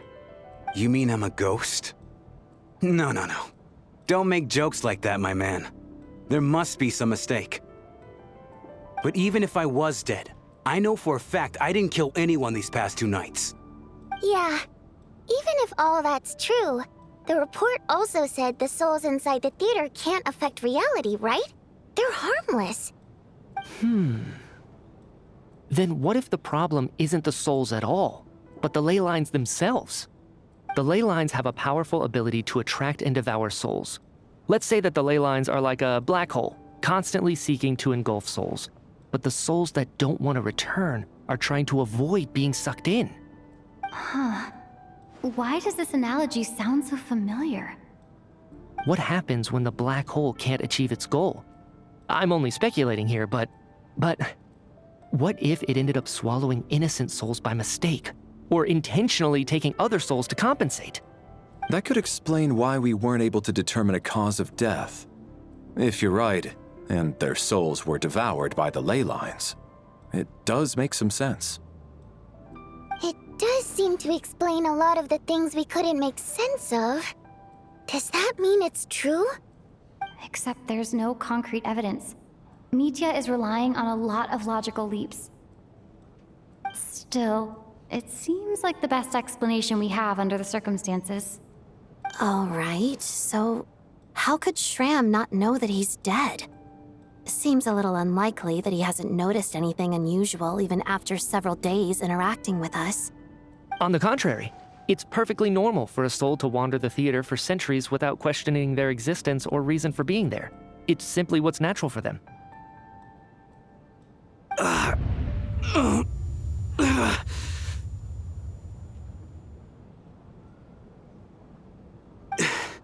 You know what, Mr. Brainiac? I think you might actually be right after all. I'm trying to remember and... even though my head feels like it's going to explode, I think... it's all coming back to me.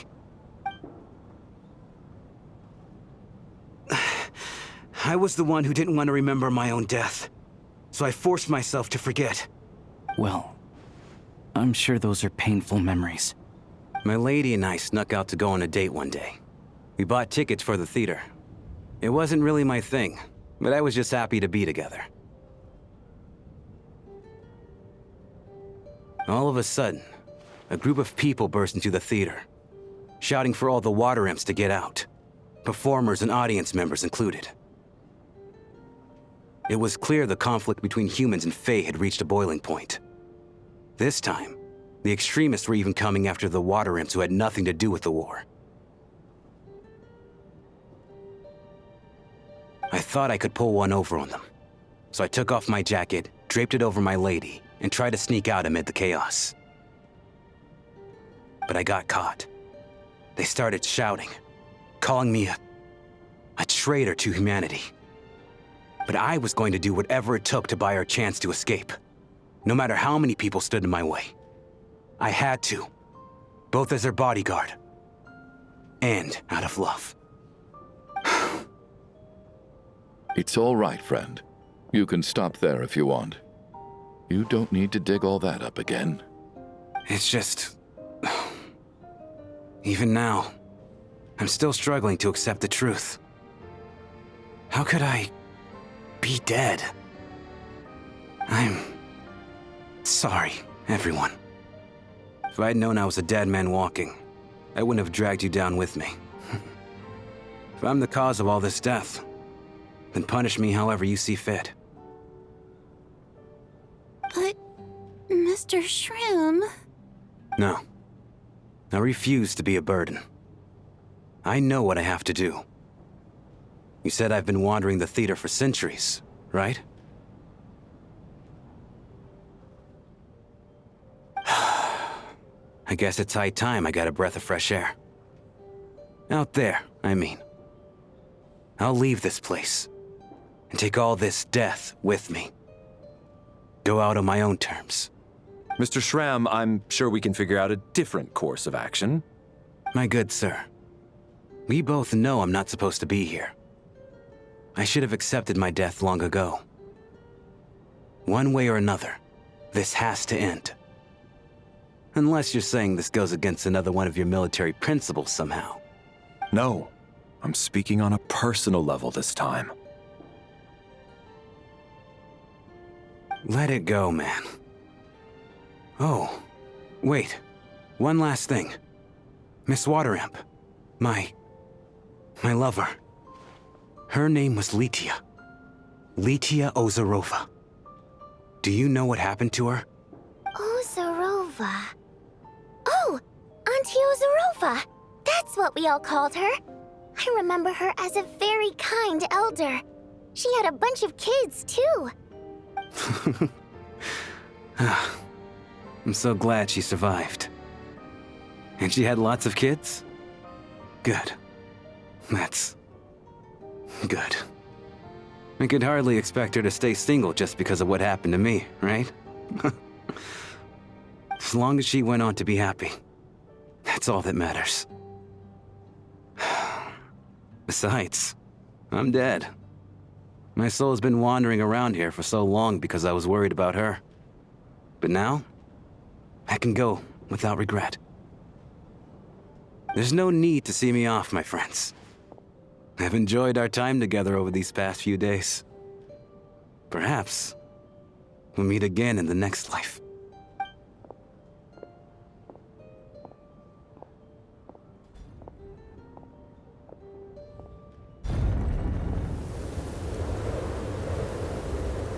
Take care, my man. I knew Mr. Shrim was already dead, but... I still feel so sad. Death is cruel, no matter how we might try to make sense of it. So, was the conflict between Fae and humans really that bad back then? I was only little, so I don't remember much. It's terrible to think that so many innocent people had their lives turned upside down. Even the historical records about that time period don't say much about it. All people know is that the Tsaritsa founded the Fatui, drove out most of the Fae aristocracy without explanation, then used her terrifying power to suppress the humans. It seems to me like the Tsaritsa chose to make herself the enemy. She downplayed the conflict, directing whatever animosity both sides had for each other at herself instead. That's also why, despite how brutal the conflict was at the time, there hasn't been much lingering tension between humans and Fae since. Things have been fairly harmonious for the past few centuries. So, the Tsaritsa banished the Fae to protect the Fae living in the city? She offered herself up to be hated in exchange for peace.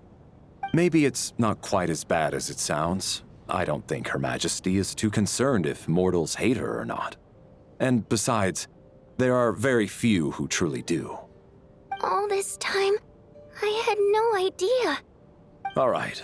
If Mitia's theory is correct, then I think we can consider this matter settled. Let's all take a break.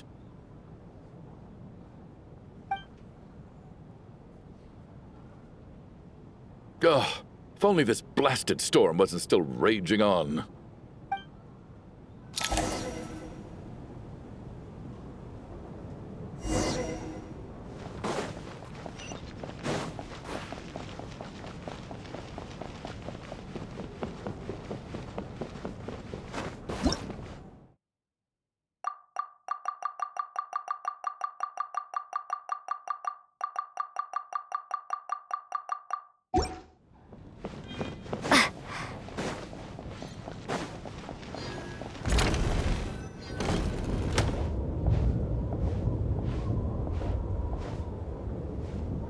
Looks like now we can just rest until the snowstorm stops. I still can't believe Shram turned out to be a ghost who'd been in the theater for hundreds of years. To think he was dead this whole time. What a strange turn of events. Knock knock. Hmm? Knock knock. You know the door isn't closed, right? You don't have to knock. Think of it as a signal then. When I'm entering someone else's room and I knock, I'm here as Odette. If I don't knock, it's Lelik. Thanks. So, why did you come to find me? Is there something I can help with? Vodyanitsa said you knew about my secret identity from the start. But when everyone was discussing who Lelik could be, you were worried that revealing what you knew would be unfair to me. So you kept it to yourself, right?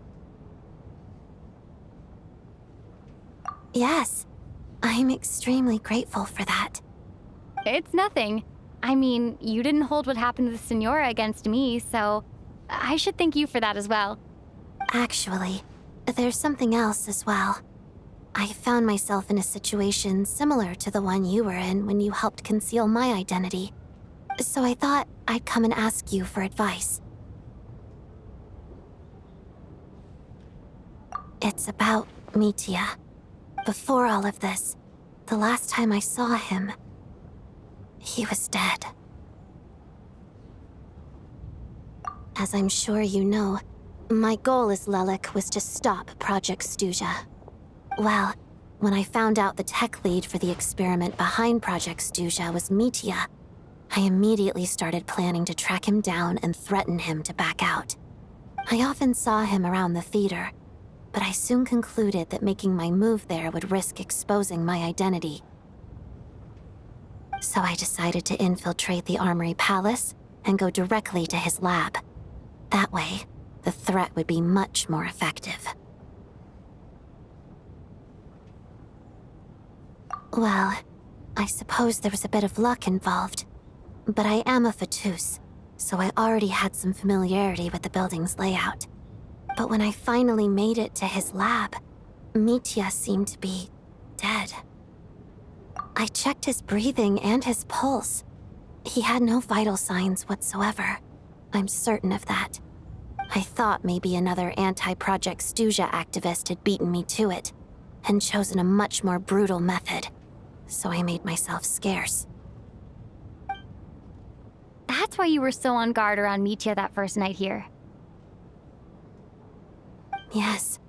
When I saw him sitting in the audience during the performance, I could barely contain the shock. To me, it was a miracle. Somehow, he'd come back from the dead. But then, the murders started happening and things got so complicated that it wasn't really at the front of my mind. That is, until Mitya himself said there must be a dead person among us. Then, I couldn't ignore it any longer. And yet, you thought that bringing it up right away would single Mitya out. Just like when everyone was suspecting Lelek. Exactly.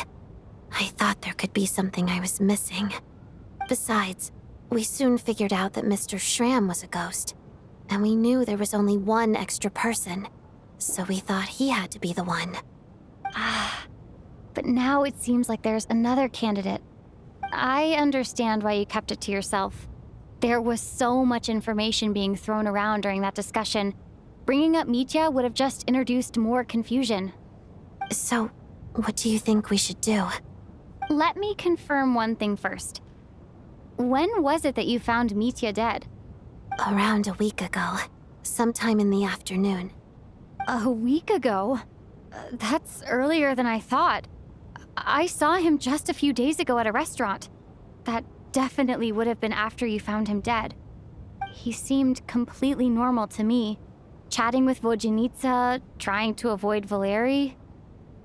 So he was definitely alive on that day. Huh. Well, all I can say is I know what I saw. Here's a thought. The reason we even suspected a dead person could be among us was because of the problem with the theater's ley lines. But Mitya's death happened inside the Armory Palace. The ley line issue affecting the theater shouldn't reach that far. You're right. I guess he doesn't fit the profile of the person we were searching for. I think the chances of it being him are very low. Surely he can't have died for real in the Armory Palace. Unless... Unless what? Unless he really did come back from the dead. You're right. Do you think we need to disclose this to the others? Huh, what's this? A private meet and greet? Where do I line up? That's not what's going on here. Well, I was just making the rounds. Thought I'd try to lighten the mood a bit. Vodjanitsa's handing out food if you're hungry.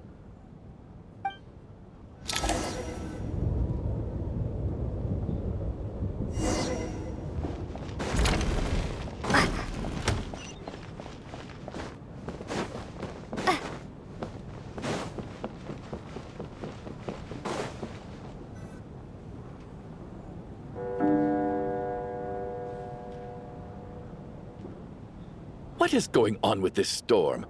Could it be connected to that monster that just arrived in Snezhnaya? I almost hope it is. Her Majesty the Tsaritsa left to vanquish that beast herself. We just need to wait for her triumphant return. Do you think people still feel the cold after they die? I'm wondering about Schramm. Oh, maybe we should have given him a coat before he went out there. Death itself is cold, isn't it? I'm sure the storm will embrace him. Well, I hope he has a safe journey. I'm going to miss him, I think. It's not like we can blame him for Rampana and Kulish's deaths. Thinking back on it, we barely made it out alive ourselves. Once we get out of here, how are we going to explain what happened to their families?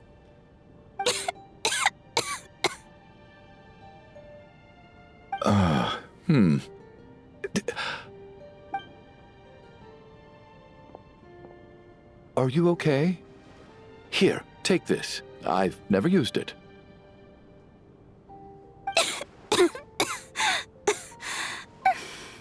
Thanks.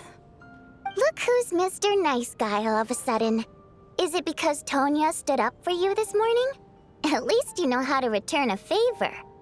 Yeah, without Tonya, who knows how badly he would have been hurt. I told you already, I never intended to resort to violence. Duh, bunch of rascals. Little girl? I was rather surprised when you spoke up for me this morning. I didn't think I had many admirers here, so, thank you. Oh, no need to thank me. I said some bad stuff about you too. I've been, too embarrassed to admit it, but, you remind me a lot of my daughter. So kind to everyone, but never lets her old man off the hook. Unless my wife and I are having a fight, then she's always on my side. Especially when she was little. Every time I took her out...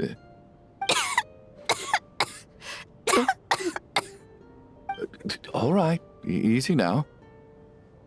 How long have you had that cough, Tonya? I don't know. It's probably been a while. I'm fine.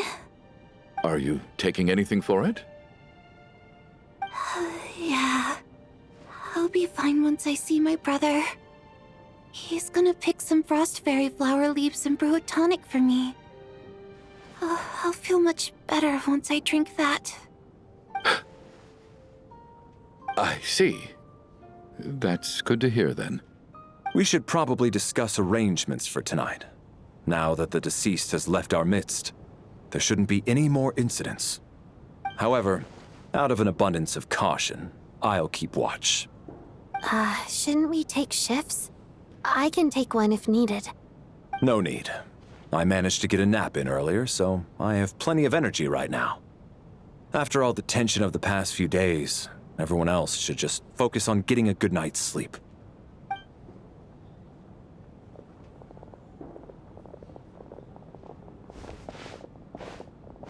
What a long day.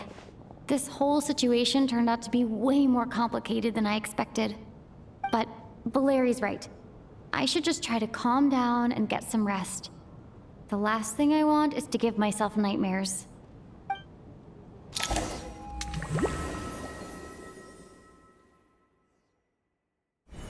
She's awake. She's awake! Get over here, you big lug, and take a look! If you must call me something, call me Mr. Door.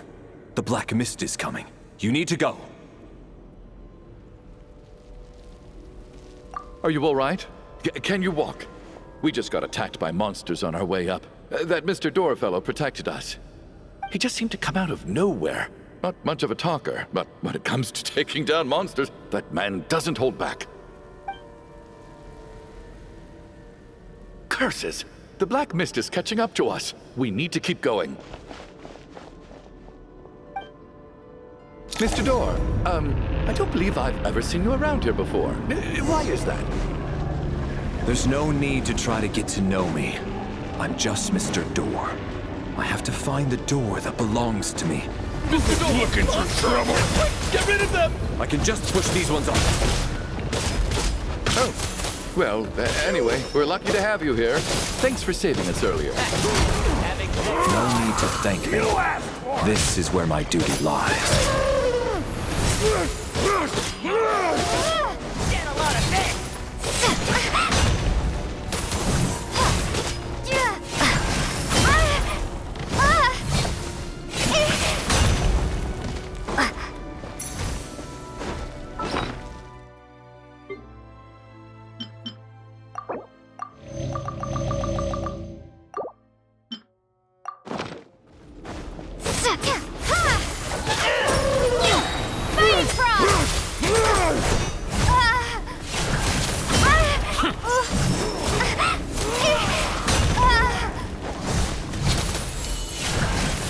Maybe I wasn't meant for this world.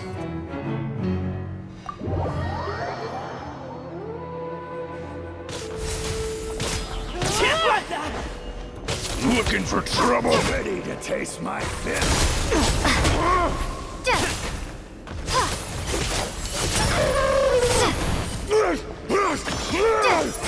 Just you blade!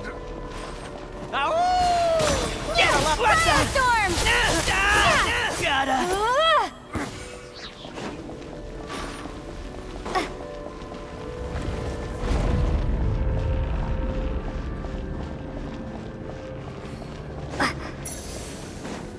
So we're doing this the hard way. There! Ready to taste my fist?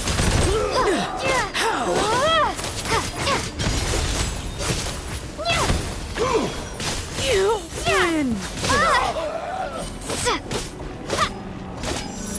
Oh, remarkable work, Mr. Door.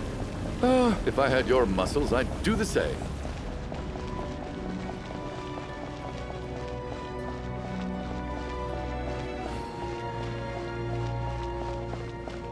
Are none of these doors the one you're looking for? No.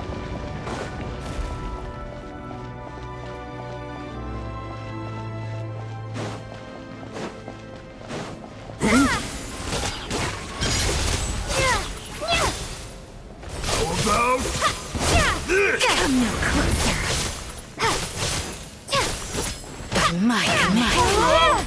Could this be? Fighting frog! Impossible. Impossible. I'm so exhausted. And the black mist is still rising. Oh. Wait, look! There's more monsters down there. Are they coming from within the black mist? No, no! They're gaining on us! Quick, keep going, or they'll be at our heels any second!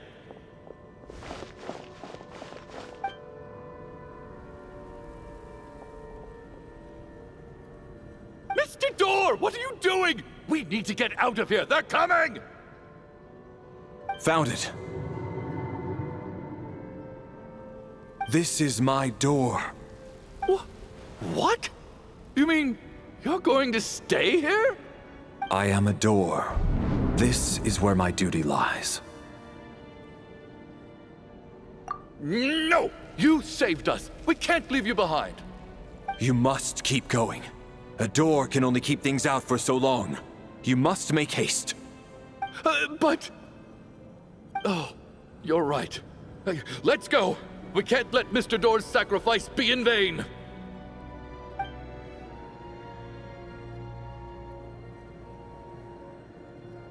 The black mist isn't moving anymore. Looks like both the monsters and Mr. Door are gone. I didn't just imagine all that, did I? Surely I wasn't so scared out of my mind that I hallucinated a door as a human being. Oh, okay, good. There's no way we both hallucinated the same thing. Getting sleepy? Well, looks like we're safe for now. Go ahead. Let's get some rest.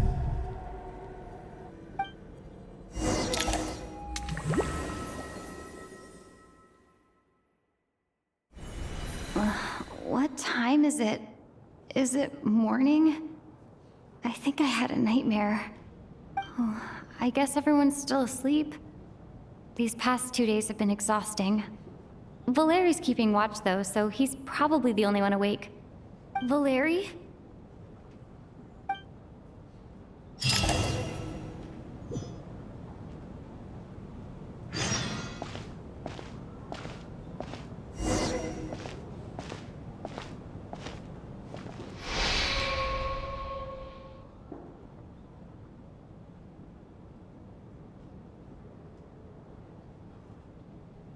Wake up!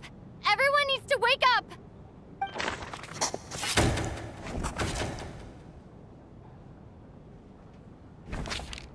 Just like the last 2 nights. No clear cause of death. I've been a real thorn in your side, haven't I, Mr. Valeri? Now you can rest in peace. But for me, life will be all the duller for not having to run away from you, my friend. How's Tonya? Is she okay?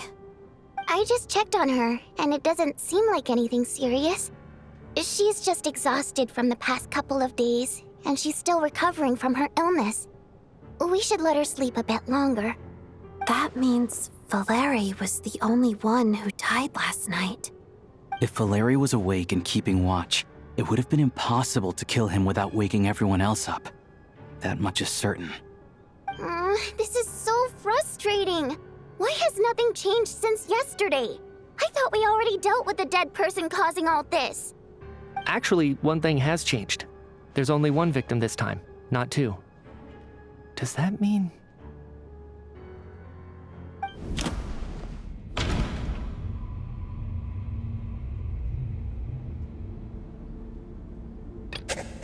Can a death at night No similar case. But Mr. After the deceased Shram left, there was one less victim last night. That more or less tracks. It's a reasonable conclusion, considering the only variable that changed. Oh, the number of people who die each night is equivalent to the number of dead among us. That's your theory, right? Exactly. We identified Mr. Shram, and the night after he left, the death toll dropped from 2 to 1. By that logic, there must be one more dead person left among us. Another one?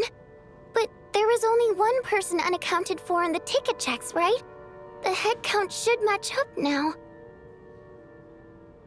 Having an extra person was definitely a cause for alarm, but being one person short isn't nearly as unusual. Someone could have left in the middle of the show, or made it out before the storm hit. One more dead person among us. If Mitya's theory is right, then what Odette told me seems a lot more relevant. It's just, at the time, we had no reason to think there was more than one dead person. If only we'd taken it more seriously as a possibility, maybe this could have been avoided.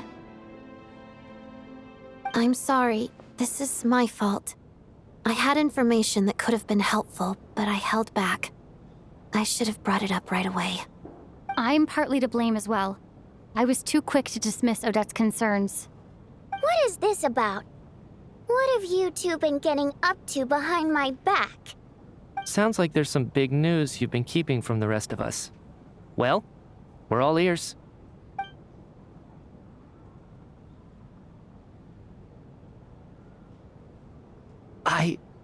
I'm the dead person? Wow, that's certainly news to me. Odette and I talked about it yesterday, but we thought it just wasn't possible, so we left it at that. Yeah, I don't blame you. If I'd been there, I probably would have reached the same conclusion. It just sounds too unbelievable. Let me just try and verify this.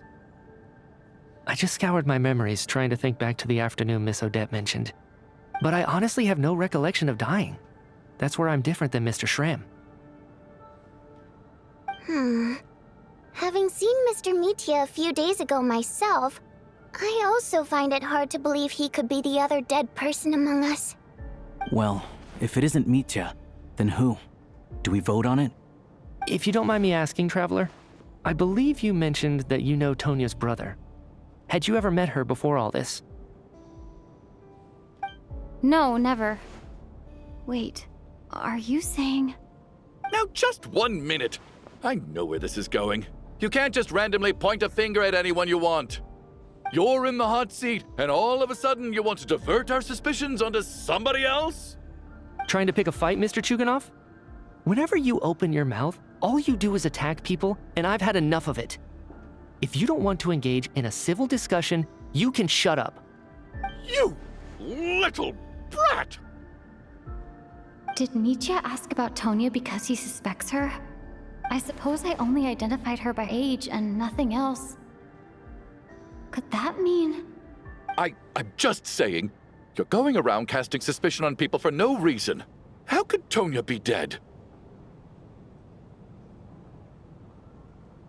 I can vouch for her, if nothing else. I've seen her before. She's the sister of that Harbinger, isn't she? The one called Child. Oh, really? You're telling the truth? Since being here, I don't think I ever mentioned she was Child's sister specifically. Does Chuganov actually know her? If Chuganov can vouch for her, then it can't be Tonya either. In which case, it seems unlikely that there's another dead person among us at all. Miss Odette, could you go over that afternoon with me one more time, when you found me dead? No problem.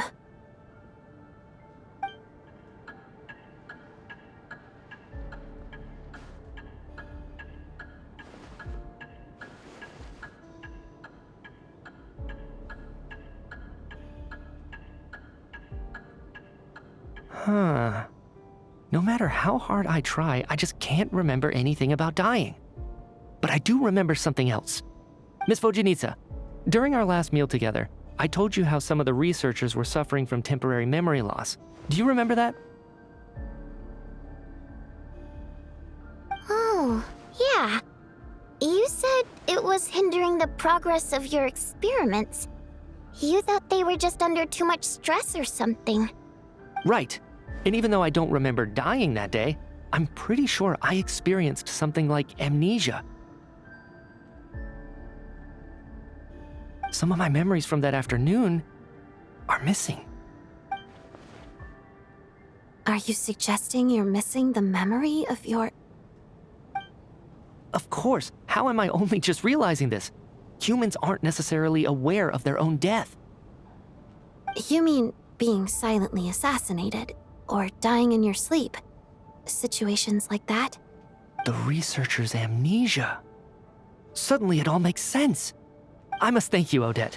I think your perspective just helped me reach a breakthrough on a series of issues that have been troubling me for quite some time. All right. It's decided then. I'll be the one to leave today. Oh, leave? Hey, wait a minute. Aren't you rushing into this?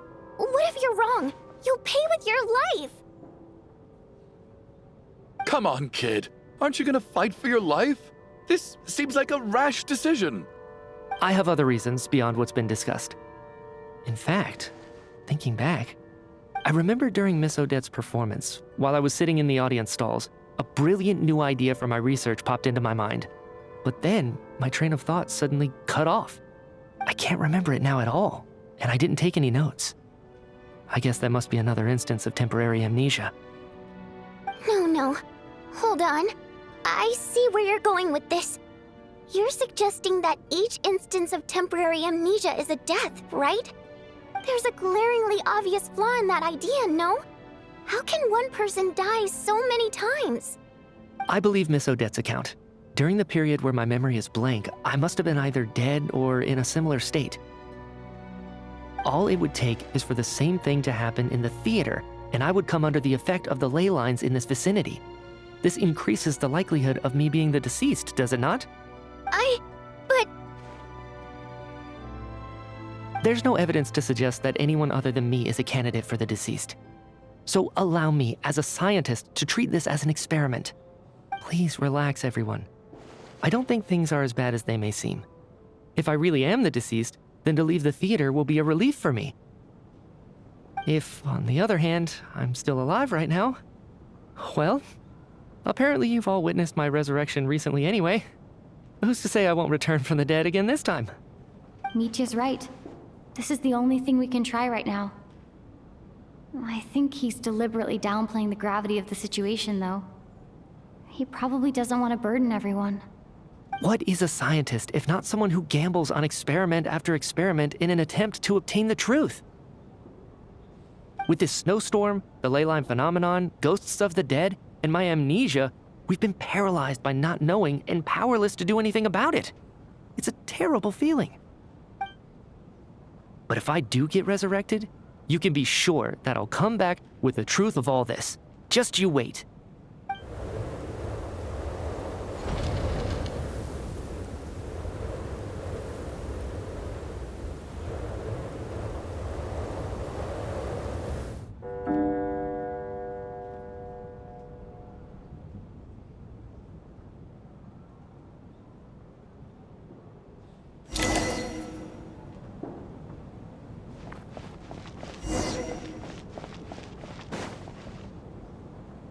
Poor Mr. Mitya. I didn't even get to see him one last time. Maybe it's a good thing that you weren't there to see it. It was a hard thing to watch. I hate goodbyes. Why does it feel like everyone around me is slowly disappearing? Not just in here, I mean. In the outside world, too. Maybe it's the realization that, at the end of life, everyone has to face it alone. Come to think of it, the main reason we're still alive right now is pure luck. Each morning here, for every one of us, there's the chance that we might not wake up. You could take it a step further and say that the same is true outside, too. Who can never be 100% sure when they drift off to sleep that they'll open their eyes again in the morning? If I make it out of here, I'm going to cherish every moment that I'm awake and live without any regrets. Without regrets? I feel like a strange sense of anxiety has been quietly growing inside me over the last 2 days.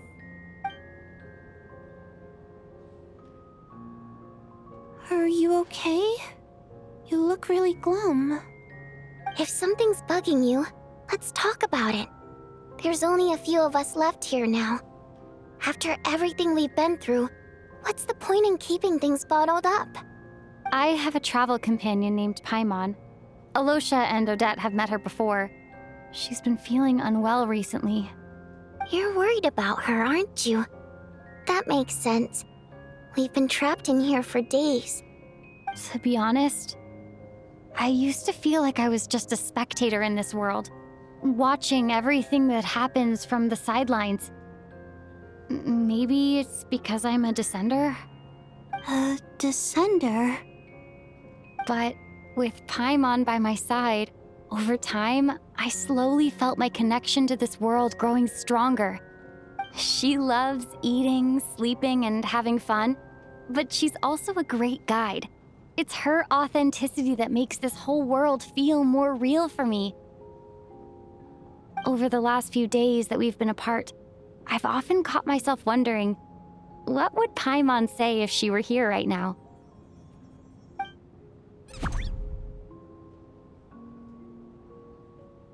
But by the time I snap out of it, the conversation has already moved on and I'm still in my own little world.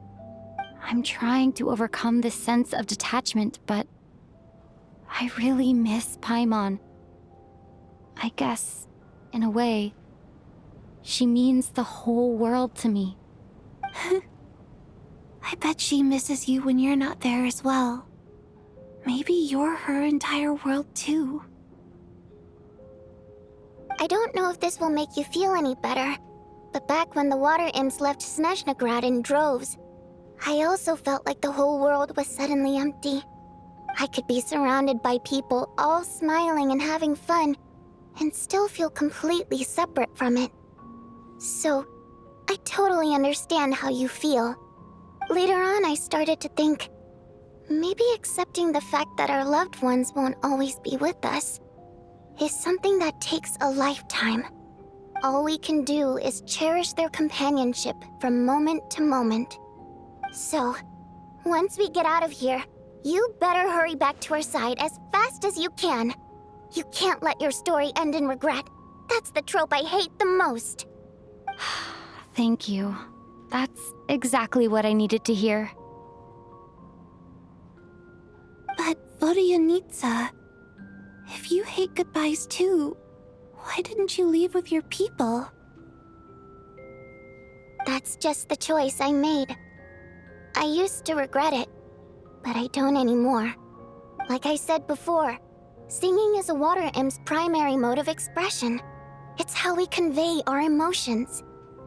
Our songs have echoed through this theater for hundreds of years, each one a story pieced together through moments of joy and sorrow.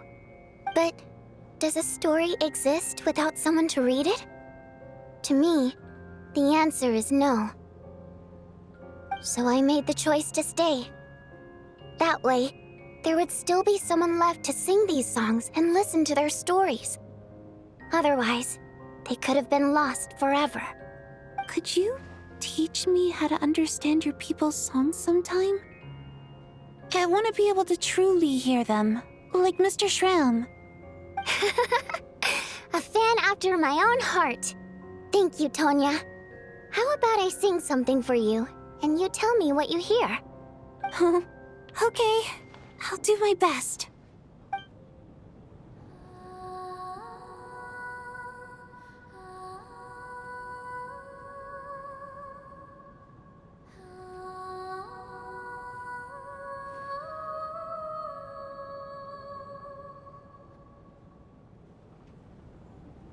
I've never heard that one before.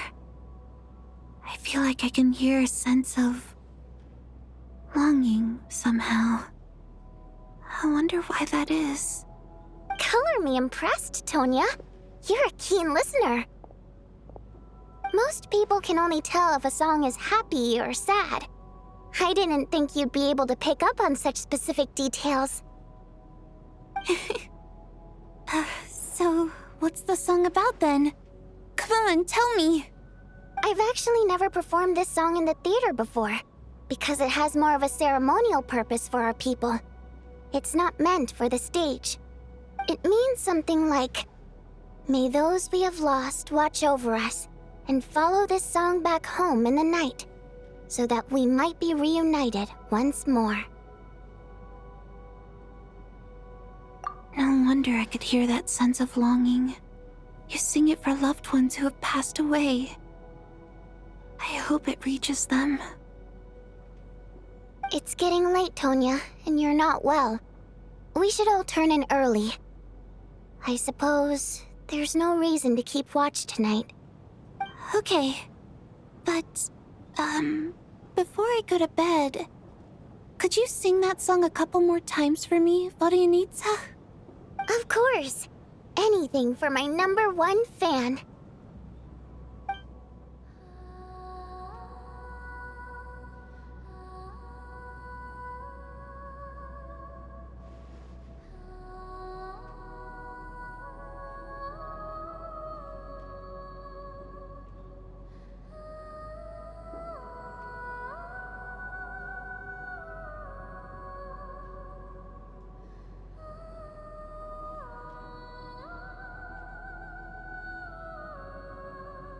Once I get out of here, I definitely don't plan on ever coming back. But I guess that means I'll never get to hear Vodyanitsa sing again. That's a sad thought. Before I fall asleep, I should cherish this moment of companionship while it lasts.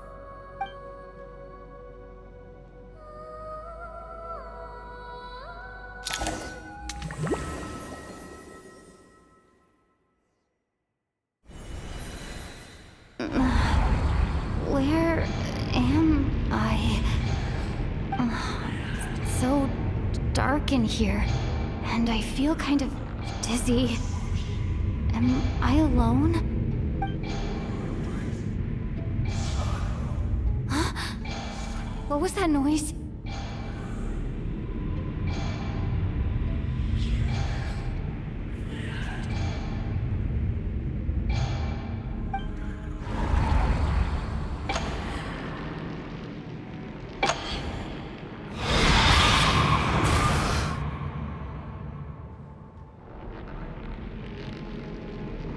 Return, O spirits.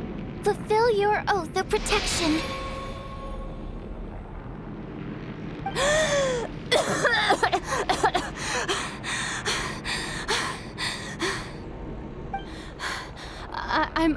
I'm alive? What just happened? No time for questions. Quick, over here. Turn on the switch. We need to bring back the light.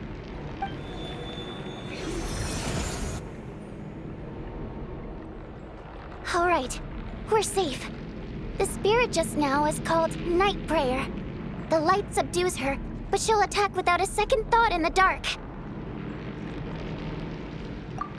Sort of. I know it's hard, but you can't let this place go dark, or she'll kill you again. Yep. Luckily, I was here to resurrect you. Otherwise, that'd have been a real bummer. A bit more than a bummer, I'd say. Wait, so you have the ability to resurrect people? Sure I do. I'm your guardian spirit, after all. I specialize in soul recall. Oh, it's nice to meet you, by the way. Thanks. It's nice to meet you too. All right, there's no time to waste. The black mist is already catching up. We need to avoid it at night prayer at all costs. Come on, let's go. We need to reach the next switch before the place gets too dark. If we bring the light back, night prayer won't be able to get to us. Sweet, sweet light! It's back! Shh! It's night prayer. We need to move quick, but don't let her notice you. Look out!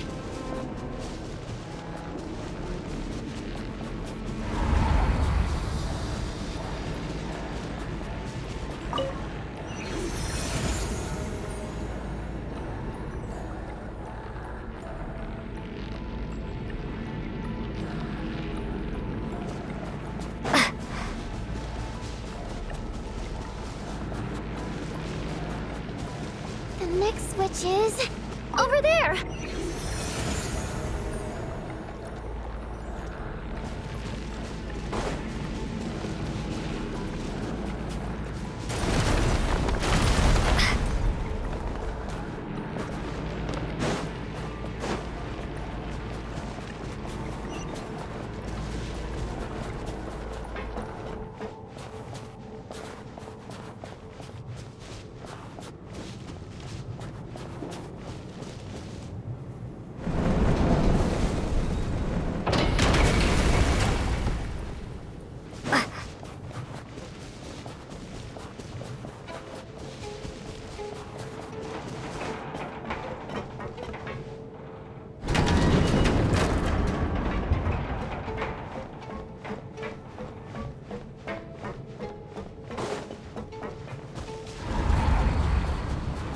No, night prayer is here too. This can't be the only path. Return, O spirits. Fulfill your oath of protection.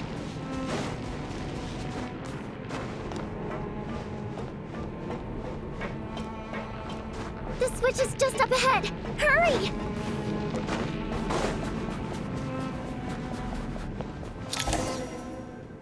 It's too dark. We're not gonna make it. Come on, faster!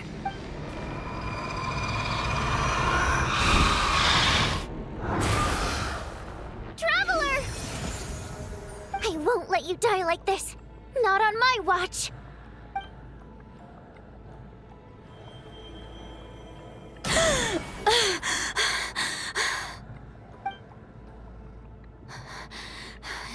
Even though it's not permanent, dying is definitely not a pleasant experience.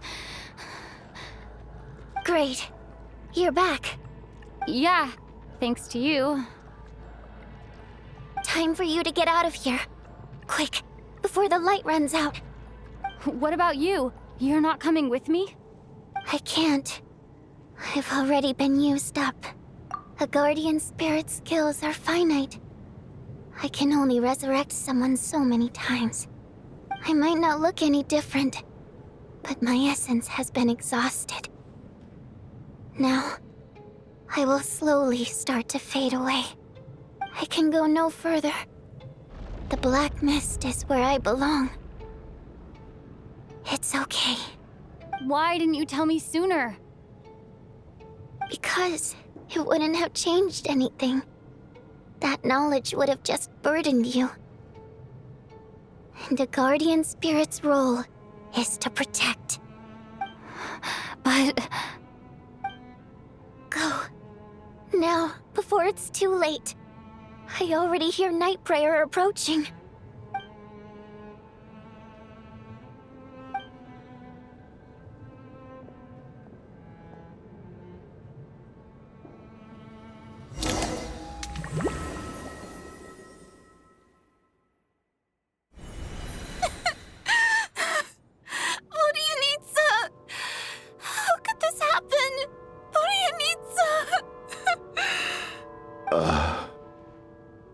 Well, I guess there's no need to inspect the body.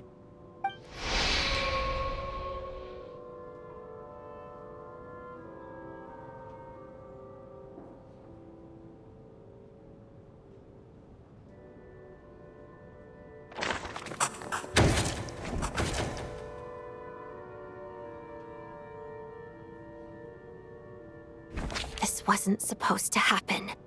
You lied to us, didn't you, Chuganov? You've been lying from the start.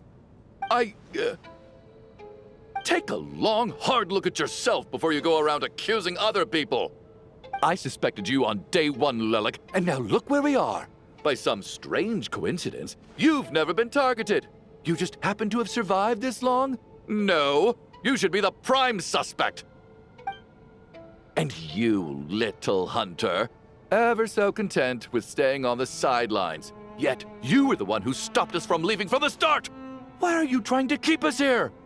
Now you're just lashing out indiscriminately. That's either a sign of anxiety or a guilty conscience. Where was all this passion and bravado before? Decided to fight until the bitter end. Is that it? Is that a threat? Fine, bring it on. You think I'm afraid to die after all this? You want to kill me? Go ahead. I'd like to see you try. After all the trauma of the past few days, everyone's been pushed to the breaking point. Valeri and Mitya aren't here anymore. Someone else needs to step up and take charge. But first, I need to think this through. Considering everyone left, who's the most likely candidate for the deceased?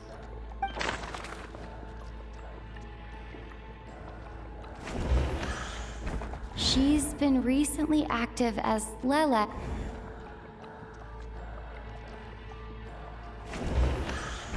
He's arguably the first friend we made after arriving in Snezhnaya. While he works at the theater, we've also... Of those who remain, the only person we've never met before is Tonya. There is room to doubt her true identity. People are easily misled by first impressions. Now that I think about it, Child's sister was in fact a label I imposed on her due to my own assumptions. But Mr. Chuganov vouched for Tonya's identity yesterday, with basically no other possibilities left. Could it be...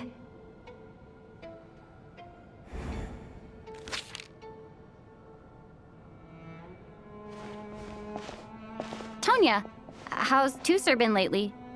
Tusser? Your brother Ajax must have mentioned me in his letters home, right? Did he say anything about a blonde traveler?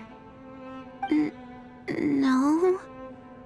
And my brother's name is Razik, not Ajax. Chuganov, looks like it's your turn to do some explaining. Yesterday you said you could vouch for Tonya. Why did you give us a false testimony? I knew you were behind this, Chuganov. You've been lying through your teeth from the start. Everything about you is fake, down to the wife and daughter you're always talking about. Your entire family man persona is a charade, isn't it?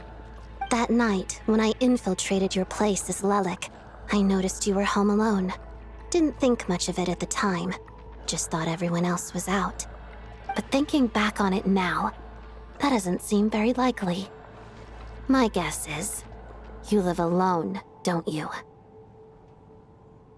Even that was a lie? But why would he lie about having a family? Curses! Oh, why is there no end to this blasted snowstorm? If it would just stop! If it would just stop. I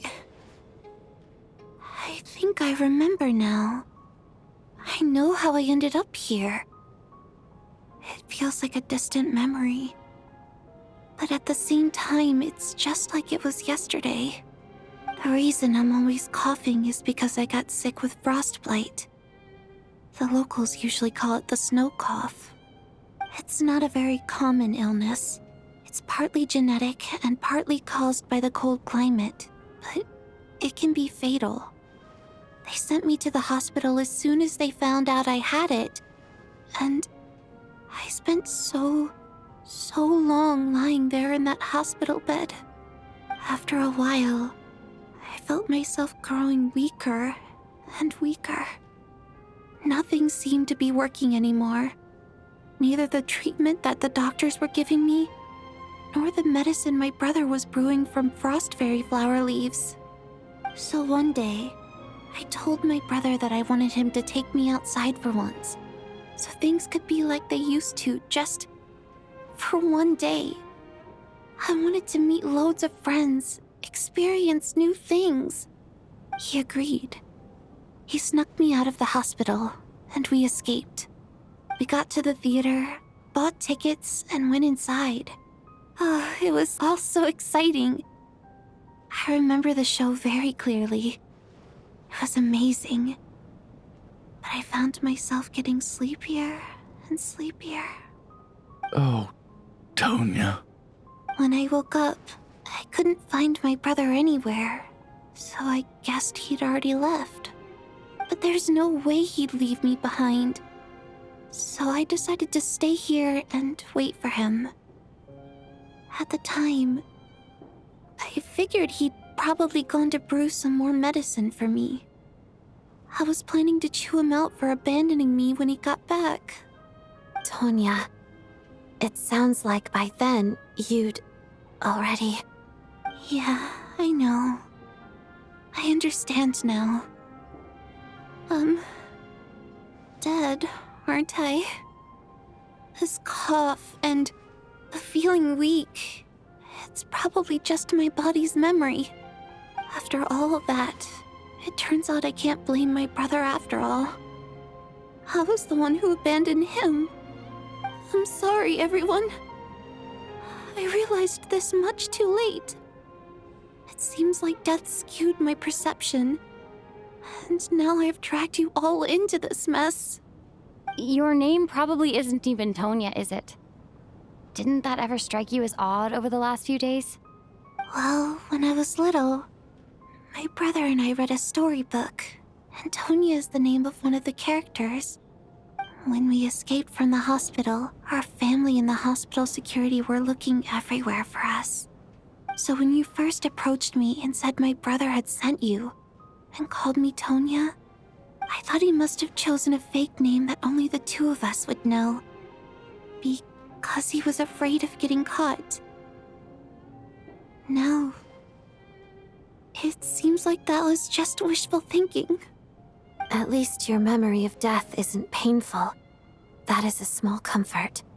Now it's your turn, Chuganov. Talk to us. I believe no lie is ever told without a reason. You're right. I was lying. I happened to know that the Harbinger child and his sister Tonya managed to get tickets, so I lied to you and pretended I knew them.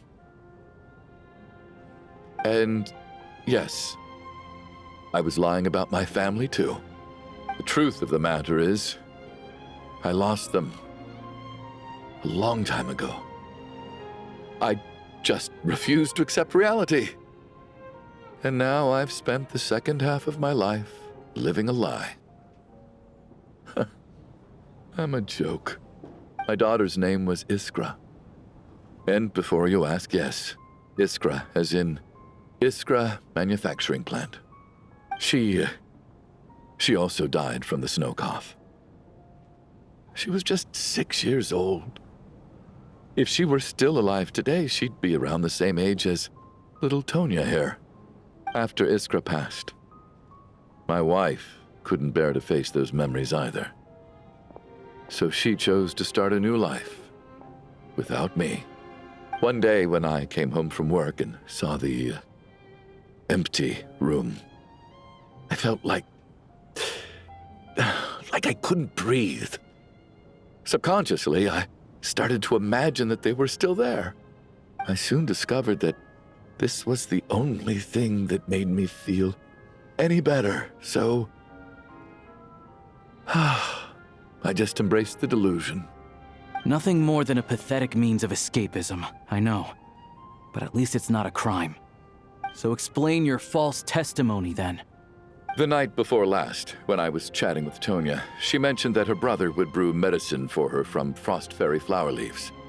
Combined with her various symptoms, I suddenly understood everything, including the fact that she was deceased. The snow cough used to be an incurable illness. I would pick frost fairy flower leaves to brew medicine for Iskra too. took hours and hours on the stove. But the year after my daughter passed away, the jester of the Fatui announced that a cure for frostblight, also known as the snow cough, had finally been developed. It turned out that all previous treatments were completely ineffective. No better than random concoctions. That was the final straw for me. I just couldn't take it anymore. Just one more year. One more year, and everything would have been okay. So, more than anyone, I know full well that in this day and age, no one in their right mind would still be using frostflower leaves to brew medicine for the snow cough. Poor Miss Tonya, therefore, had to have been from an era when snow cough was still a terminal illness. So, you projected your daughter onto her? Even though you knew she was one of the dead? That doesn't make any sense. You knew she was already dead. What did you hope to achieve by protecting her? I just don't believe in your crackpot theories, nor do I approve of your actions. How can you just declare a living person dead and throw them out into that snowstorm? Nitya's gone. My good buddy Shram's gone. And now it's Tonya's turn, isn't it?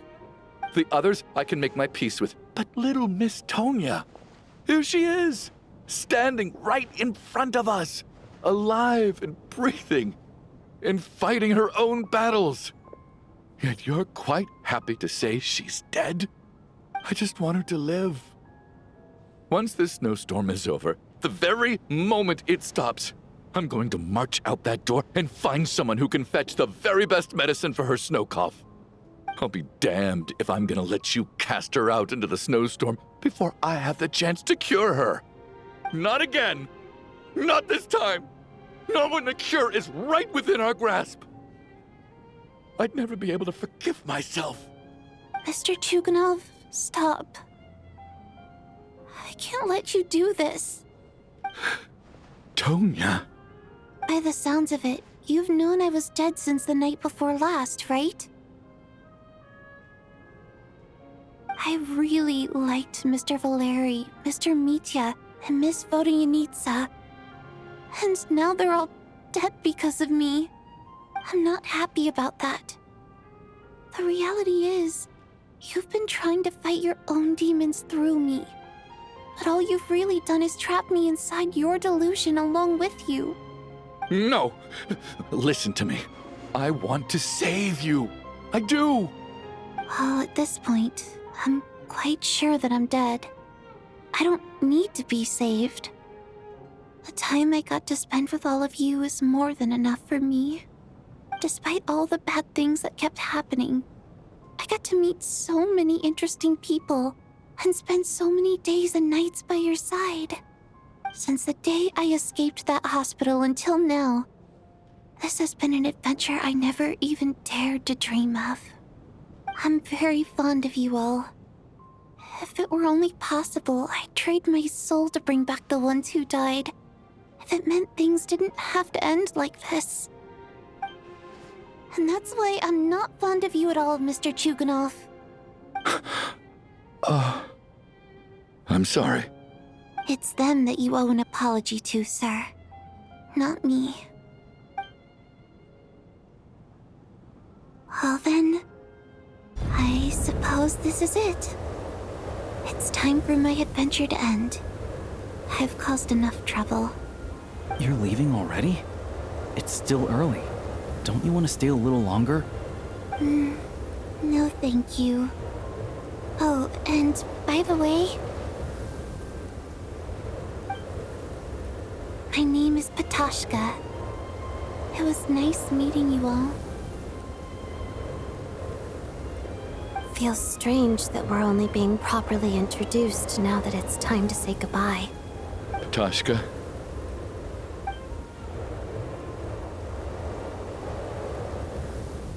What are you doing, Chuganov? Are you crazy? Let me leave. I can't keep lying to myself anymore. In your dreams. Don't think you're getting off that easy when you had a hand in the deaths of so many people. The Fatui have honed quite an array of enhanced interrogation techniques since they were founded. Once we're out of here, Lelik will personally give you a taste of every last one.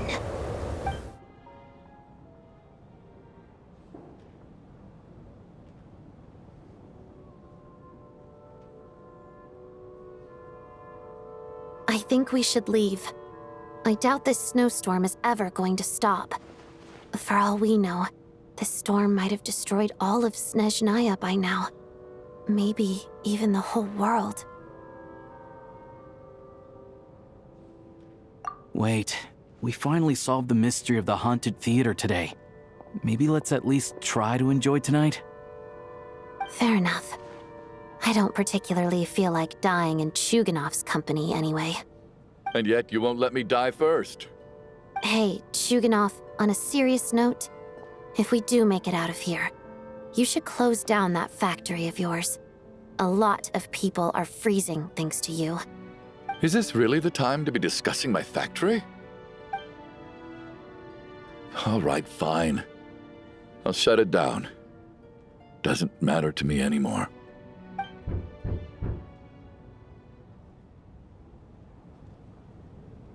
Am I hearing things? Or was that a knock at the door?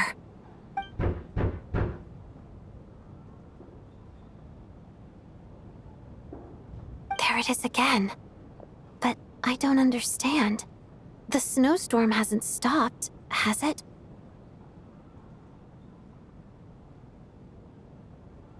Should we open the door? Is this it? Is this nightmare finally over? If the last few days are anything to go by, I probably shouldn't be getting my hopes up. Whatever lies beyond that door at this moment, it could be something even more terrifying than everything we've been through so far.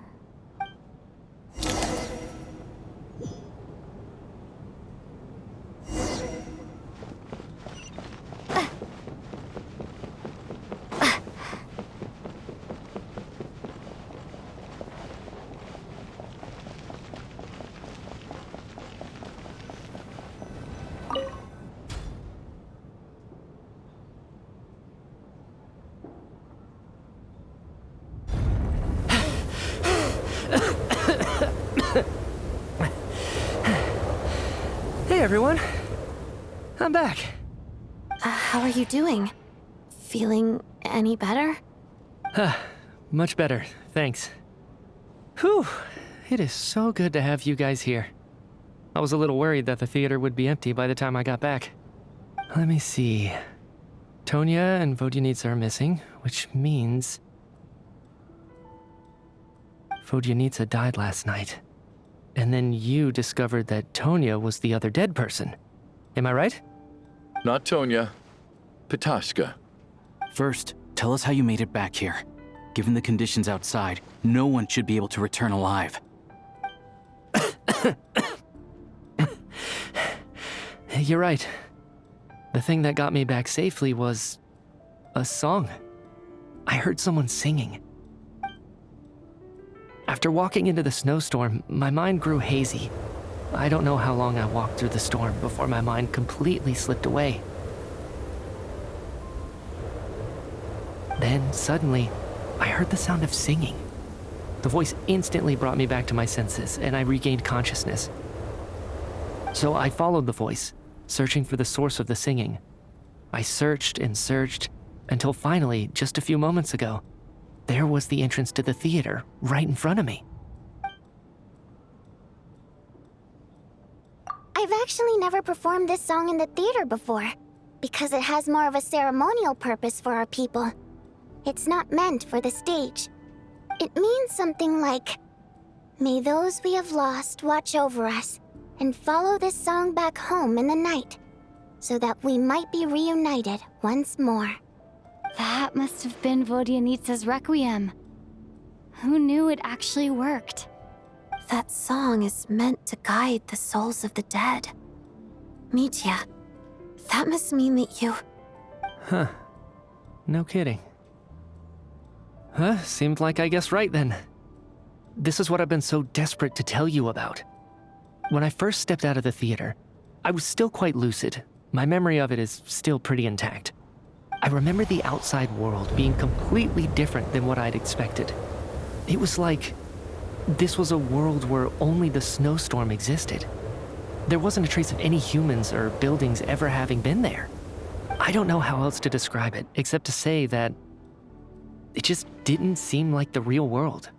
And as for the Requiem, if I was guided here by Vodyanitsa's song, it can only mean that I must already be dead. And this is my soul, not my body. But I didn't experience a clear moment of death while I was out there. Nor do I feel any different now than before I walked into the snowstorm.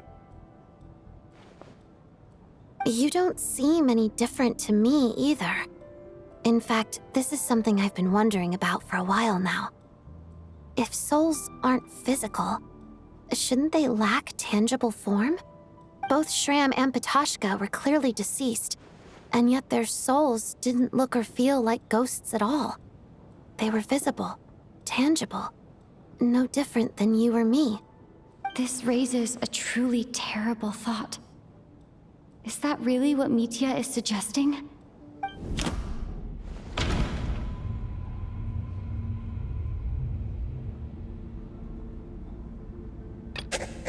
Mitya said,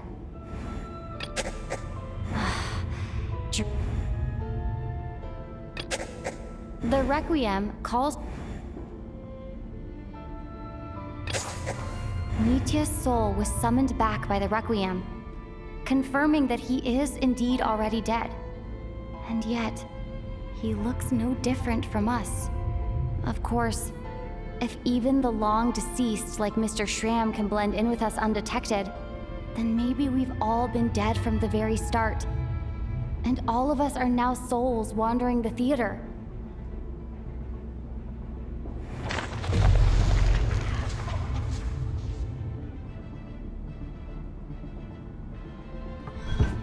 Yes.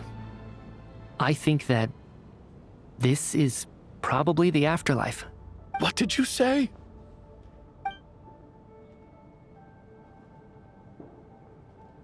You heard me. We died in the theater. All of us did. But due to an obstruction in the theater's ley lines, our souls are trapped here, while an endless, infinite snowstorm rages outside. It's ironic, really. All that time, we were working so hard to figure out who the deceased among us were, when the truth was, we were all deceased. The only difference being some of us died more recently than others. Do you remember that note, "Death is near"?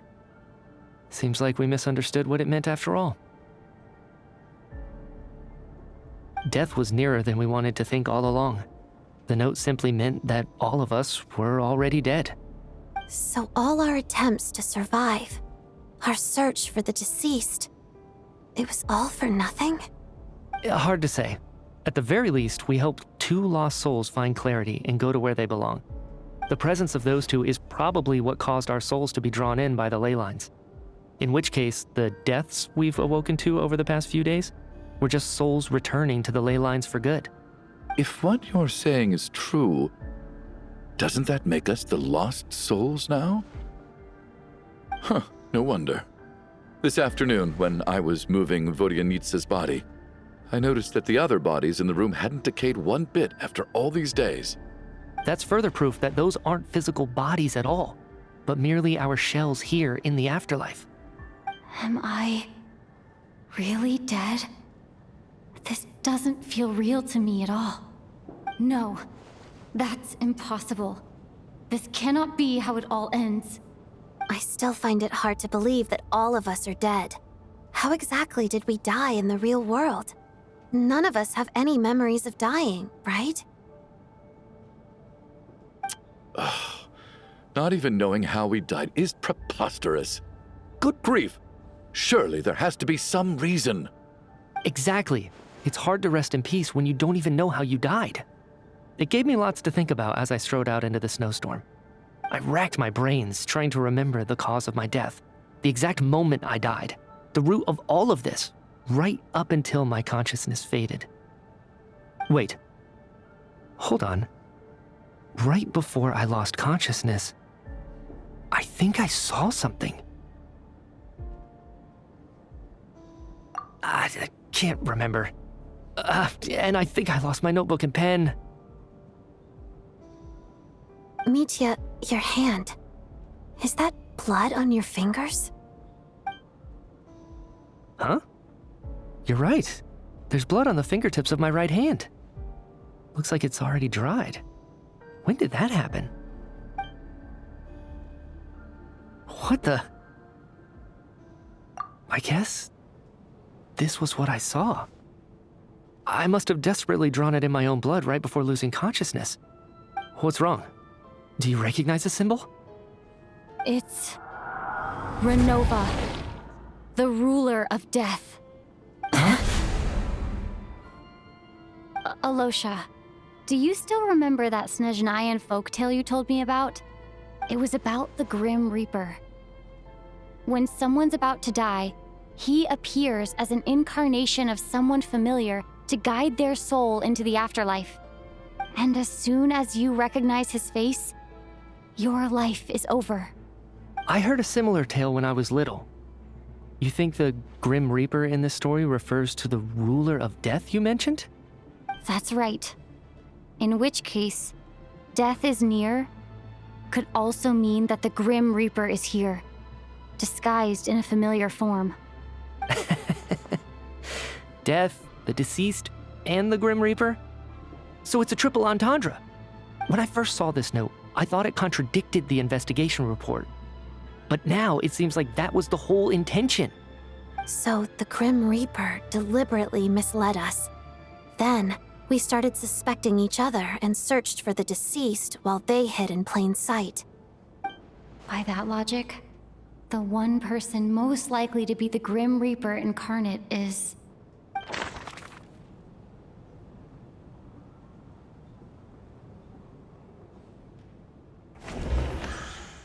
Identifying the Grim Reaper is a major decision to make. I should think... Identifying the Grim Reaper is Identifying the Grim Reaper is Identifying the Grim Reaper...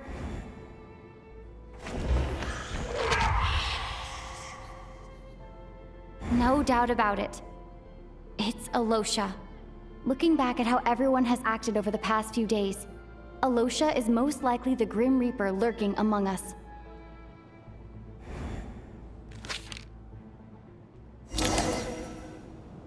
Is it you, Alosha?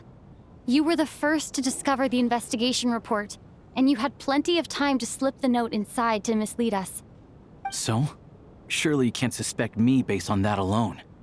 What if someone else found the investigation report first, slipped the note inside, and then put it back without telling anyone? There's no denying it. The note could easily have been slipped in much earlier than it was discovered. That's not all. I've also noticed that, although on the surface, Valeri, Mitya, and sometimes I were the ones taking charge of the situation, looking back now, even though you didn't say much, you were always subtly guiding everyone from the sidelines. What do you mean? You were the one who emphasized how dangerous it was outside and insisted we all stay here. It was also you who suggested that we all sleep in the same place. And earlier today, you tried to convince Petoshka to stay. I don't understand why, but it was out of character. So, you didn't understand my intentions, and now you're assuming the worst. Seems pretty unreasonable if you ask me. He still won't admit it? Fine.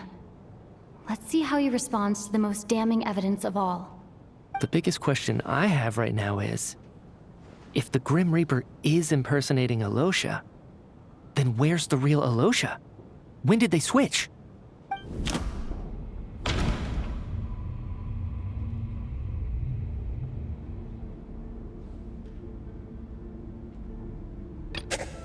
No.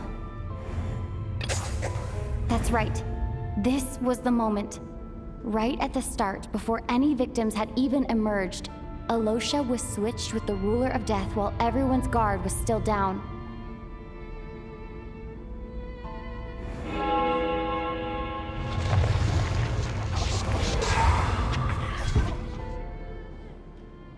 When all this began, right after the performance ended and the snowstorm began to pick up, no one suspected anything unusual. We just assumed we were snowed in. It wasn't until we discovered the bodies the morning after that we realized something out of the ordinary was going on. But it's clear now that the oddities actually started earlier than that, when Dimov walked into the snowstorm and never came back. Right. So Mr. Dimov was the first victim, not Sobolova and Torgov. And if we pinpoint that moment as the beginning of this incident, then one thing becomes clear. Alosha, you are the only person who walked into the snowstorm and came back without the help of Vojanitsa's Requiem. More precisely, Alosha never came back at all. The one who came back was the Grim Reaper. Not bad. Well, since you've backed me into a corner, I suppose there's no point in keeping up the act anymore. Alosha? You're the Grim Reaper? I am no such tired cliché.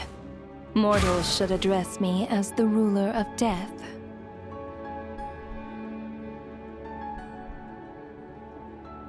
Before being wiped out for good, you identified the two deceased, and even sensed my presence. A commendable achievement. Far beyond what I expected. I heard you can ferry souls. Those deaths each night. Were they your doing? Your initial conclusion was correct. Due to the existence of the two deceased, the ley lines yearned to reclaim those long-lost souls. Every night, they devoured an equal number of souls to fill the void. This required no intervention from me. Though, of course, ferrying souls is indeed my authority. Here, take a look.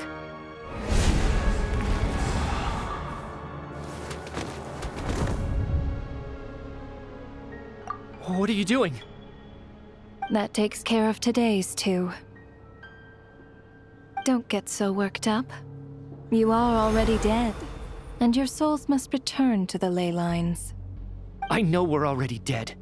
You murdered us, didn't you? Murdered? No. Murder is when mortals usurp my authority. Death is my jurisdiction. If I require someone to die, I need not resort to such laborious methods as murder.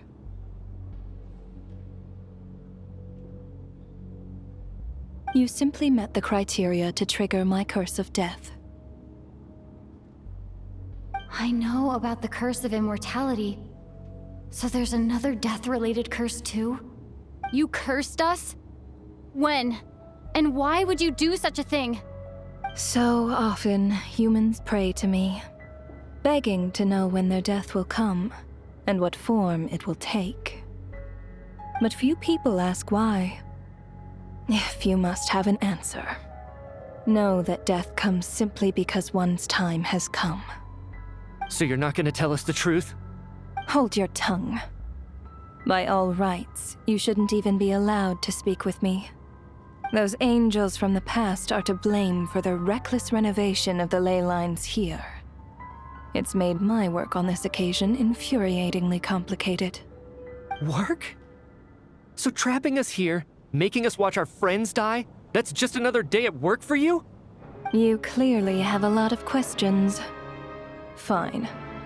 As a reward for your remarkable accomplishments over the past few days, I shall answer a few of your inquiries, provided they aren't too unreasonable. After the physical body dies, the soul must return to the ley lines for that person's death to be considered complete. My work encompasses the entire process of death, including, naturally, the guiding of souls into the ley lines, with which you are now so familiar. You must also be rather familiar with Natlan's Night Kingdom, I presume? It was I who supported the creation of the Night Kingdom. It provided a convenient means of guiding the souls of Natlan. Here, too, the ley lines connected to the theater underwent some modifications. The angels hoped to make them capable of accommodating the souls of some special creations. But this actually hindered their ability to accept ordinary souls to some degree. This effect manifested itself after you died from the curse in the theater, leaving you stranded in the afterlife, unable to achieve a complete death. But if souls who die from the curse of death fail to return to the ley lines within a short window of time, they will miss their chance for good. Then, they will remain forever suspended between life and death, no longer subject to the authorities of either. So if you don't resolve this matter soon, and see all our souls return to the ley lines before long, we'll escape your control. Mitya is sharp. This must be what Renova was worried might happen, and the reason she got involved to begin with. But if you have the authority to guide souls, why didn't you just show yourself and get it over with? Why hide among us in the form of Alosha? You seek to understand the mind of a god. Very well. I'll tell you.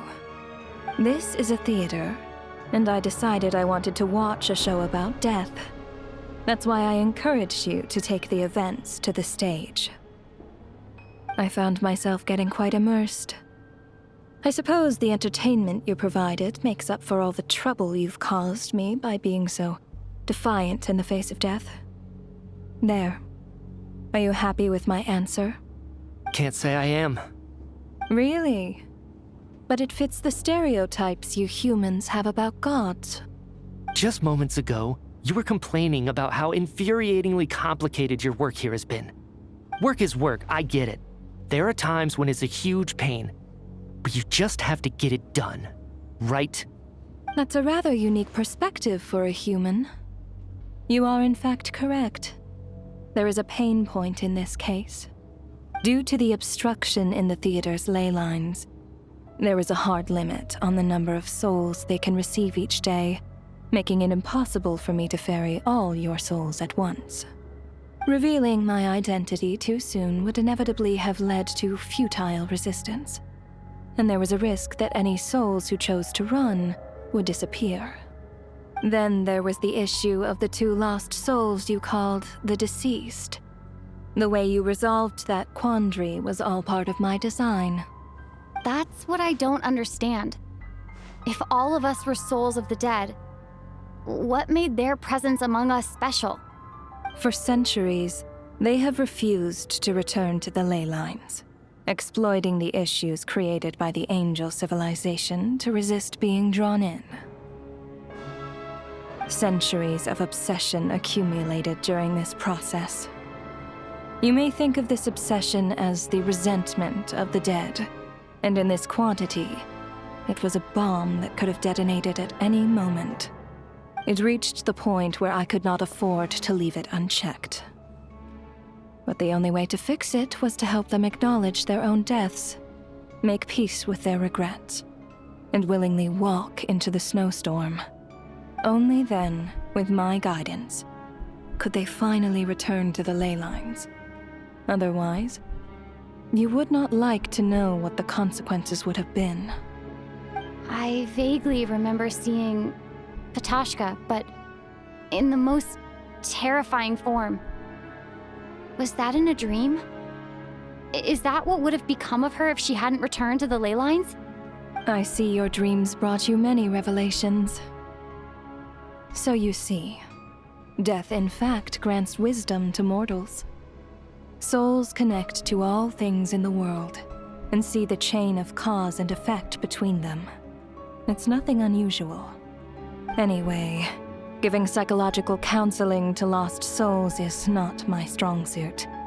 That is more of an angel's role.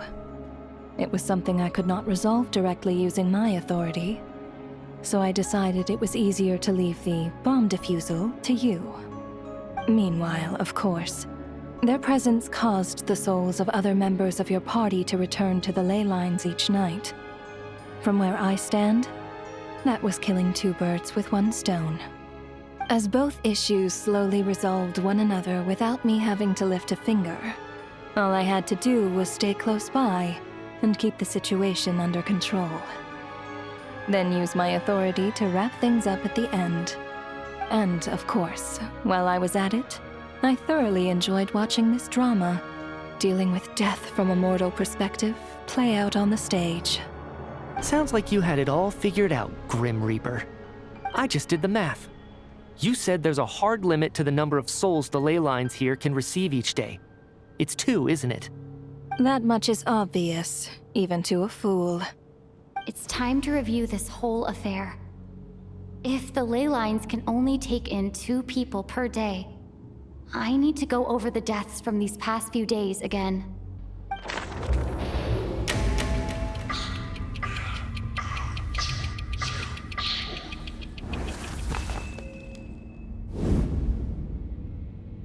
Looking back now, none of us had the faintest idea at the time.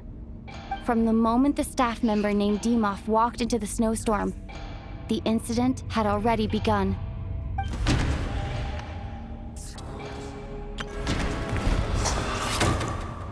Alosha was the second to walk into the snowstorm after Demoff to investigate.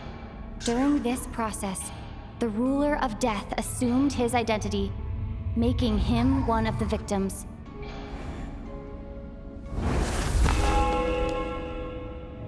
During our first night in the theater, everyone was caught up in the novelty of it all.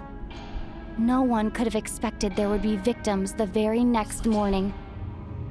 Despite all the confusion, and with the help of hindsight, we finally began to realize that something was amiss with the snowstorm.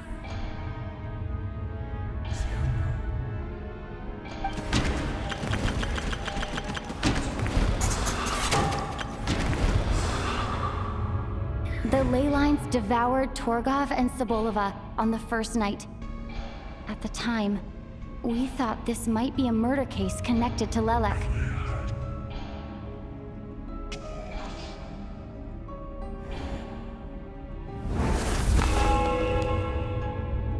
Odette and I spoke a lot that night. 3 people were on watch, but in the morning, we discovered that someone had fallen victim all the same.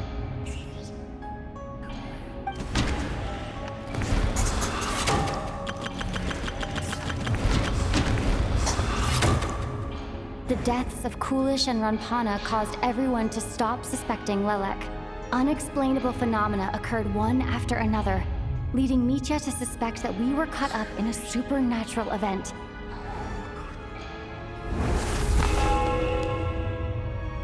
Later, we discovered that there seemed to be an extra person among us, and subsequently discovered the existence of the deceased.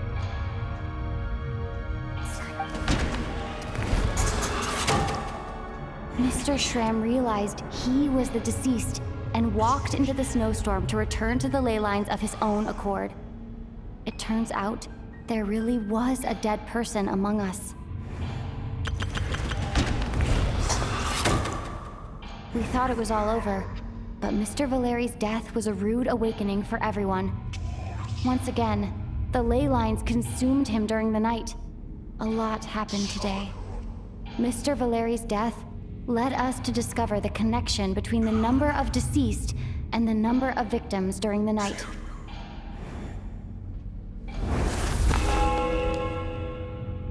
The fact that there was more than one deceased seemed to bring us back to square one. Odette revealed some information she had been keeping to herself.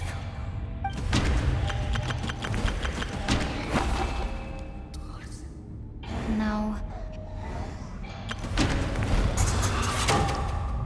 As it happened, Patashka filled the void left by Mitya's return from the ley lines by walking into the snowstorm this morning. The girl I thought was Child's sister, Tonya, turned out to be another of the theater's deceased.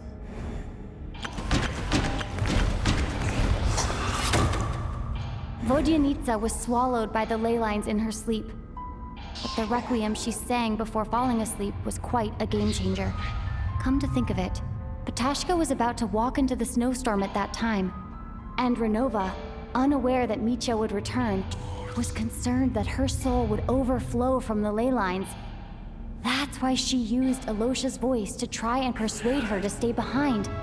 Looking back, I suppose that was an early slip-up on her part.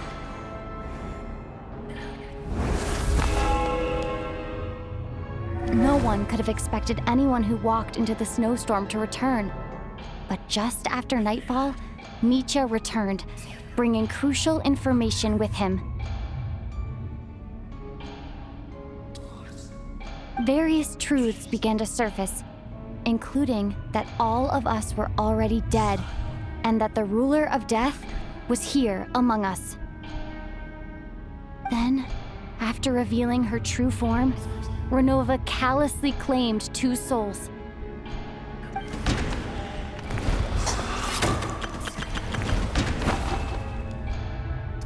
No. In fact, everyone was already dead by the time we took the photo. And in the days since, we've experienced many more partings in the afterlife. Now, only Mitya and I remain. And the true culprit behind everything still stands before us. In Mitya's eyes, I see the same anger and frustration that I feel.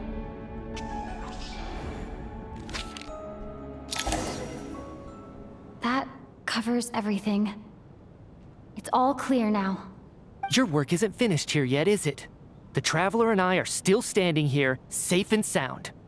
The Water Imp's song threw things off a little, but it is of no consequence. The ley lines have already anchored your soul, and the first ray of light tomorrow morning will take you back. I, meanwhile, need to review my attitude towards the Water Imp race. So the reunion in the night that Vojanitsa mentioned, I suppose that was never meant to be a permanent reunion. That just leaves you, Traveler. My power only allows me to temporarily separate your soul from your body. The ley lines of Tevat would not accept you, and your soul is firmly anchored to your body by your will. For a descender like you, who is not bound by Tevat's rules, your death can only be brought through the most violent of means, such as directly destroying either your body or soul. I have no interest in involving myself with Descenders, for now. Although, this may change if Asmodee remains missing, or you insist on interfering with our affairs. One last question then. All our struggles and sacrifices here, they were meaningless from the very beginning, weren't they? Death abides no reason. Besides, what you call sacrifice is merely a concept created by humanity. To me, it is nothing more than a self-indulgent charade in the face of death. Mere mortals fantasizing that their actions could reclaim something from my grasp. A truly laughable idea.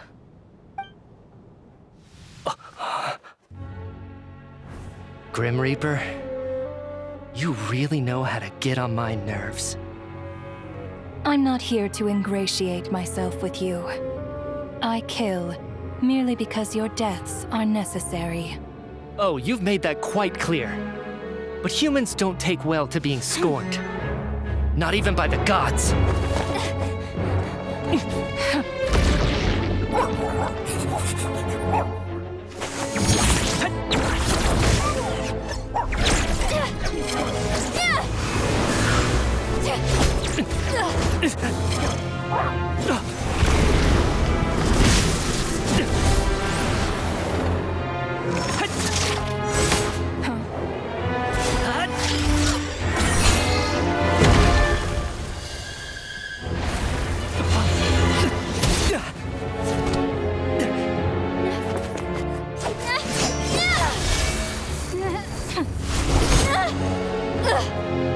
This is futile. You must know that you are powerless against me in my own domain. I suggest that you save your strength. For what? Maybe we can't change it. But if nothing else, we can at least teach you to have some respect for the dead. Audacious.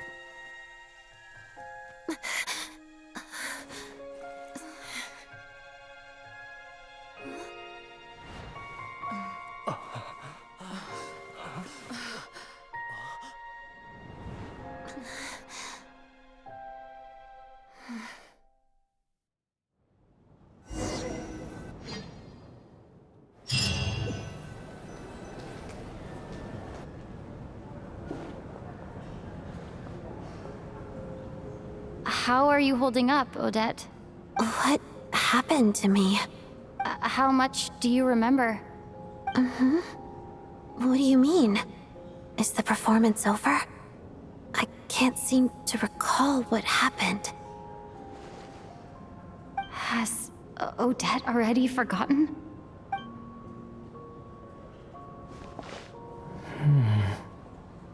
Mitya?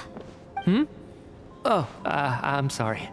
I guess I spaced out there for a second. Remind me who you are? Don't you remember anything?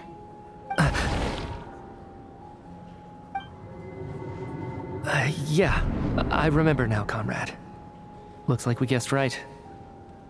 Just like me when Odette found me at the Armory Palace, for some reason, everyone killed by the Ruler of Death eventually came back to life. Just with one catch. They forgot what happened while they were dead. Odette and the others have already forgotten everything. Why were you able to remember this time? Could this be the reason? You said this is the Ruler of Death's symbol, right? I don't see anything there. You don't? Huh. Okay, I guess that makes sense. I carved this into my hand in the afterlife, so it's not visible in the physical world. Does that mean I carved this symbol into my soul? What an unsettling thought. Still, at least I get to remember what happened. I suppose it's a blessing in disguise. What about you, though? The Ruler of Death mentioned that you're a descender? Is that why you can remember? A full explanation would get complicated very quickly, but that's essentially it. Well then, now that it's all over, let's figure out what we've learned. The first thing I notice is that everything here is precisely as we left it, right before our deaths. This confirms that time passes differently in the afterlife than in the real world. They say that right before death, time slows down and your whole life flashes before your eyes.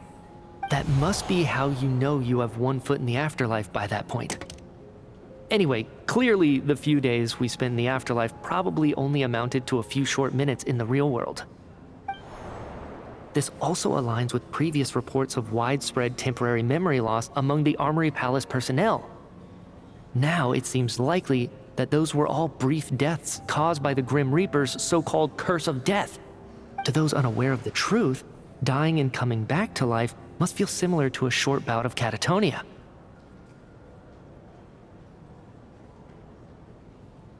This leaves me with a couple big questions. What are the conditions that trigger this so-called curse of death? And why are we resurrected after we die? If nothing else, I think it shows that killing us wasn't her ultimate goal. We still don't know her true reasons for subjecting us to death. Right. This time only got complicated because of the situation with the theater's ley lines. That's why she had to approach it differently. If the previous incidents of amnesia among the researchers are anything to go by, killing us is usually a pretty routine matter.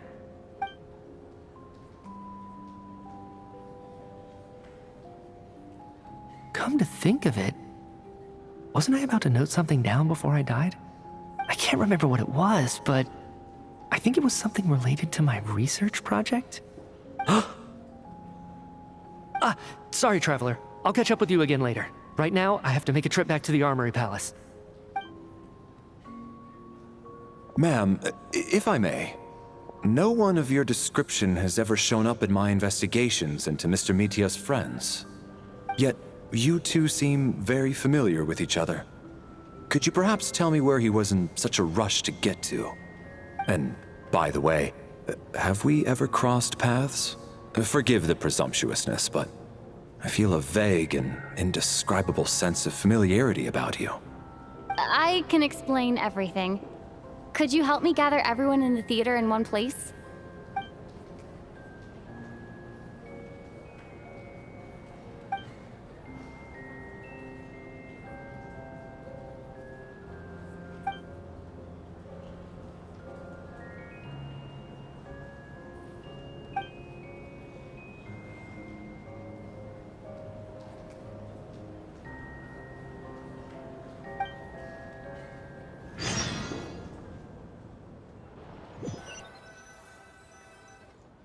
So, Chuganov really is going to shut down the factory. I guess this theater incident actually did us some good after all. So, you said I promised to take you to the Armory Palace while we were in the afterlife, yes? I believe you. I think I even have a vague memory of it. Agreed. Let's check in on her first. The whole reason for our trip to the Armory Palace anyway is to figure out what's going on with her health.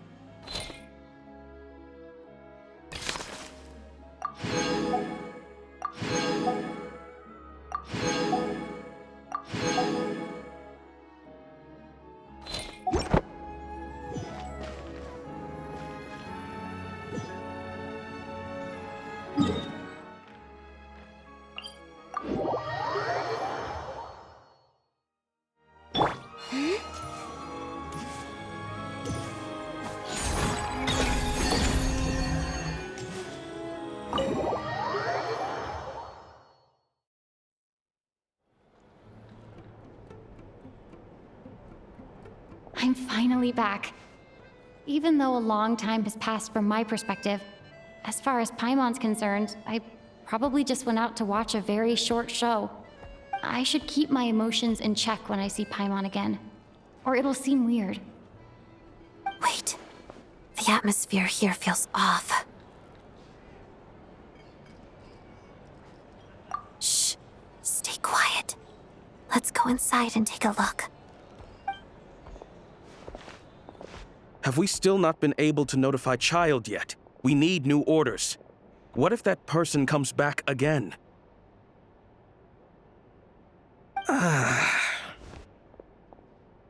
I'm so sorry. Under the circumstances, there was really nothing we could do. Tell me, what happened to Paimon? It was the Jester. He came here in person and escorted Miss Paimon away. He's the director of the Fatui. His authority supersedes all others and cannot be questioned. There was nothing we could do. How long ago did he leave? And what was Paimon's status? It was about an hour ago. Miss Paimon was fast asleep at the time. The Jester simply walked off with her as if it was only natural. I assure you, he absolutely did not use any force. Do you know where they went? The Armory Palace, most likely. Lord Piero, the Jester, has been overseeing the experiments there lately, keeping a close eye on their progress. Everyone in the Fatui has heard about it by now. I'm surprised he came in person. Whatever his reason for taking Paimon, he'll most likely return to the Armory Palace first. which is exactly where we were headed anyway. Then lead the way, Odette. Okay, let's go.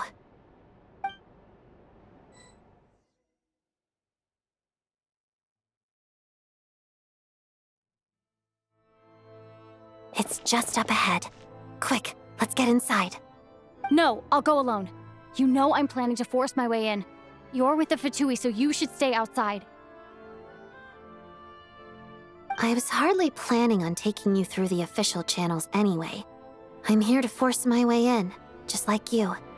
I may be a Fatus, but I'm also Lelik, enemy of Project Stuzha. Paimon's safety is paramount right now. With me around, you'll have an extra pair of hands. There might be devices inside that are easier for an insider to deal with. If you say so. Let's go. There's no time to hesitate.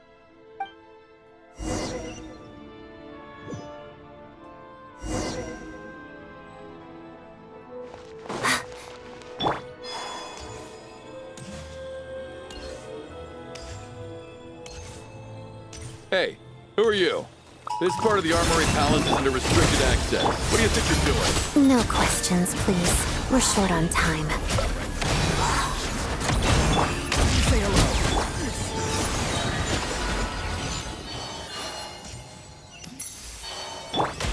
Not too far now. A new moon rises.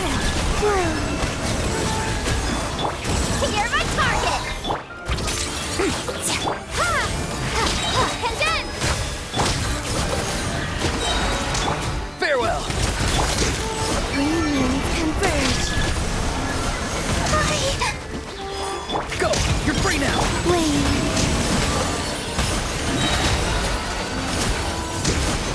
Encase!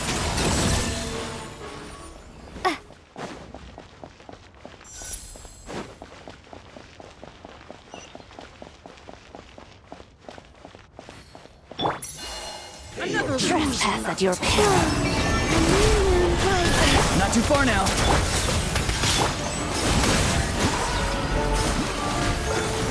Fighting frog! A tricky one. Watch your close. I never leave empty-handed. You're not going anywhere. Flame. Green moons converge.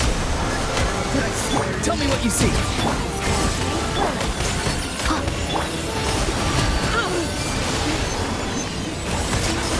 Cryostorm! Out of my sight. A new moon rises. Let us have space.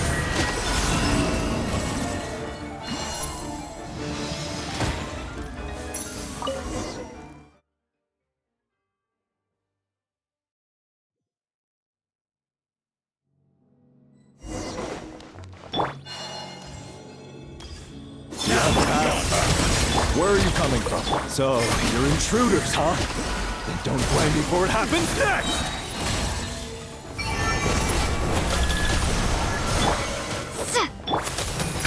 Smash and grab! Time to say hello. Not too far now.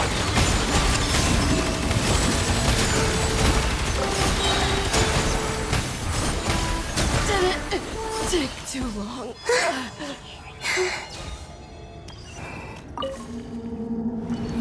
The Armory Palace is hidden this deep in?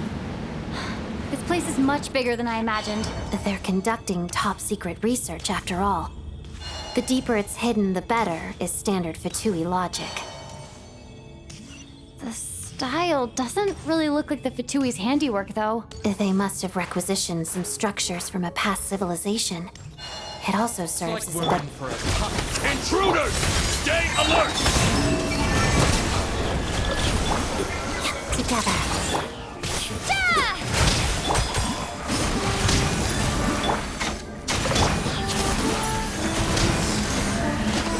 You're free. Tell me what you see. A moonlit night for all. Ha!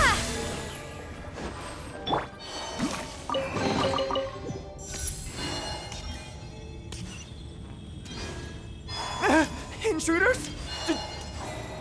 Just what are you guys trying to do here? It's your skull! You're my target! Couldn't listen! Hand it over! A new moon rises. Your skull! Encase! to learn Adagio.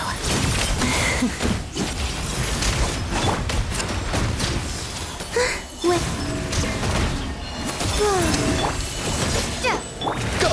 You're free now! Be free! Firestorm! Condense! No one interferes with the Jester's work!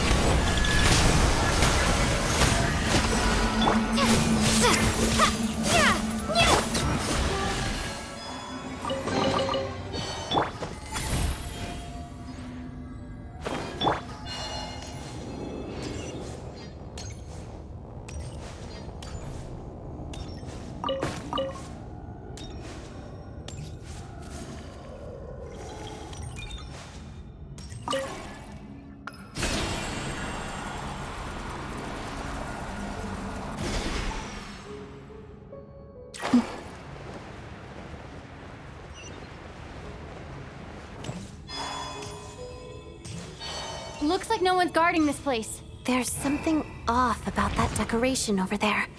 Look out! Let's deal with these before we move on.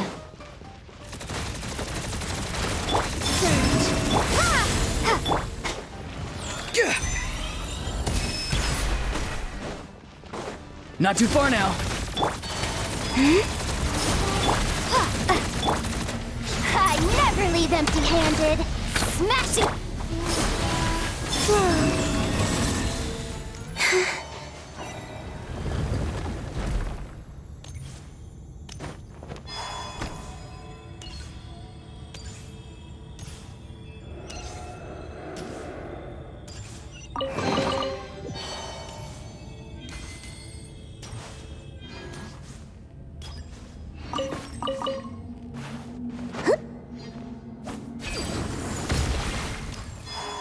The researchers here probably don't know that we're uninvited guests. Let's try not to hurt them. What's the big star from the theater doing here? That's Miss Odette. She's a Was the whole reason for Project Stuzha to support the research here at the Armory Palace? Just what are the Fatui and the Tsaritsa planning?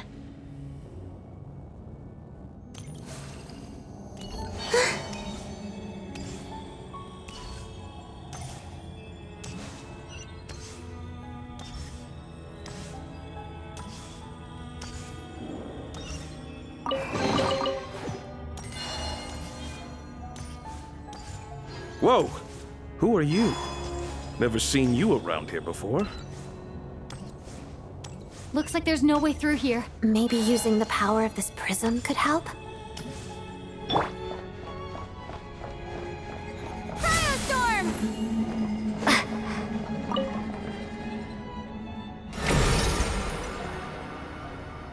I think I see some images. It's the prism's power at play, causing images of the past to reappear, albeit only as illusions.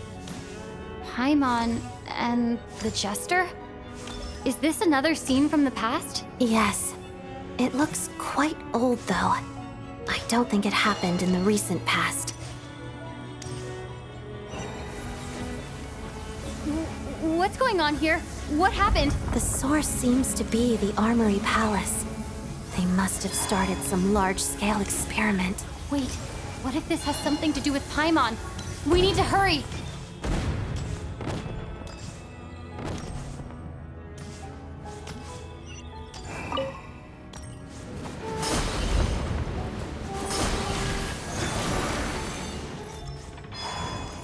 We're almost there.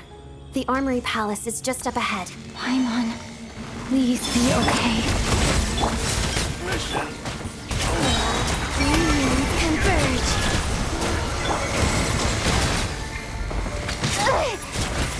Witness the snow swan's grace. Parada. Tell me what you see.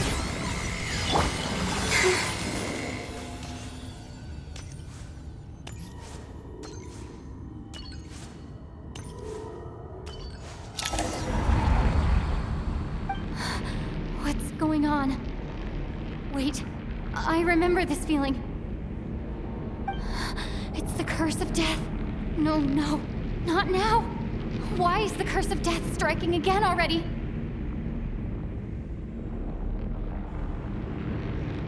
Odette?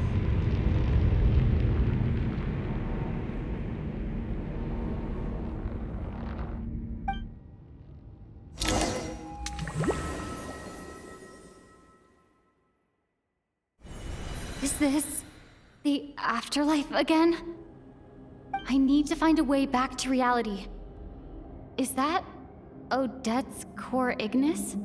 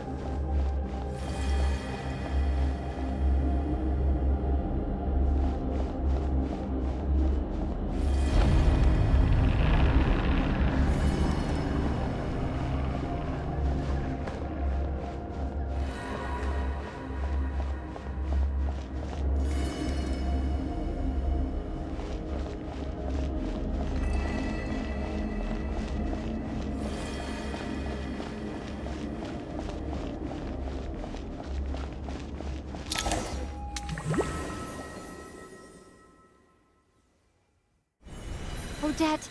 Odette! No signs of life, but past experience says that she should be resurrected before too long. Right? Did Odette intentionally use her core Ignis to guide my soul? I feel like something similar happened in a dream I had before. Thank you, Odette. If not for you, my soul wouldn't have found its way back to my body so quickly, and I might not have woken up so soon. But I'm sorry. I don't have time to protect you.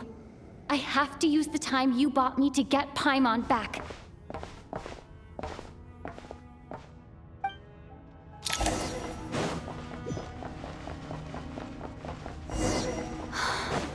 Sure enough, everyone here has been Paimon! Paimon! No, wait. Paimon probably didn't escape Renova's curse either. She won't be able to respond to me right now. I'll have to find her myself.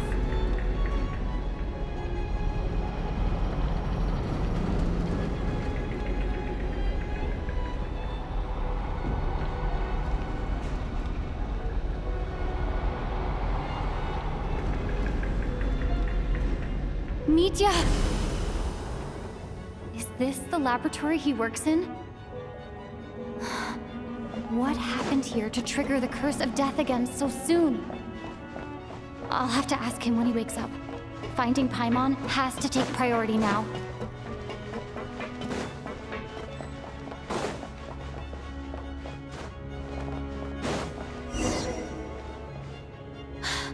Found her! Paimon really is here!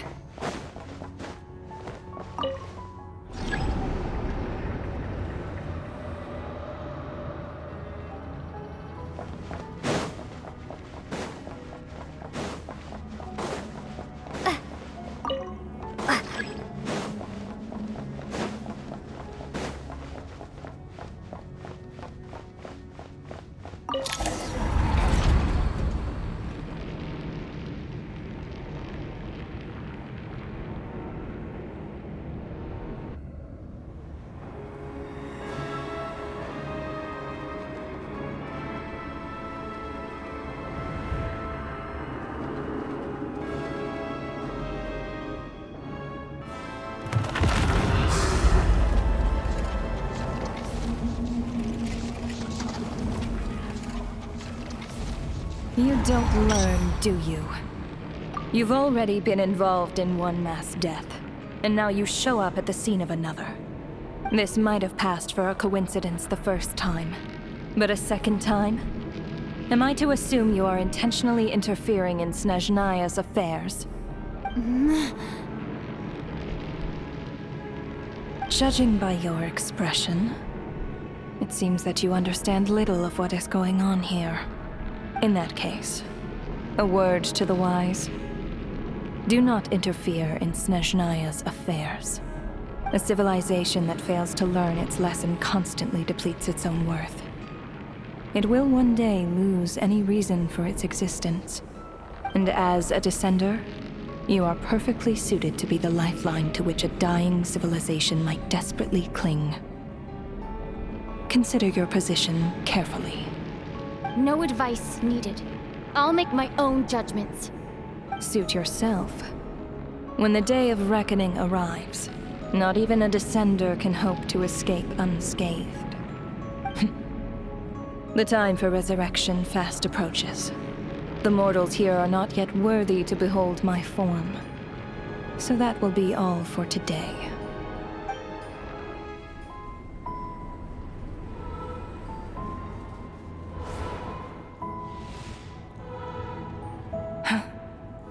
That thing is coming with me.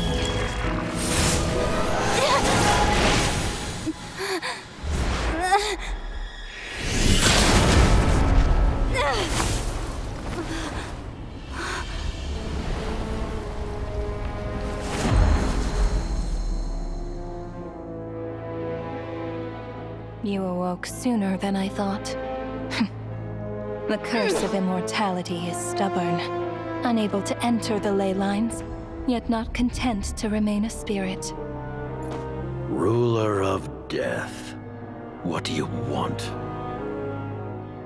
You perplex me. Both you and you. That thing may be a creation of Celestia, but it possesses none of Celestia's power, let alone authority. Your obsession with it baffles me. No matter, the resurrection will soon begin. It's worthless anyway. I'll reclaim it next time.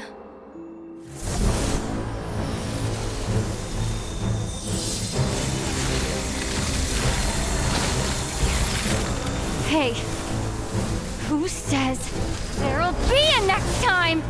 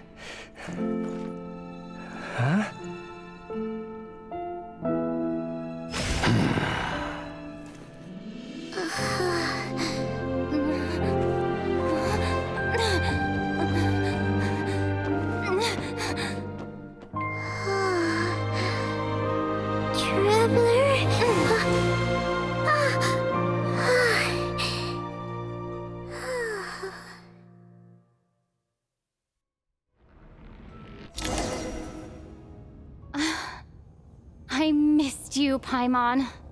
What are you talking about? We haven't even been apart for that long, have we? It was... different this time. You seem to be in pretty good shape. Yeah, Paimon's back in tip-top condition. It's the weirdest thing. Paimon fell asleep earlier, and when she woke up, she found herself here. The jester and that guy talking to him used some kind of energy on Paimon, and she could kind of feel it canceling out that other thing that was making her feel unwell. So, Mitya helped too? Apologies for leaving in such a hurry at the theater earlier. I was in a rush to verify some theories. Rest assured that your companion is perfectly safe. We reversed the effects that the experimental energy had on her. The Jester specifically instructed me to do so. I suppose this is our first official meeting, Traveler. I could not let Paimon suffer in her condition for a moment longer, and so I simply took her without explanation. I hope you do not mind. But why would a big shot like you care about what happens to Paimon? As I said when you first arrived in Snezhnaya, we once spent some time together in the distant past. Oh yeah, you did mention that. And Paimon did think you seemed strangely familiar the first time we met. I'm afraid the reminiscing will have to wait. Mitya, let us continue with the report. What conclusions, if any, did you reach from conducting the final experiment of our energy research ahead of schedule? The good news is, my hypothesis regarding the Ruler of Death has been verified. As for the bad news, I recommend we suspend the experiments and Project Mistelton until further notice. Currently, we have no means with which to make a breakthrough. I say this purely as a scientist, guided by reason alone. I will trust your judgment. We shall put the project on hold until the Ruler of Death has been eliminated. Wait, what are you guys talking about? You want to get rid of Renova? Like, how? By killing her? By whatever means necessary, so long as it removes the threat she poses to us. Until then, everything we do will be in vain. After what just happened, I've ascertained Renova's goal. Or rather, the trigger condition for the Curse of Death. Okay, let's hear it. What she's doing is blocking Snezhnaya's technological progress, preventing us from possessing any means with which to threaten the heavenly principles. Just like the little lapdog she is. So, any ideas, research, or experiments that lead to technological progress can trigger the curse. Just now, for instance, I was set to launch a final phase energy experiment ahead of schedule. If the experiment was successful, we could have achieved a crucial breakthrough. As expected, though, the moment the experiment began, all the researchers, technicians, and witnesses died from the curse. All that effort, not to mention the energy and materials we relied on Project Stuzha to gather for us, went to waste.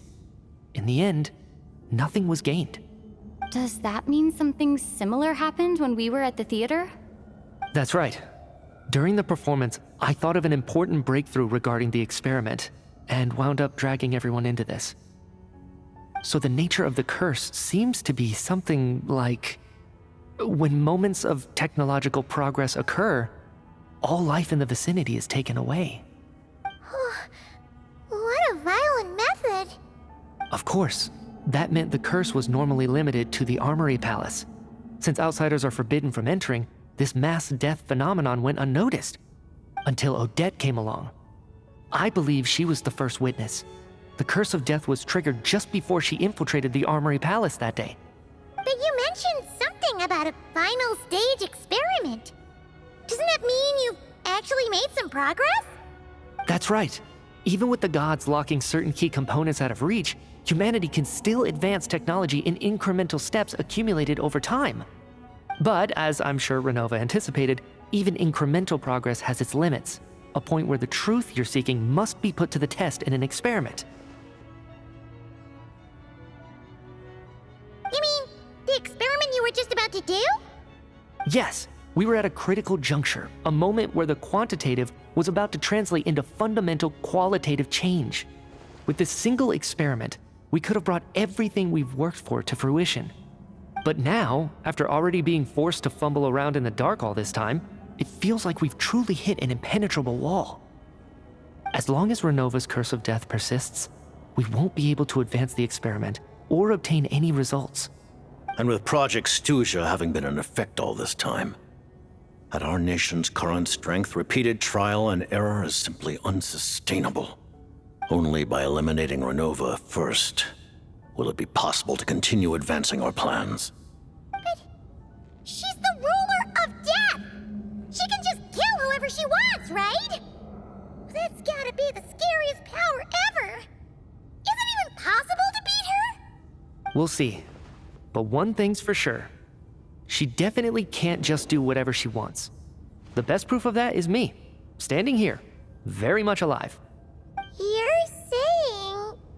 Wouldn't it be easier to just kill all of us researchers for good? Why resurrect us over and over again? Why let us advance our technology to this point? So, you're saying even the ruler of death has limitations we don't know about? Exactly. And I think that's where the key to our breakthrough lies. Regardless, the ruler of death has always been an obstacle we must overcome. Indeed, we must face life, death, time, and space. After all, our goal is the heavenly principles.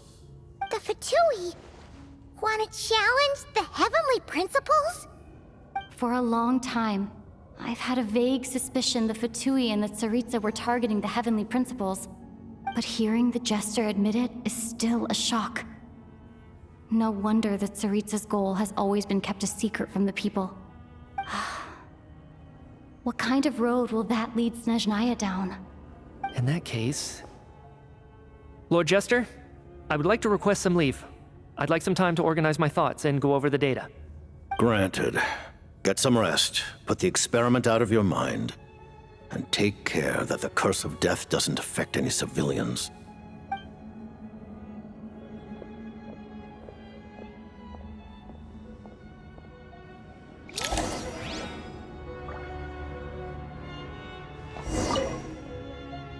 While there is yet time, allow me to offer you my hospitality, honored guest of Snezhnaya. Is there anything you wish to know?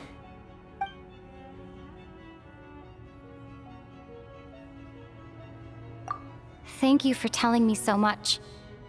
I'm a bit surprised, honestly. I didn't expect you to be quite so transparent with me. Given the circumstances, the Fatui need not hide anything from our allies. Allies? To advance Project Mistleton, we must first resolve our issue with the ruler of death. And if I presume correctly, you have no intention of letting her actions go unpunished either, do you? That's right. Ever since she said she intends to reclaim Paimon when we next meet, I figured reconciliation was out of the question. Against an opponent of this caliber, deliberating over our allegiances would waste time we do not have. We must join forces unreservedly with whomever we can, if we are to stand anything like a fighting chance. You're going to challenge the ruler of death? Just for Paimon? But Paimon's only...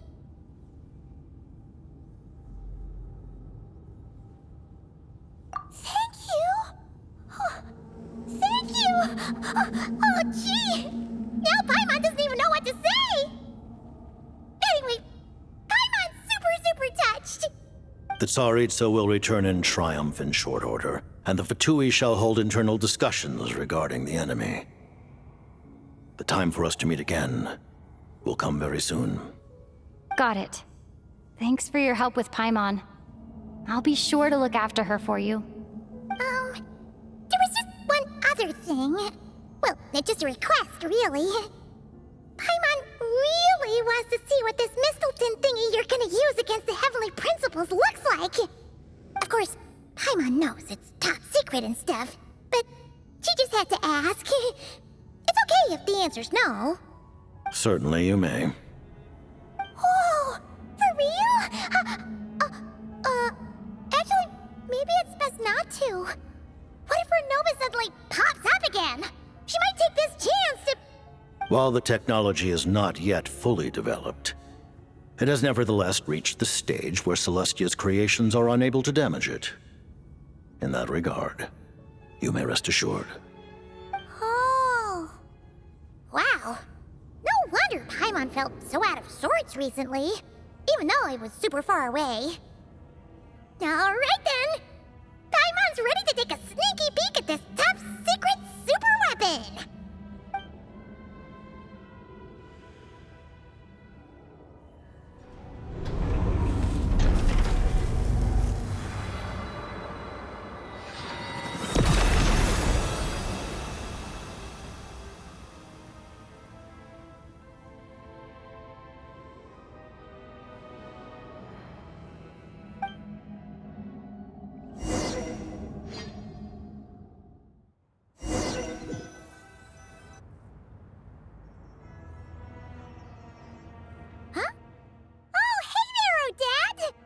Paimon? You're okay. Thank goodness. You look well. Have you recovered? Long story short, yep, Paimon's all better. What are you doing here? Were you waiting for us? That's right. When I woke up, I wanted to go in after you, but the guards had woken up as well.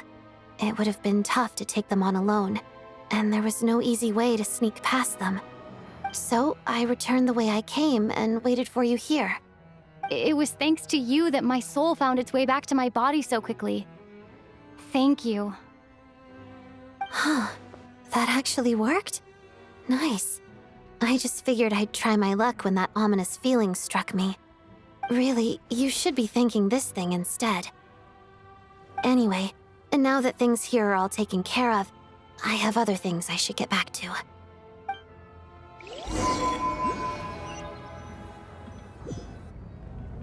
Ah, Director Chuganov, you're back. We just received notice that Project Stuzha has been suspended, so we've convened an emergency meeting. This is the preliminary plan. In addition to expanding production capacity, we've also discussed feasible layoff plans to optimize revenue and expenditure structure. Our calculations indicate that the factory's profits will increase by at least 30%.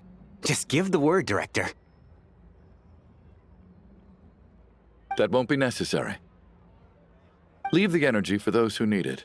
Whether they use it just to get by or to run a business, that's up to them. Start preparing to halt production and lay off the staff. Make sure the workers are able to land on their feet and that they are duly compensated. Thank you all for your hard work during this time. Am I hearing you right? Why? After all the tough times we made it through, now is exactly when we should start to turn a profit. I just suddenly don't want to do this anymore. Huh. Does there have to be a reason? Iskra, it's time to rest. Dear esteemed members of the Rokot, given the effects of Lelik's radical actions upon our organization's reputation and social stability, a decision has been made to permanently withdraw this codename from use. Considering that Lelik did what they did for the benefit of the people, the Rokot has nevertheless negotiated with the authorities, ultimately securing a waiver for all penalties due to them. Lelik will be suspended for a period of time. Depending on their future performance, they may be allowed to adopt a new codename and continue acting as part of the Rokot. The purpose of this notice is to remind everyone once again that motives and methods are equally important when one operates in the shadows. Even with Project Stuzha's suspension and our interim operational victory, we must guard against complacency and rashness and work to consolidate the progress we have made so far. We act only for the greater glory and solidarity of our nation. May the aurora shine ever on, and the tundra always stand firm. We act only for the greater glory and solidarity of our nation. May the aurora shine ever on, and the tundra always stand firm. Looks like it's finally over. You mean for us? Just thinking out loud. I've never seen the Snezhnaya Vecha so lively before. I never once thought I'd come here. But I understand everything now. Rose...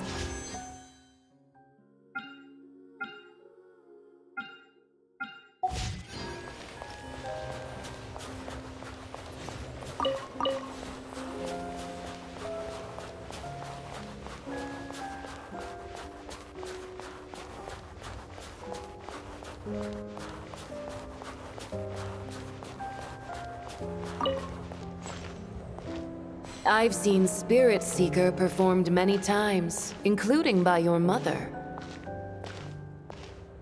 Why do you bring that up all of a sudden? Even though the choreography is always identical, every dancer...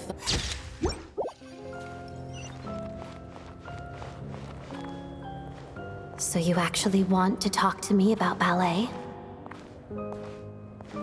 I just think it would be a pity if the dance was lost to history. She didn't teach it to you, did she?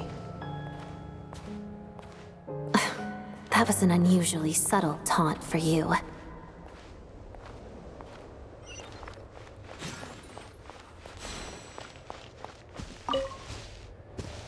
We embraced one another on the snow-swept plains, melting the ruthlessness of time.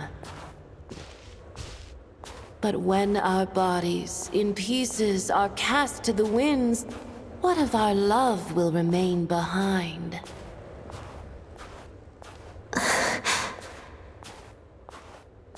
Don't tell me you can't sing. Shush.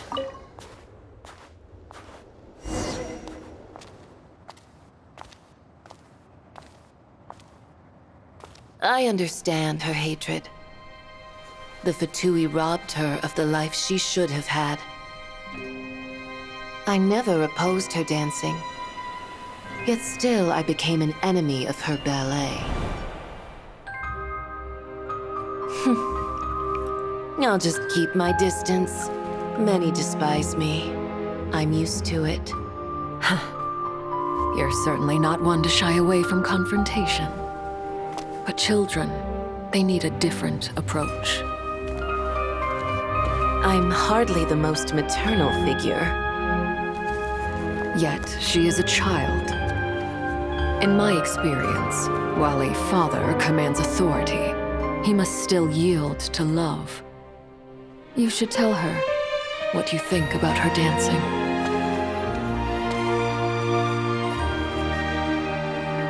Odette will soon take the stage at the Kari-Pekka Theater. This could be your chance. Geonosis secured. It went smoothly. I'll be there. Have them send me an invitation.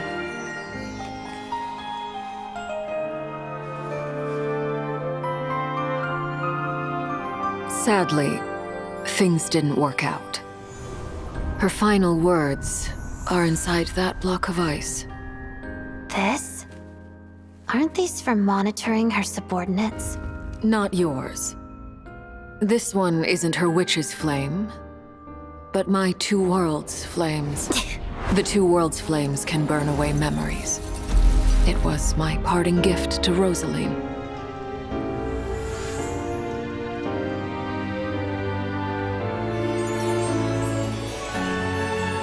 If all goes to plan, she and I will both live to see the Tsaritsa succeed.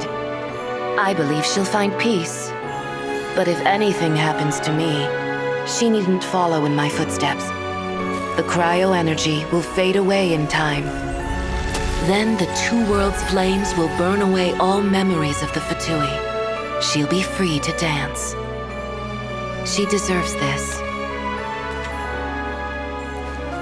I will handle the aftermath. The choice is yours, child.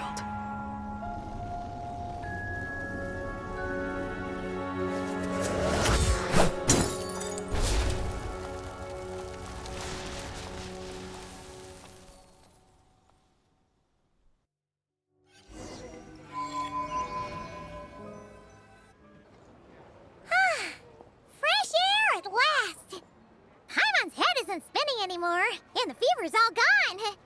Paimon's finally free to fly again. Oh, it's nice to finally know where Paimon came from, too. It did make Paimon a little nervous at first, but it's such a relief now. Like, who cares if Paimon's a creation of Celestia? She's probably not anyone that important. Probably just the fairy of food and on or something. And like you said, this doesn't have to change anything between us. You're not gonna just... Hey! Hurry up! Why are you walking so slowly? You've spent the last few days lying in bed and stuffing your face. I didn't think you'd be able to fly this fast. Says who? Paimon's as agile as ever. They don't call her White Floaty for nothing. Paimon originally wanted to check out the bookstores in Snezhnaya, but she's more in the mood for flying around right now, so let's save that for later. Wait, they've got light novels from Yai Publishing House here too. Huh? And this is Paimon's favorite mystery story from Fontaine! Wow! It got a sequel! The local Snezhnaya books look pretty interesting too, but also kinda heavy. Not the easiest things to look around. I thought you were in the mood for flying around. Paimon can read while she flies. Hey! Look at these two domes! Which do you like better?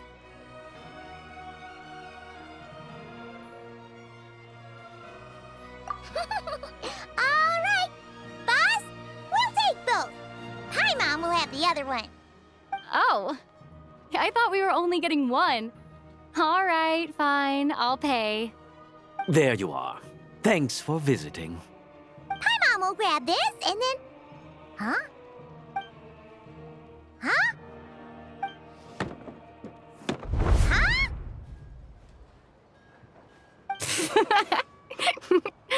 How many layers does this thing have? And what are you laughing at? Huh. You knew all along, didn't you? A whole bunch of people are gathered over by the plaza. Hey, look! That looks like Tartaglia! Hey, Tartaglia! I know that voice. Of course. If it isn't Paimon and my old comrade. You're looking well, Paimon. All better? Yeah! The jester knew I was wrong and fixed Paimon right up! Thanks for sending someone to keep Paimon safe, too. Oh, yeah. About that. That was kind of embarrassing. Who could have known that our director would go looking for you in person? So sorry for the misunderstanding. Oh, right. Let me introduce you. This is my little sister, Tonya. Hello, Tonya. Hello. Firstly, I'm really sorry about my brother. Sounds like he's caused you no end of trouble. Hey now, why'd you have to start with that? Not that it isn't true, of course. So she's the real Tonya. She said you two didn't manage to meet up at the theater. She waited ages for me, and when I didn't show, she got a little worried and went outside. I know, right? He didn't bother to say a word to me. I searched up and down the city for him, and he only told me about it when I finally caught him at the gates of Glupov.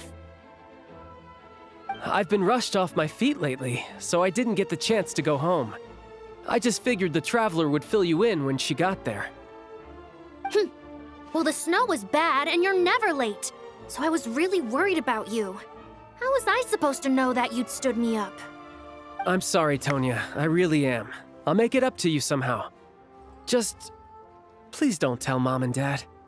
Although the mix-up led to a series of misunderstandings, it's probably for the best that the real Tonya didn't get caught up in that mess. Besides, it's obvious that Tartaglia isn't usually one to break a promise. He only gave his ticket to me because he had to look into Lelek. No, it's fine. It just meant I didn't get to see the show in the end. By the way, what did you think? You were one of the first people to see it, you know? I would say... the best is yet to come. Huh? What kind of review is that? Hey, look!